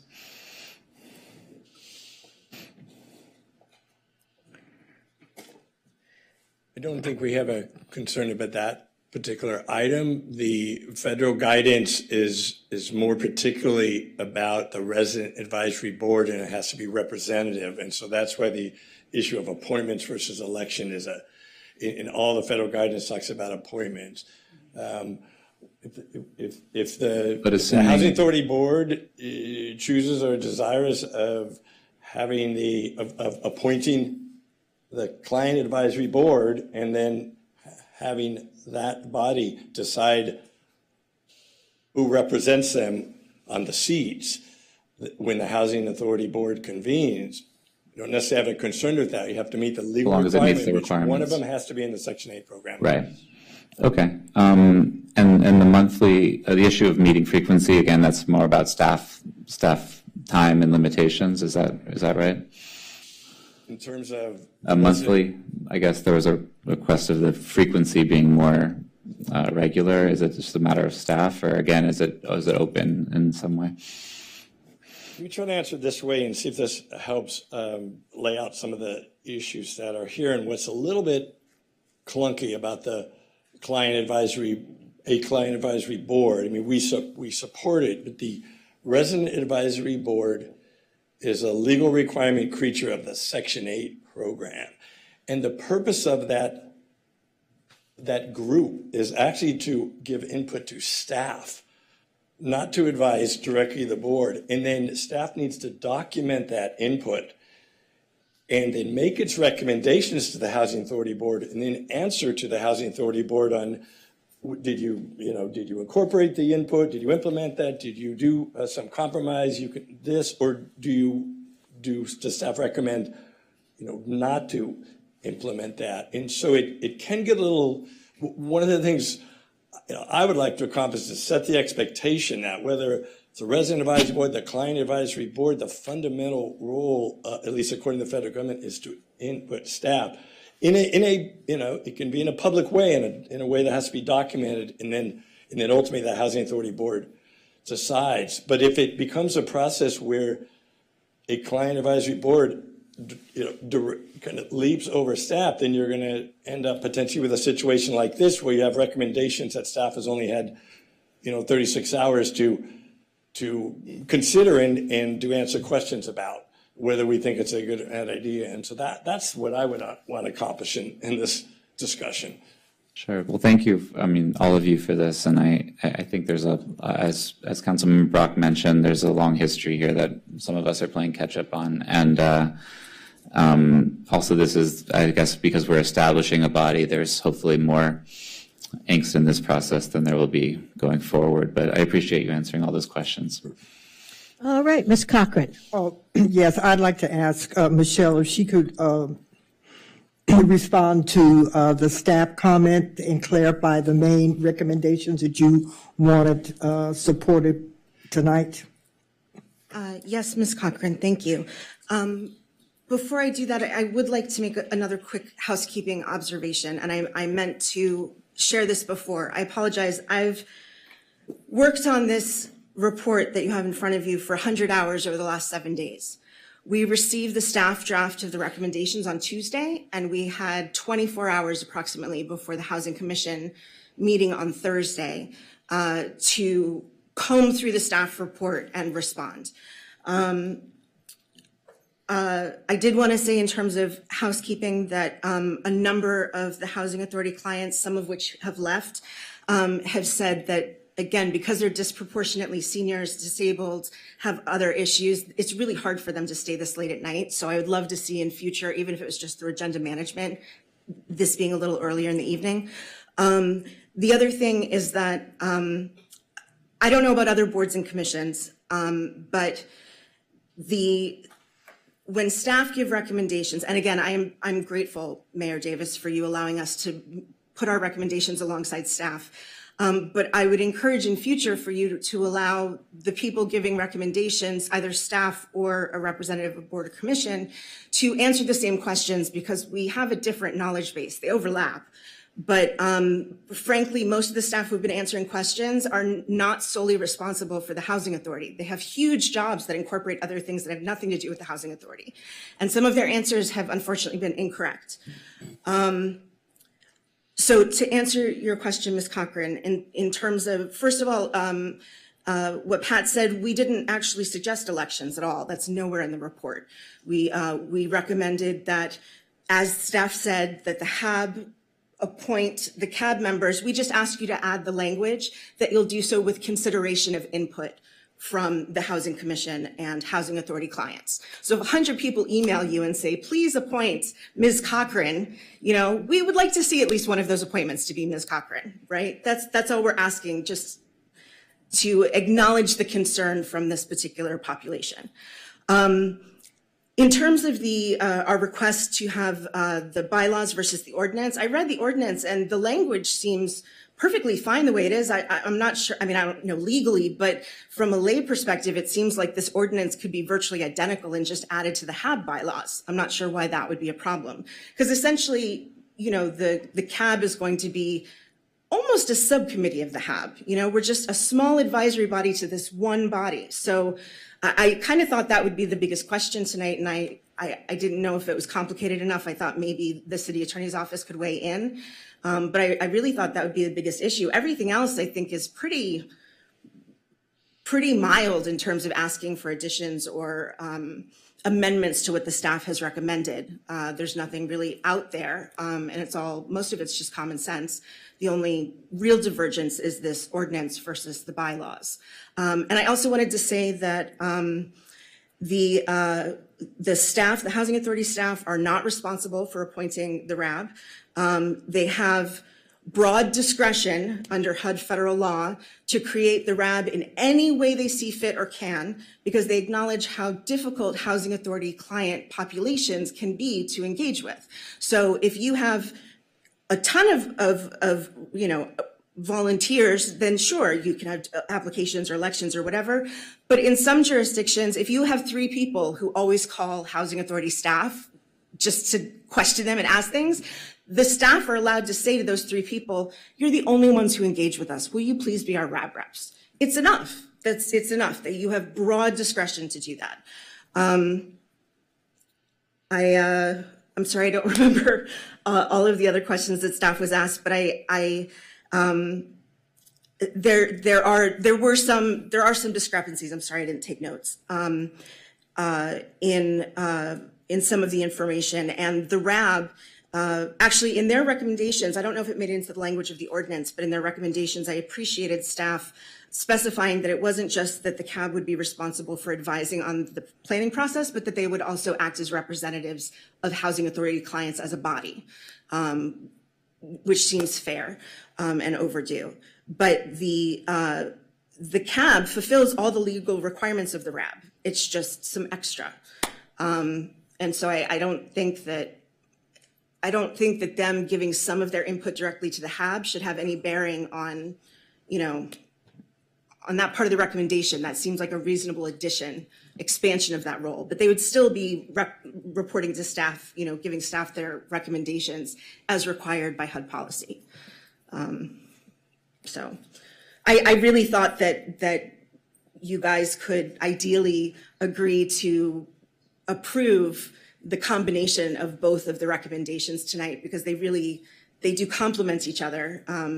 Our recommendations are a direct response to the staff's recommendations.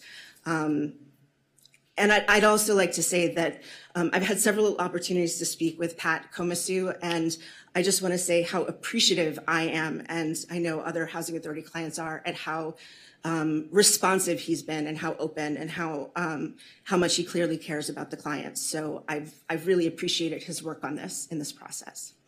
All right, thank you. Any other questions, Ms. Cochran? All right, I'm going to skip over Council Members Brock and De La Torre because they've already had a turn, and I'm going to go to Mayor Pro Tem Negrete. Okay, I have one question. Maybe it's for both staff and Ms. Marasco. Did I just Gray. Sorry, Gray. Okay. Sorry, I'm looking at Teresa. Sorry.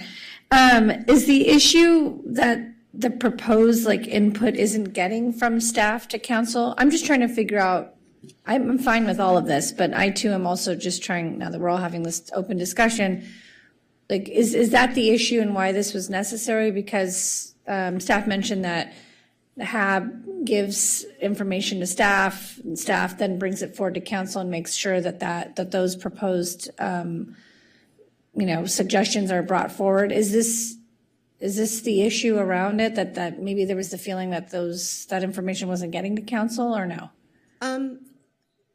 If I may speak plainly,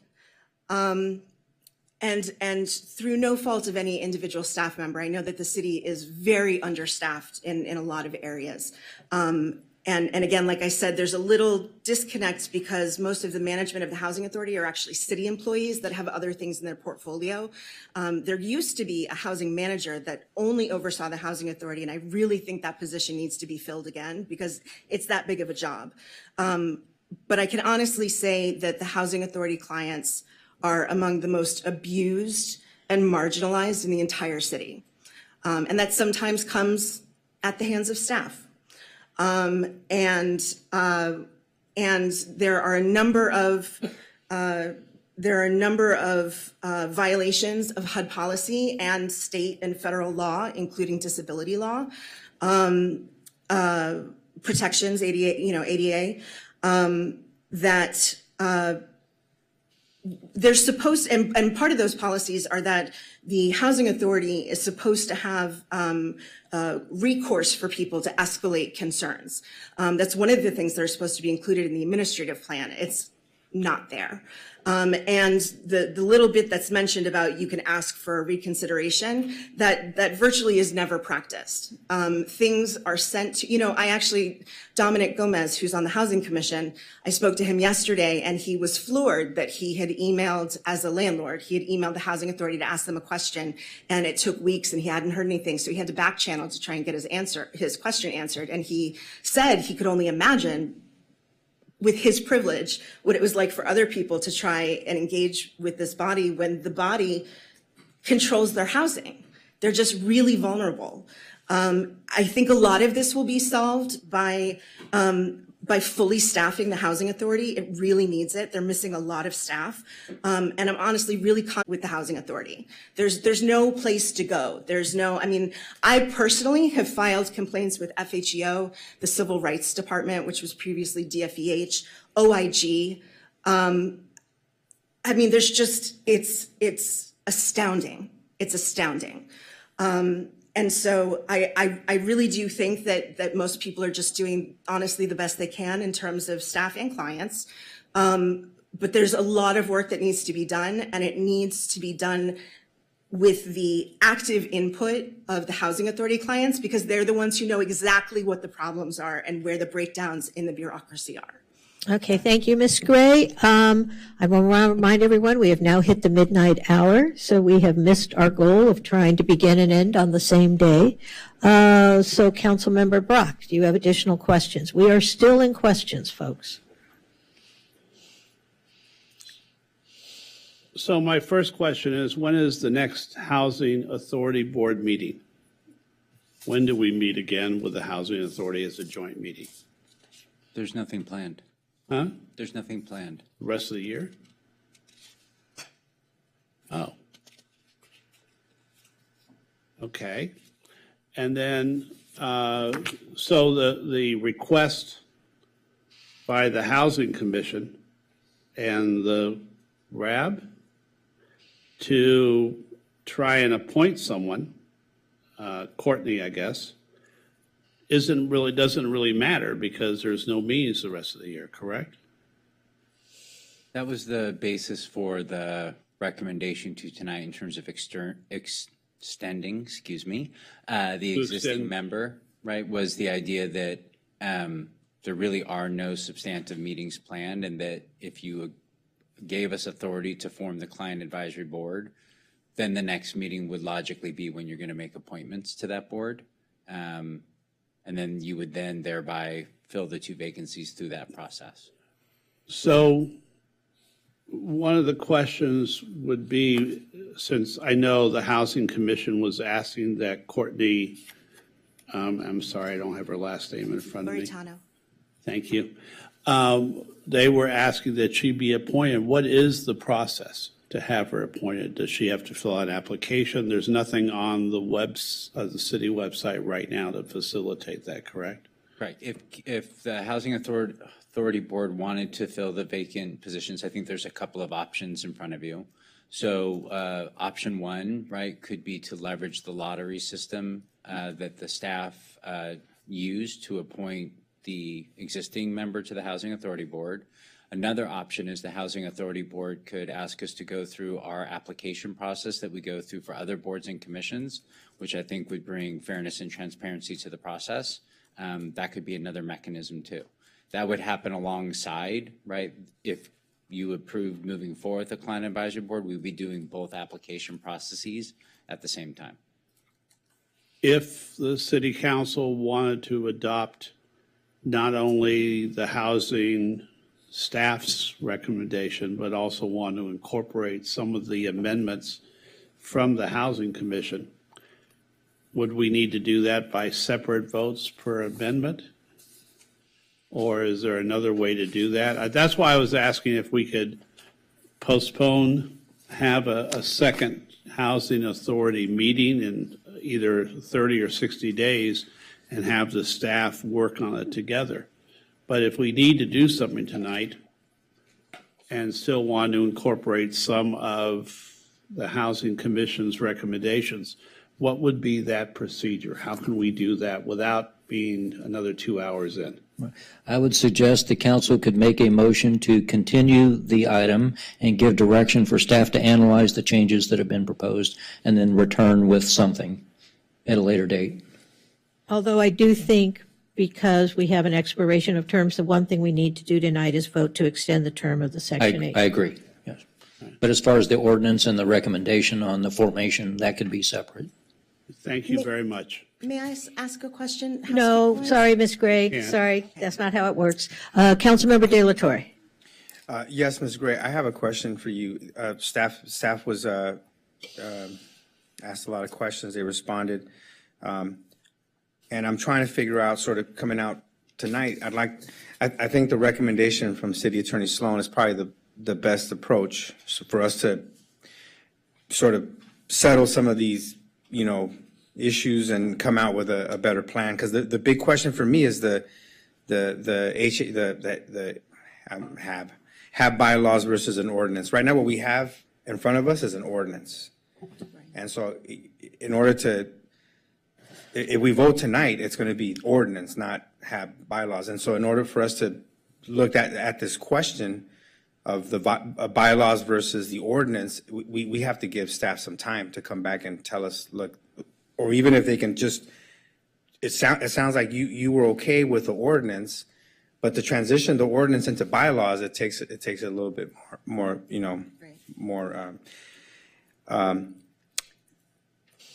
do you feel, that that's the right approach in terms of continuing the item, extending the term of Ms. Cochran, and then dealing with these big concerns? Do you feel that that's the way forward? I don't. I wanted to mention, and I'm sorry, part of my disability is some cognitive deficits, and I'm really tired. So some of these things have slipped through the cracks. I'm trying to remember them to address them. There is no RAB appointment process. The RAB is not a city board or commission. It explicitly, federal HUD policy says that there is broad discretion for Housing Authority staff or the board to create and appoint RAB members in any way they see fit. The only requirement is that it maximize participation. And so, like I said, staff, Ms. Cochran didn't apply. She initially expressed interest along with 46 other people, and there was a lottery, but that lottery also resulted in one person who never showed up. There's been some complaint from clients too that a lottery just isn't the best way to do it. And I understand wanting to do it because that's how it was done before, but it's not necessary. We tried to explain to you about the grassroots RAB meetings to explain that there's been significant will expressed by Housing Authority clients that they have selected who they'd like to be their representative. And there's no reason for you not to accept that person. This doesn't have to be a democratic process. Like I said, you could meet a client this afternoon, think they're really well spoken, and say, hey, I'm going to ask staff to appoint you. That's totally okay under HUD policy. This is not a city board or commission. There's no formal appointment process. I did want to say that I was disappointed that staff seemed to think that it was not necessary for there to be someone in the second seat, especially for the little time remaining before the CAB is created, because you guys are voting tonight and there's a seat vacant. That means we have one less vote representing clients. So when you have, say you're going to have the next, because the timeline that staff laid out for the CAB was spot on.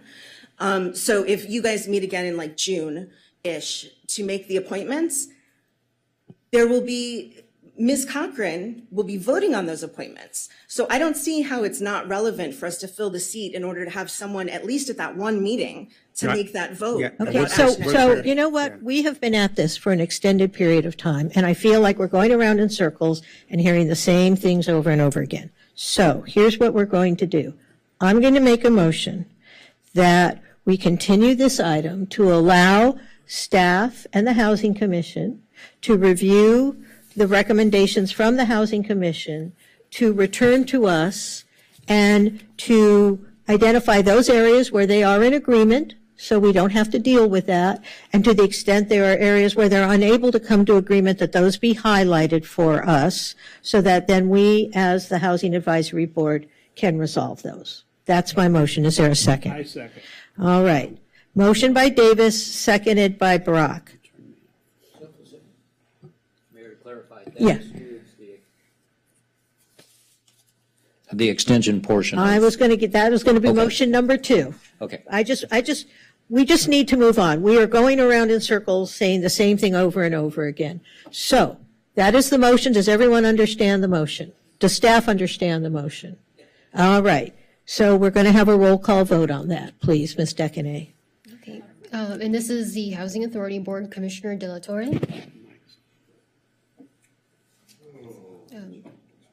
I'll just speak. Thank you.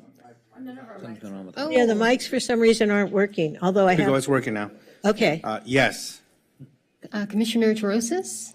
Mine's not working, yes. Oh, okay. Now it is. Here, I'm going Someone to turn turn it everybody on. else's mic on. Yes. Okay. So that was yes. Vice Chair Negrete? Yes. I don't know what's going on here. Brock? Yes. Commissioner Parra is absent. Commissioner Zwick? Yes. Housing Authority Board Member Cocker? Yes. And Chair Davis? Yes, that passes unanimously of everyone here on the dais. Now I'm going to make a motion to extend the term of the Section 8 Resident Advisory Board member, Ms. Cochran, on the Housing Advisory Board until 2 CAB members are selected. I'm going to use the word selected since we haven't decided how they're going to be identified, are selected with the understanding that at least one must be a Section 8 voucher holder. And that would be my motion. Second. All right, moved by Davis, seconded by Brock. May we have a roll call vote, Ms. Decanay? Housing Authority Board Member Cochran? Here, I'll turn your mic on for you. Yeah. Yes. And Commissioner Zwick? Yes. Commissioner Parra is absent. Commissioner Brock? Yes. Vice Chair Negrete? Yes. Commissioner Torosis? Yes. Commissioner De La Torre? Yes. And Chair Davis? Yes, that also passes unanimously of the members of the Housing Authority up here on the dais. So that will conclude the joint meeting of the Parking Authority at 12:11 a.m. on Wednesday, April 11th. So the Parking Authority meeting has ended, and we're going to reconvene the Housing Authority for the 12 item. But before we can do that, we need a motion to continue past 11. I move. Regrettably. Second. All right, moved by Brock, seconded by Grete. We can do this by voice vote. All those in favor say aye. Aye. Any opposed? Any abstentions? All right, we are moving on. Thank you very much, everyone, for the discussion on the 11 item, and now we're moving on to the special meeting of the Housing Authority. I believe we still have to have a special roll call. Is that correct, Ms. Decanay? We can just, so we've ended the Parking Authority meeting, so we're just continuing on as the. Okay, so we don't need a separate roll call? That's correct. Okay, great. So we can move on to item 12A, if you can call that, please. 12A, item 12 is public hearing. 12A is adoption of Santa Monica Housing Authority draft fiscal year 23-24 annual and administrative plans. Okay, and just to make it clear, because this is a public hearing, so I want everyone to understand the process we're going to use. We're going to hear from staff. We will have 5 minutes from Ms. Gray, and then we will conduct the public hearing, because we do have people in the queue. All right. Good evening again, Chair Davis and Housing Authority Board members. I am once again Patrick Comesi with the Community Service Department. I'm here to recommend on behalf of staff the following actions of the Housing Authority Board for the annual plan process. For the first is the adoption of the fiscal year 2023-2024 annual plan. The second is the adoption of the fiscal year 2023-2024 administrative plan with the 2 proposed discretionary policy changes that were suggested during the comment period by RAB members, Resident Advisory Board members, the general public, and stakeholders. The third is the adoption of the new Family Self-Sufficiency FSS Action Plan, which was transferred from the former Chapter 18 of the Administrative Plan and incorporates the changes required by the U.S. Department of Housing and Urban Development, also known as HUD. And finally, the authorization to submit the fiscal year 2023-2024 annual and administrative plans to HUD. By way of background, the annual plan process for the fiscal year 2023-2024 includes the annual plan, which is a streamlined 3-page document, the 5-year plan, or progress made on the goals in the 5-year plan in this instance, and the administrative plan, which houses the Santa Monica Housing Authority's SMHA's policies and regulations, as well as any policy changes that are proposed. Additionally, this year, HUD made significant changes to the Family Self-Sufficiency Program that housing authorities like the Santa Monica Housing Authority had to adopt. By way of background, the Santa Monica Housing Authority administers over 1,675 rental assistance vouchers to Santa Monica households amongst 5 federal housing programs, which consists of the Housing Choice Voucher Program, more commonly known as Section 8, VASH, Veterans Affairs Supportive Housing, EHV, Emergency Housing Vouchers, the Home Program, and the Continuum of Care Program, COC.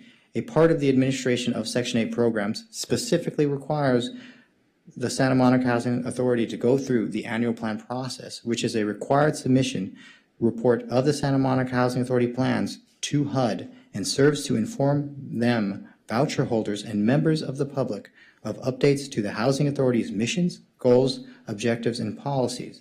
In accordance with federal requirements, the Santa Monica Housing Authority plans must be submitted to HUD for review by April 17th, 2023. Before the Santa Monica Housing Authority plans can be submitted to HUD, they must be put out in a 45-day public review period, which occurred between February 3rd to March 20th, 2023, to allow public comments or input. Staff must also provide the Resident Advisory Board, aka the RAB, which consists of the entire HCV population, an opportunity to provide input on the Santa Monica Housing Authority's plans. This year, staff posted notices on the Housing Office website and in the Santa Monica Daily Press. Staff also provided notice and solicited input at the Housing Commission meeting on March 2nd at the Administrative Plan Workshop and solicited direct input via mail and email to all voucher holders in their preferred method of correspondence. Overall, participation in the public comment period resulted in staff receiving feedback via email, mail, in person, over the phone, at the Housing Commission meeting, at the Administrative Plan Workshop, and from 9 voucher holders meeting independently of the Santa Monica Housing Authority. During the public comment period, staff received several forms of feedback, input, and suggestions from the Resident Advisory Board, other voucher holders, and stakeholders. Based on the comments made during the public review period, made by RAB members, other voucher holders, and stakeholders, staff is proposing 2 discretionary policy changes to the administrative plan for fiscal year 2023-2024.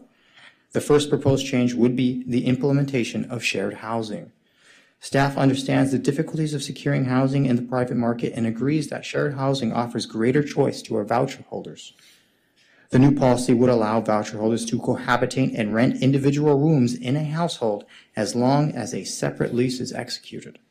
The second proposed change is to the current rent increase policy. Staff agrees that the current annual rent increase policy should be revised and clarified to require landlords to affirmatively request rent increases. This clarified policy now clearly requires that the rent increases for landlords must be affirmatively requested by the landlord to the Santa Monica Housing Authority at least 60 days in advance. Additionally, this fiscal year, the Santa Monica Housing Authority proposed the transfer of Chapter 18 of the Administrative Plan, which houses the policies and regulations of the Family Self-Sufficiency Program, FSS program, rules and regulation to the HUD's new template, FSS Action Plan, which HUD developed and encouraged the use of to accommodate the required regulatory changes of the FSS program. The proposed FSS Action Plan does not have any discretionary policy changes, only the mandatory changes required by HUD in a user-friendly standalone document. Thank you. All right. And Mr. Komesu, I just want to understand, you said that we had to submit this to HUD by April 17th? Correct. So tonight is our last opportunity to do that? Correct. All right, just wanted to clarify that. All right, Ms. Gray, you have 5 minutes.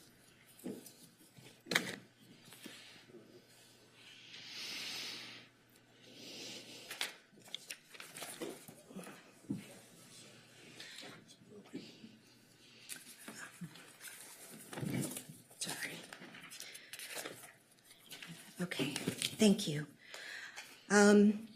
As discussed at the previous HAB meeting, Santa Monica Housing Authority program participants have been prevented from meaningful participation in the annual Housing Authority planning process for more than 20 years in direct contravention of HUD federal requirements. While the likely forthcoming formation of a Client Advisory Board, or CAB, is a positive development, it does not change the fact that the current nominal RAB has been prevented from meeting, receiving full orientation regarding the Housing Authority planning process and documents, deliberating and providing staff with collective input, in the annual planning process as required by federal policy. Housing Authority clients receive a single annual notice of the opportunity to provide planning feedback by email, mail, phone, or at a designated Housing Commission meeting. However, the majority of clients are unaware that the administrative and annual plans exist. Of those who are aware, few have any idea of their import, contents, and the discretionary status of their contents. This knowledge is necessary for any RAB member to provide planning input. Despite claims otherwise, this annual notice does not fulfill HUD federal requirements for clients' inclusion in the annual Housing Authority planning process.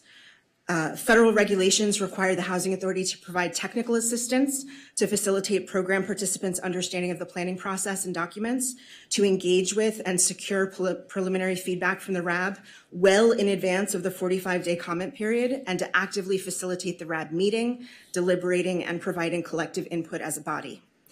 In a positive development, staff recently scheduled a planning workshop to educate clients about the planning process and provide an additional opportunity to share feedback.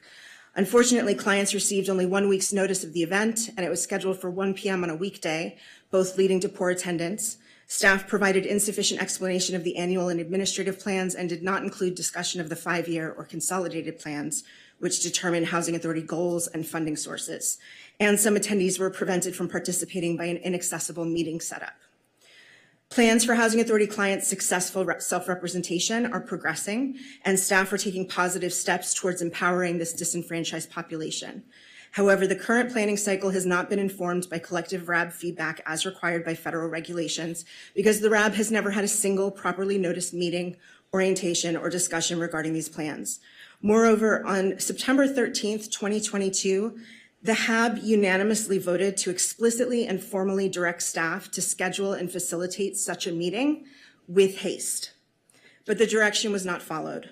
When Housing Commission leadership inquired on October 3rd, 2022, staff denied such direction was given even after being provided with a transcript of the successful predicating motion. Our recommendation, given the RAB's continued denial of the opportunity to communicate, meet, deliberate, and provide collective input as required by HUD federal policy, the Housing Commission recommends that the HAB choose to refrain from approving the current Housing Authority plans unless and until the current RAB, that is all Housing Choice Voucher holders, is able to meet, discuss, and submit collective feedback to staff.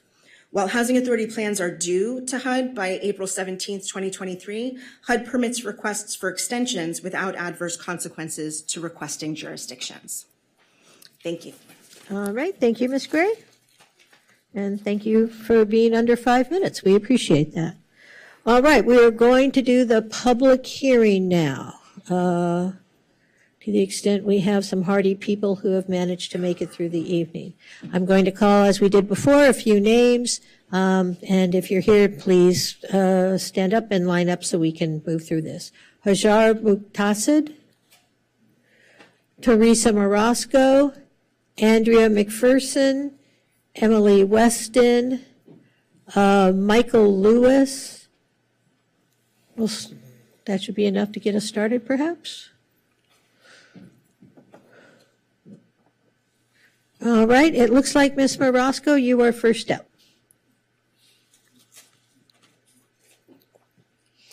Good evening again, Santa Monica Housing Authority Board. I am commenting on 12A, and I am officially requesting that the Santa Monica Housing Authority Board do not approve the annual and administrative plan because the RAB has not had an opportunity to sit down, go over, discuss the annual and administrative plans, which are huge documents, over 700 pages.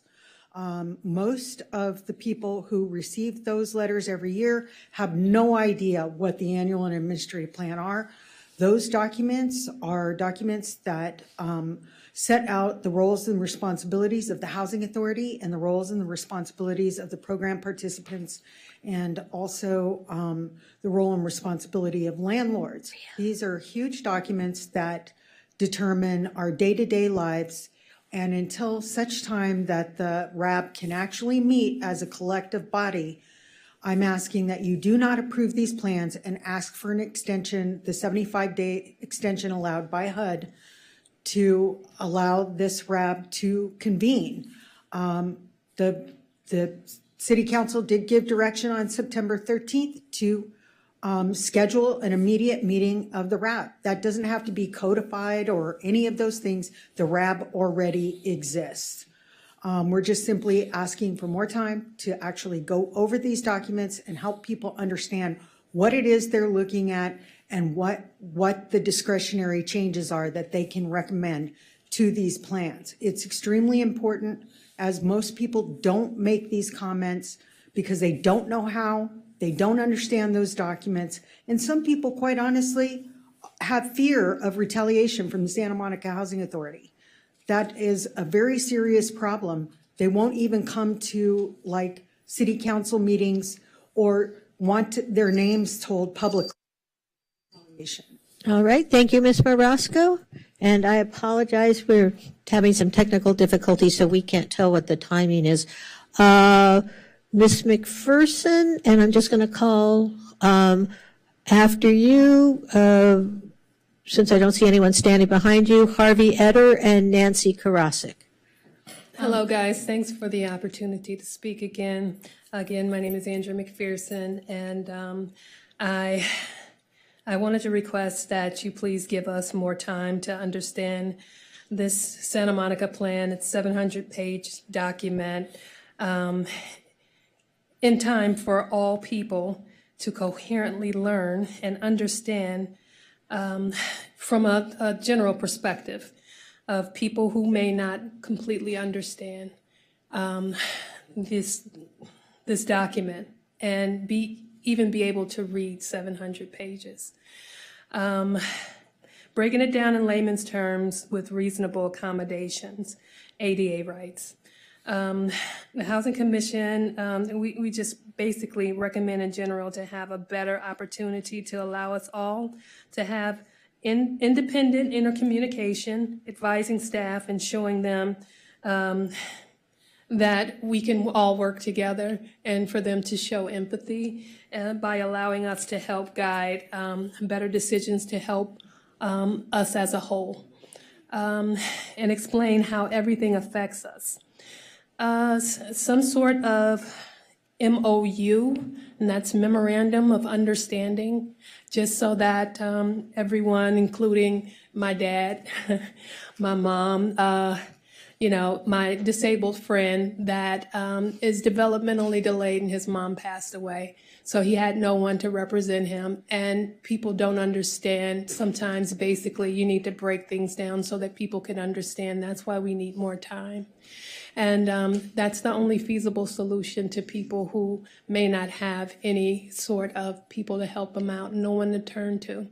And this is only correct so that our rights are given to us and we all collectively understand and make feasible decisions together and present it back to you guys. Thank you, Ms. McPherson. So I just want to make sure we're not skipping over anyone. Emily Weston is not present, I gather. Michael Lewis is not present, so that Mr. Eder and then Nancy Karasik, if she's present, will be after you.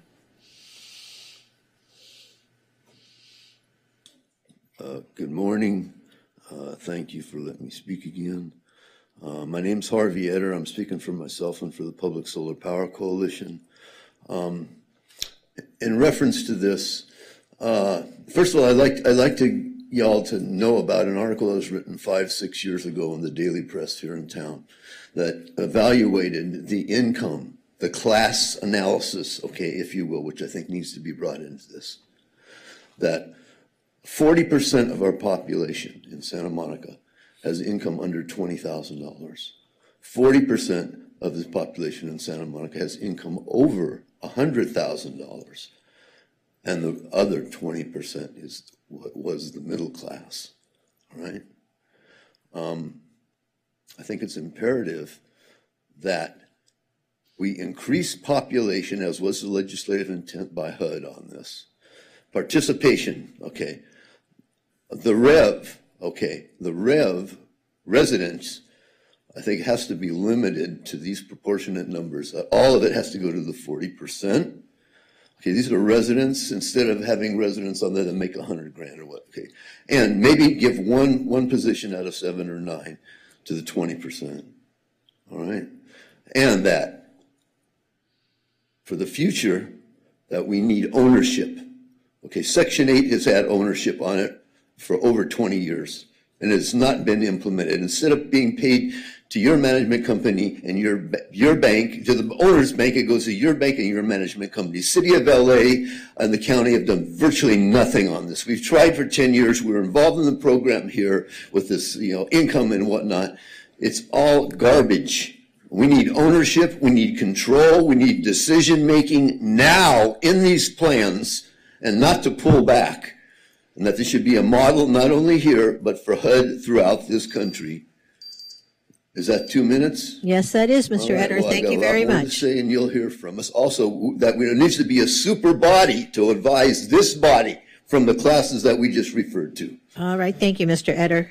All right, I believe that concludes the public hearing on item 12. So we are going to go into the questions phase.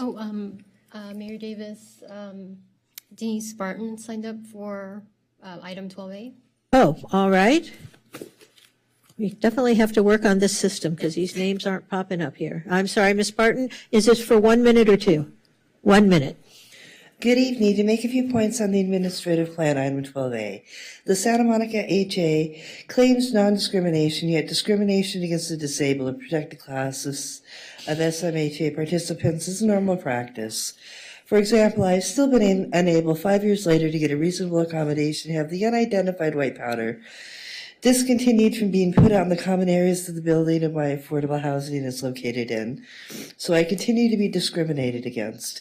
I also think it's worth mentioning that when I've requested assistance from the city attorney's office, because I'm not in treatment for my disabilities, the specialty medical documents I submitted, which contained most of the information about my disabilities, was rejected by the city attorney's office because they wanted a more recent document. And finally, if you're eliminating commercial property for workforce housing, how's that supposed to work considering the city already has a housing to jobs imbalance? I would encourage you not to pass the administrative plan until the RABCAB has had the opportunity to discuss and make recommendations together. Thank you. Thank you, Ms. Spartan. Is there anyone else who's not on the list? Ms. Decaney? All right, we are going to close the public hearing on item 12A. We're going to go to questions, and please, folks, it really will go faster if you stick to questions, and then we can have discussion. I know it's tough, but if you do it, we'll all get out of here sooner. Do we have any questions for staff or for Ms. Gray? No one's hopping into the queue. All right, that's great. So now we can go to discussion. Is there any discussion, or someone like to go straight to a motion? All right, so apparently everyone is asleep up here. Well, Wake up. Okay, Councilmember Terosas, I see you pushing the button, so I'm going to turn to Councilmember Terosas. There it goes. Thanks. The voice of God. So my understanding is that this was published in advance with advice from or feedback from the RAB. I understand that we're in compliance with our HUD obligations. The only part of this that I have any concern about is, again, we mentioned these eviction prevention efforts that require landlords to report all eviction attempts to a right to counsel program. It's in the staff report. I definitely need more information about that in a follow-up discussion about who's overseeing that and what our outcomes are looking like. What metrics are we measuring? But beyond that comment, I move to approve the what are we calling it here? Well, we have recommended action to, following the close of the public hearing, which we just had, to adopt the fiscal year 23-24 Santa Monica Housing Authority annual plan. Administrative plan, family self-sufficiency action plan, annual and administrative plans, and find that they're CEQA exempt. All right, we have a motion. Do we have a second? I will second. Do we have any comment? Not seeing any comment. May we have a roll call vote, Ms. Decaney? Okay, and I'm going to turn everyone's mics on because it sounds like there's an issue with the panel. So Commissioners, this housing, yes, Commissioner Zwick, Yes, sorry. Commissioner, I'm sorry, I should have started with Housing Authority Member Cochran.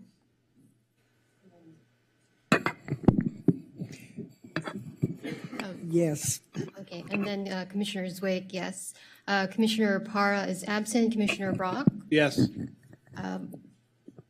but Vice Chair Negrete, Yes.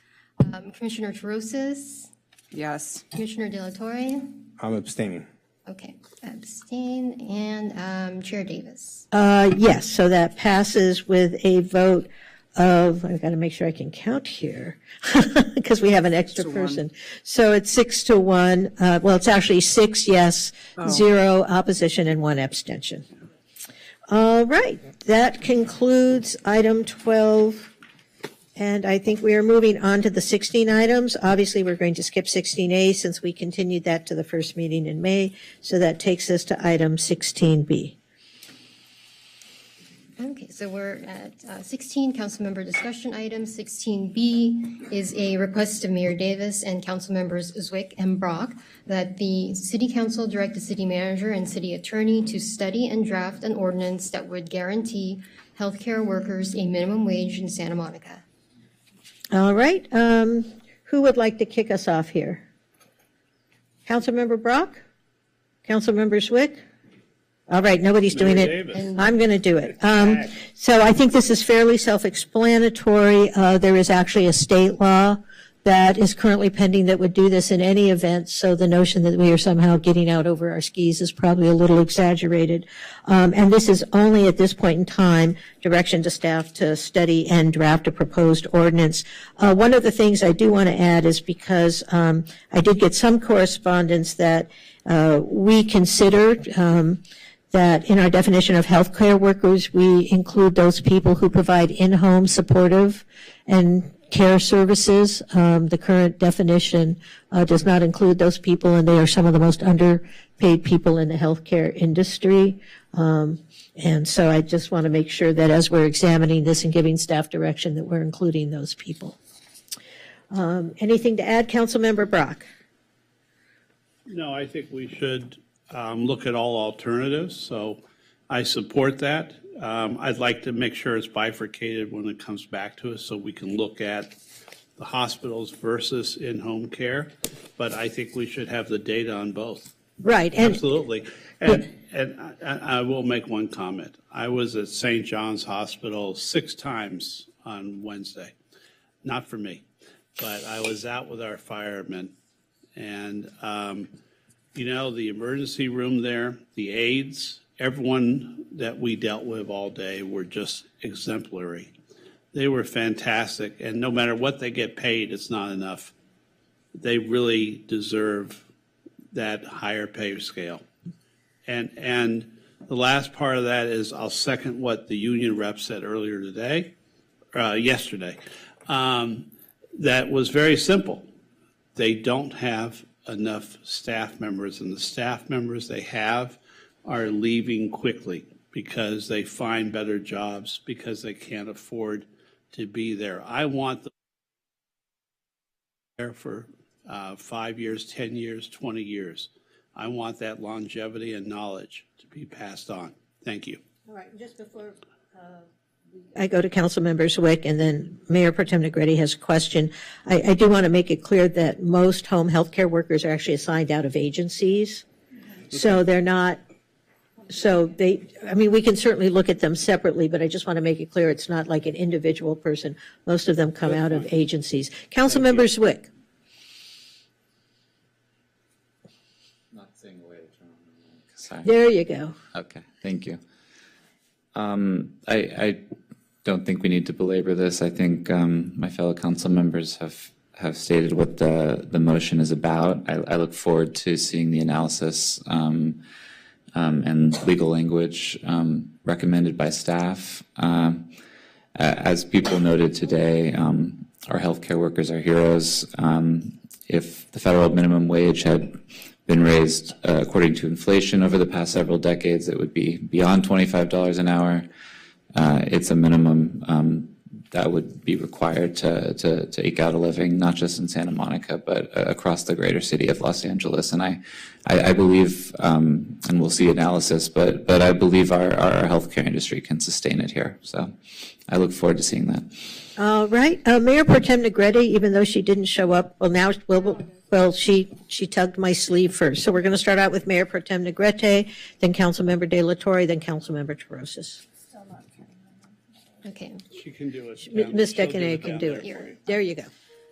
So my question is, when we come back with this, I just want to make sure that we're looking at, does that include also the person working in the cafeteria, the person working in the gift shop? Because when we say healthcare workers, I'm thinking of the people who are, working with patients, maybe cleaning up the rooms, prepping rooms, dealing with patients directly, indirectly.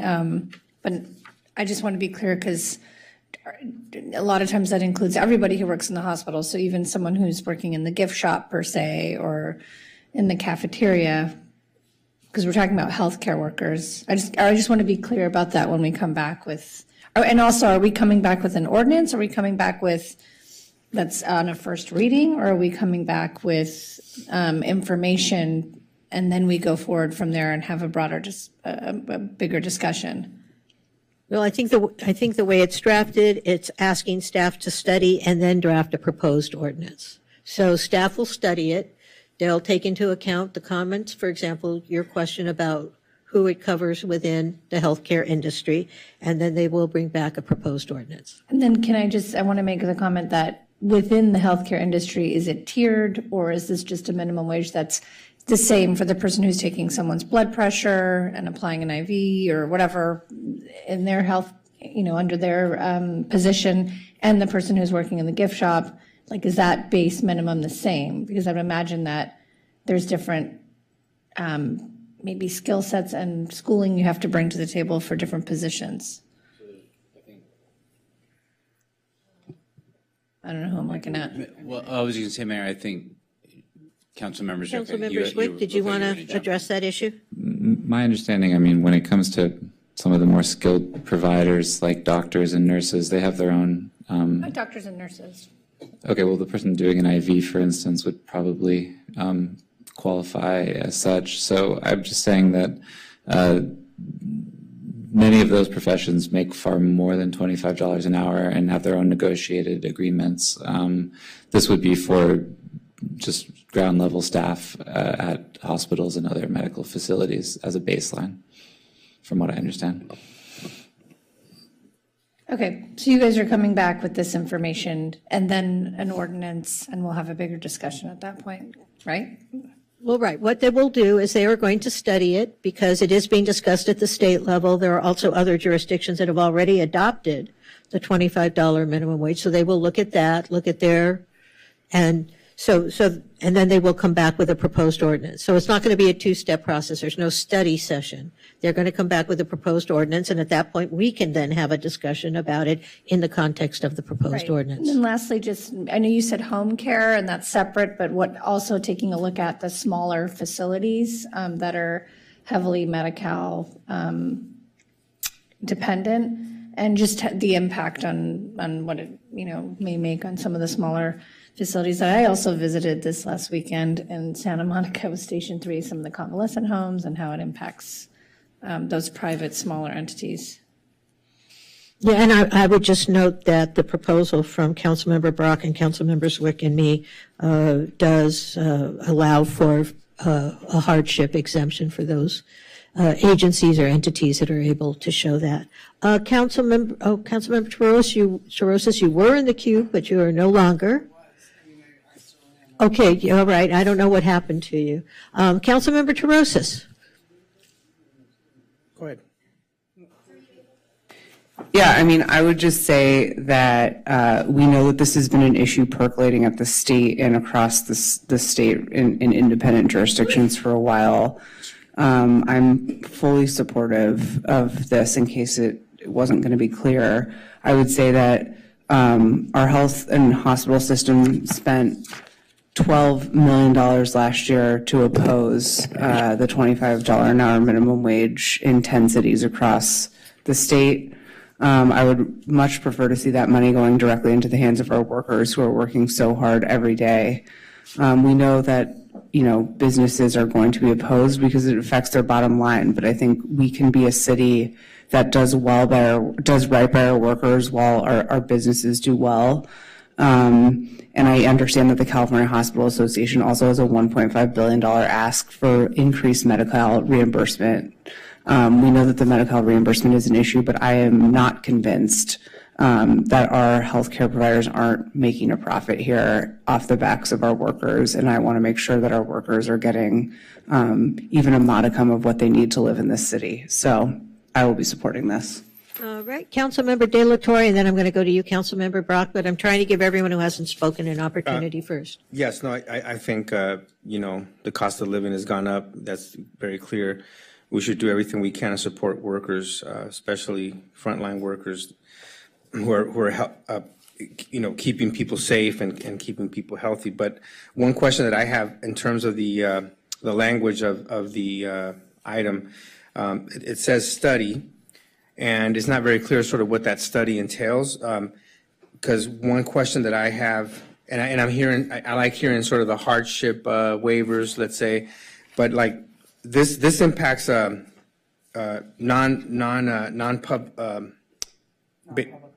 non-public hospitals. Yeah. And so that would mean also a nonprofit. So like, for example, like the Venice Family Clinic, for example, would be impacted by this as well. And so I just think when the direction, I just want to add just to further define sort of the study of this to ensure that we look at that, sort of what impact would it have sort of on the, Venice Family Clinic is the largest free health clinic in the country. And so I want to see what impact that would have on an operation like the Venice Family Clinic.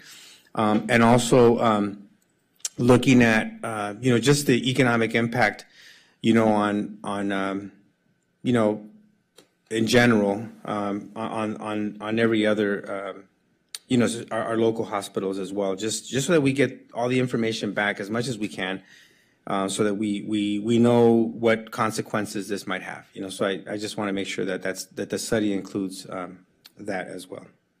All right, Councilmember Brock. So there we go. This is not for the gift shop employees. This is for frontline caregivers. And if you want to define it as that, that's what Inglewood passed. That's what other cities have passed. And it's going to be primarily workers who are the aides to the doctors and the nurses. They're the ones changing the beds. They're the ones hooking patients up to machinery.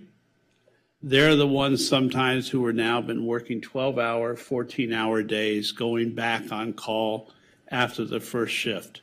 This is not, it's frontline care workers. That's the best way I can define this.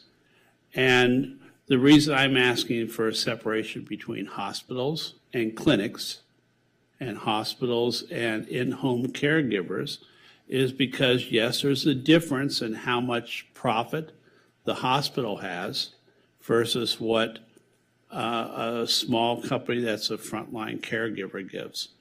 And so I think the staff have heard that. They'll come back with both. But I'm looking at Ballotpedia from what Maxine Waters, Tina McKinner, other people said about Inglewood's Measure HC. This would follow that, and it would also follow the proposed law that's in the state Senate or legislature. Yeah, right now. So what we do may become irrelevant because the state may supersede us anyway. But I do want to make sure those people who are working with patients, cleaning up blood, cleaning up debris every day, that they feel valued, and that combined knowledge lets them keep working and wanting to stay at their job. I don't think it's wise for a hospital to have to retrain people every 3 months. Thank you, and I hope we vote for this. Well, somebody should make a motion. I'll make a then. motion to pass, please.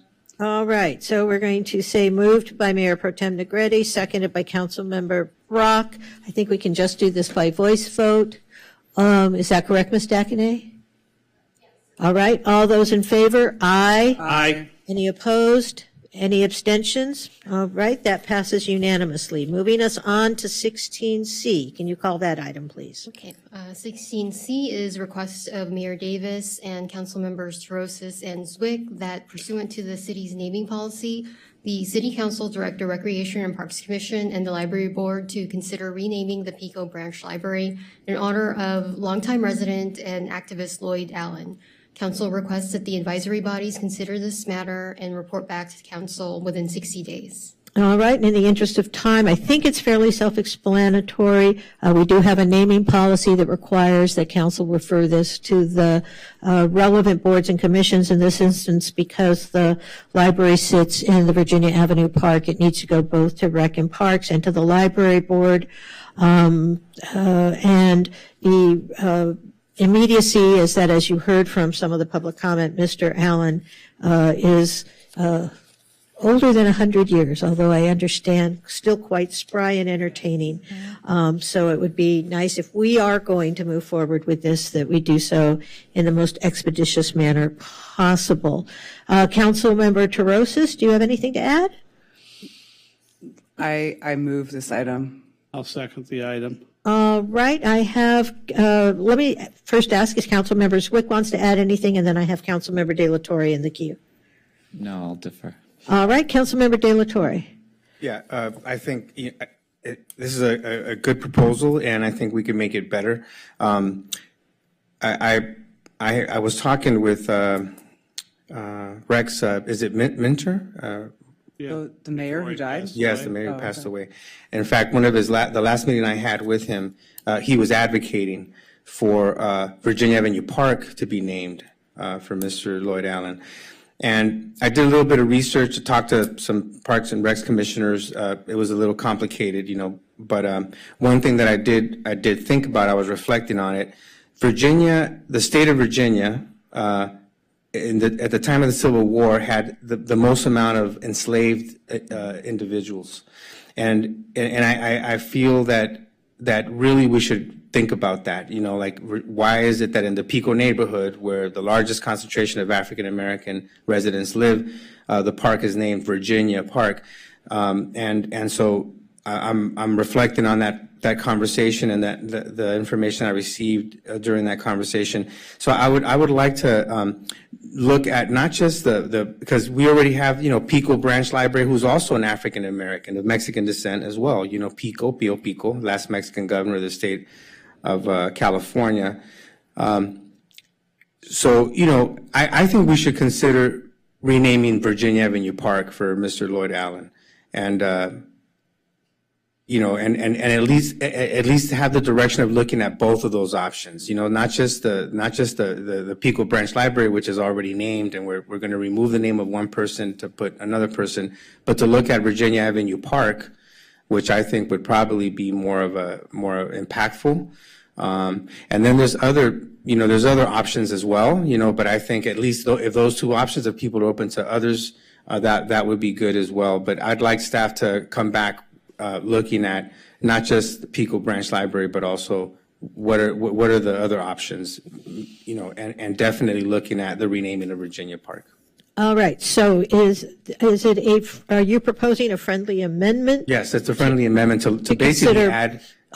Let me finish it and then we'll be clear. I'm really trying to get us out of here, folks. So is that a friendly amendment to ask, because again, this is not going to staff, this is being referred to the Recreation and Parks Commission and the Library Board, to have them consider the options of either renaming Virginia Avenue Park after Mr. Allen or renaming the Pico Branch Library after Mr. Allen. Is that acceptable to the maker, Councilmember Tarosis? Yes, I think that's great. And how about you, seconder of the motion, Councilmember Brock?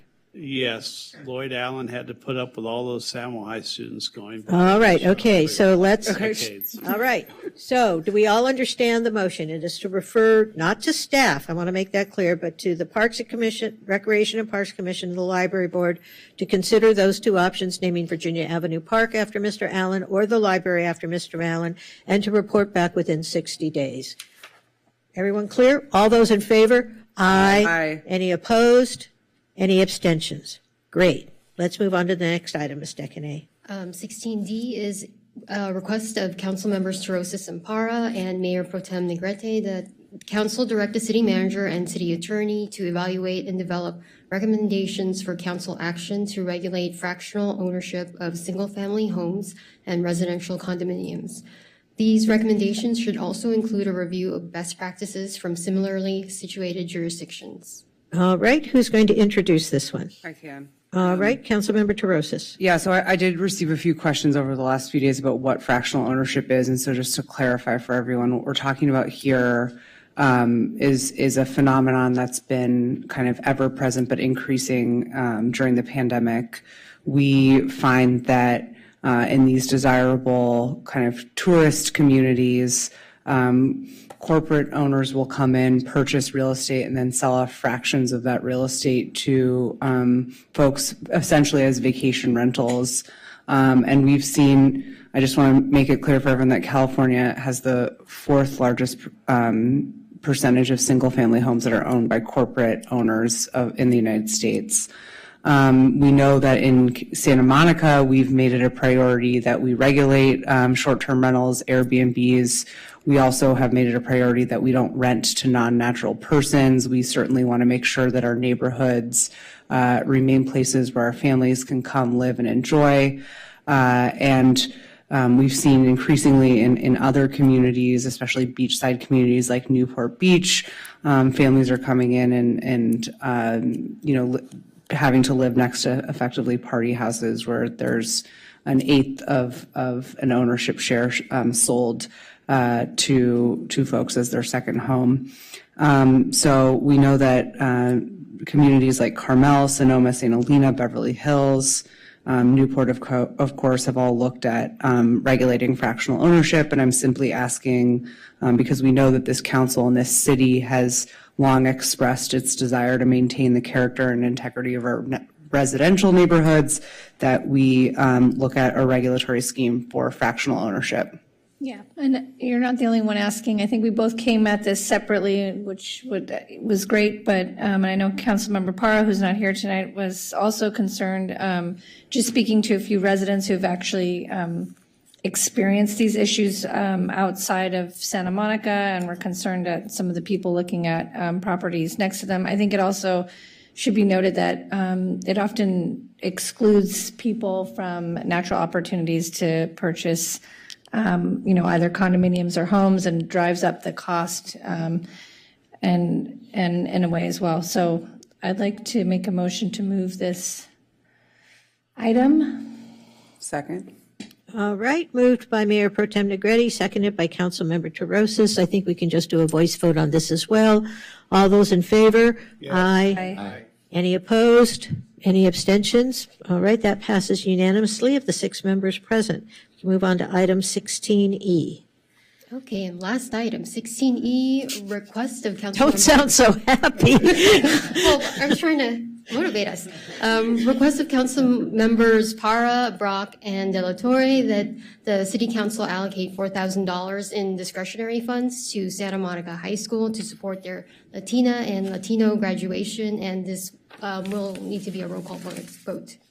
All right, Councilmember De La Torre, it looks like you want to take this one on. Yes, there's one slight change. We can just, the language, basically the last sentence would read, checks to be made out to the Association of Mexican American Educators. Dr. Tamayan, who is the president of AME, an organization that's been around for, since the 1960s here in Santa Monica, is also the advisor to the Coalition of Latino Student Clubs at Santa Monica High School that's putting on the event. This event has been a traditional community school partnership, and the students want it to be student-led. And you met them today, they talked today, so that's just the only change to it. They want to have A little bit more control, a little bit more self-determination on the event. That's why they want the check to be made out to the Association of Mexican American Educators. She's a teacher, right? And can I just clarify, that is a nonprofit, because we Yes, it's a we need to nonprofit. be able to give money to entities. We can't just give money to people. Correct. All right. Nonprofit organization. Okay, is that a motion? Yes.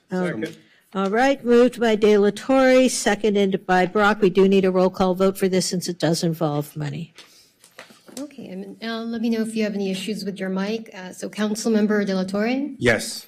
Councilmember Torosis, Yes. Mayor Pro Tem Negrete, Yes. Councilmember Brock, Yes. Councilmember Parra is absent, Councilmember Zwick, Yes. and Mayor Davis. Yes, that passes unanimously of the 6 members present. Not to spoil Ms. Decanay's evening, but does anyone have any adjournments this evening? Seeing none, we will adjourn this meeting, and we will reconvene at 5:30 p.m. on April 25th. It is currently 12, we just missed it, folks. It just turned 1 a.m. We almost did it. But in any event, we will see you all on April 25th. Thank you.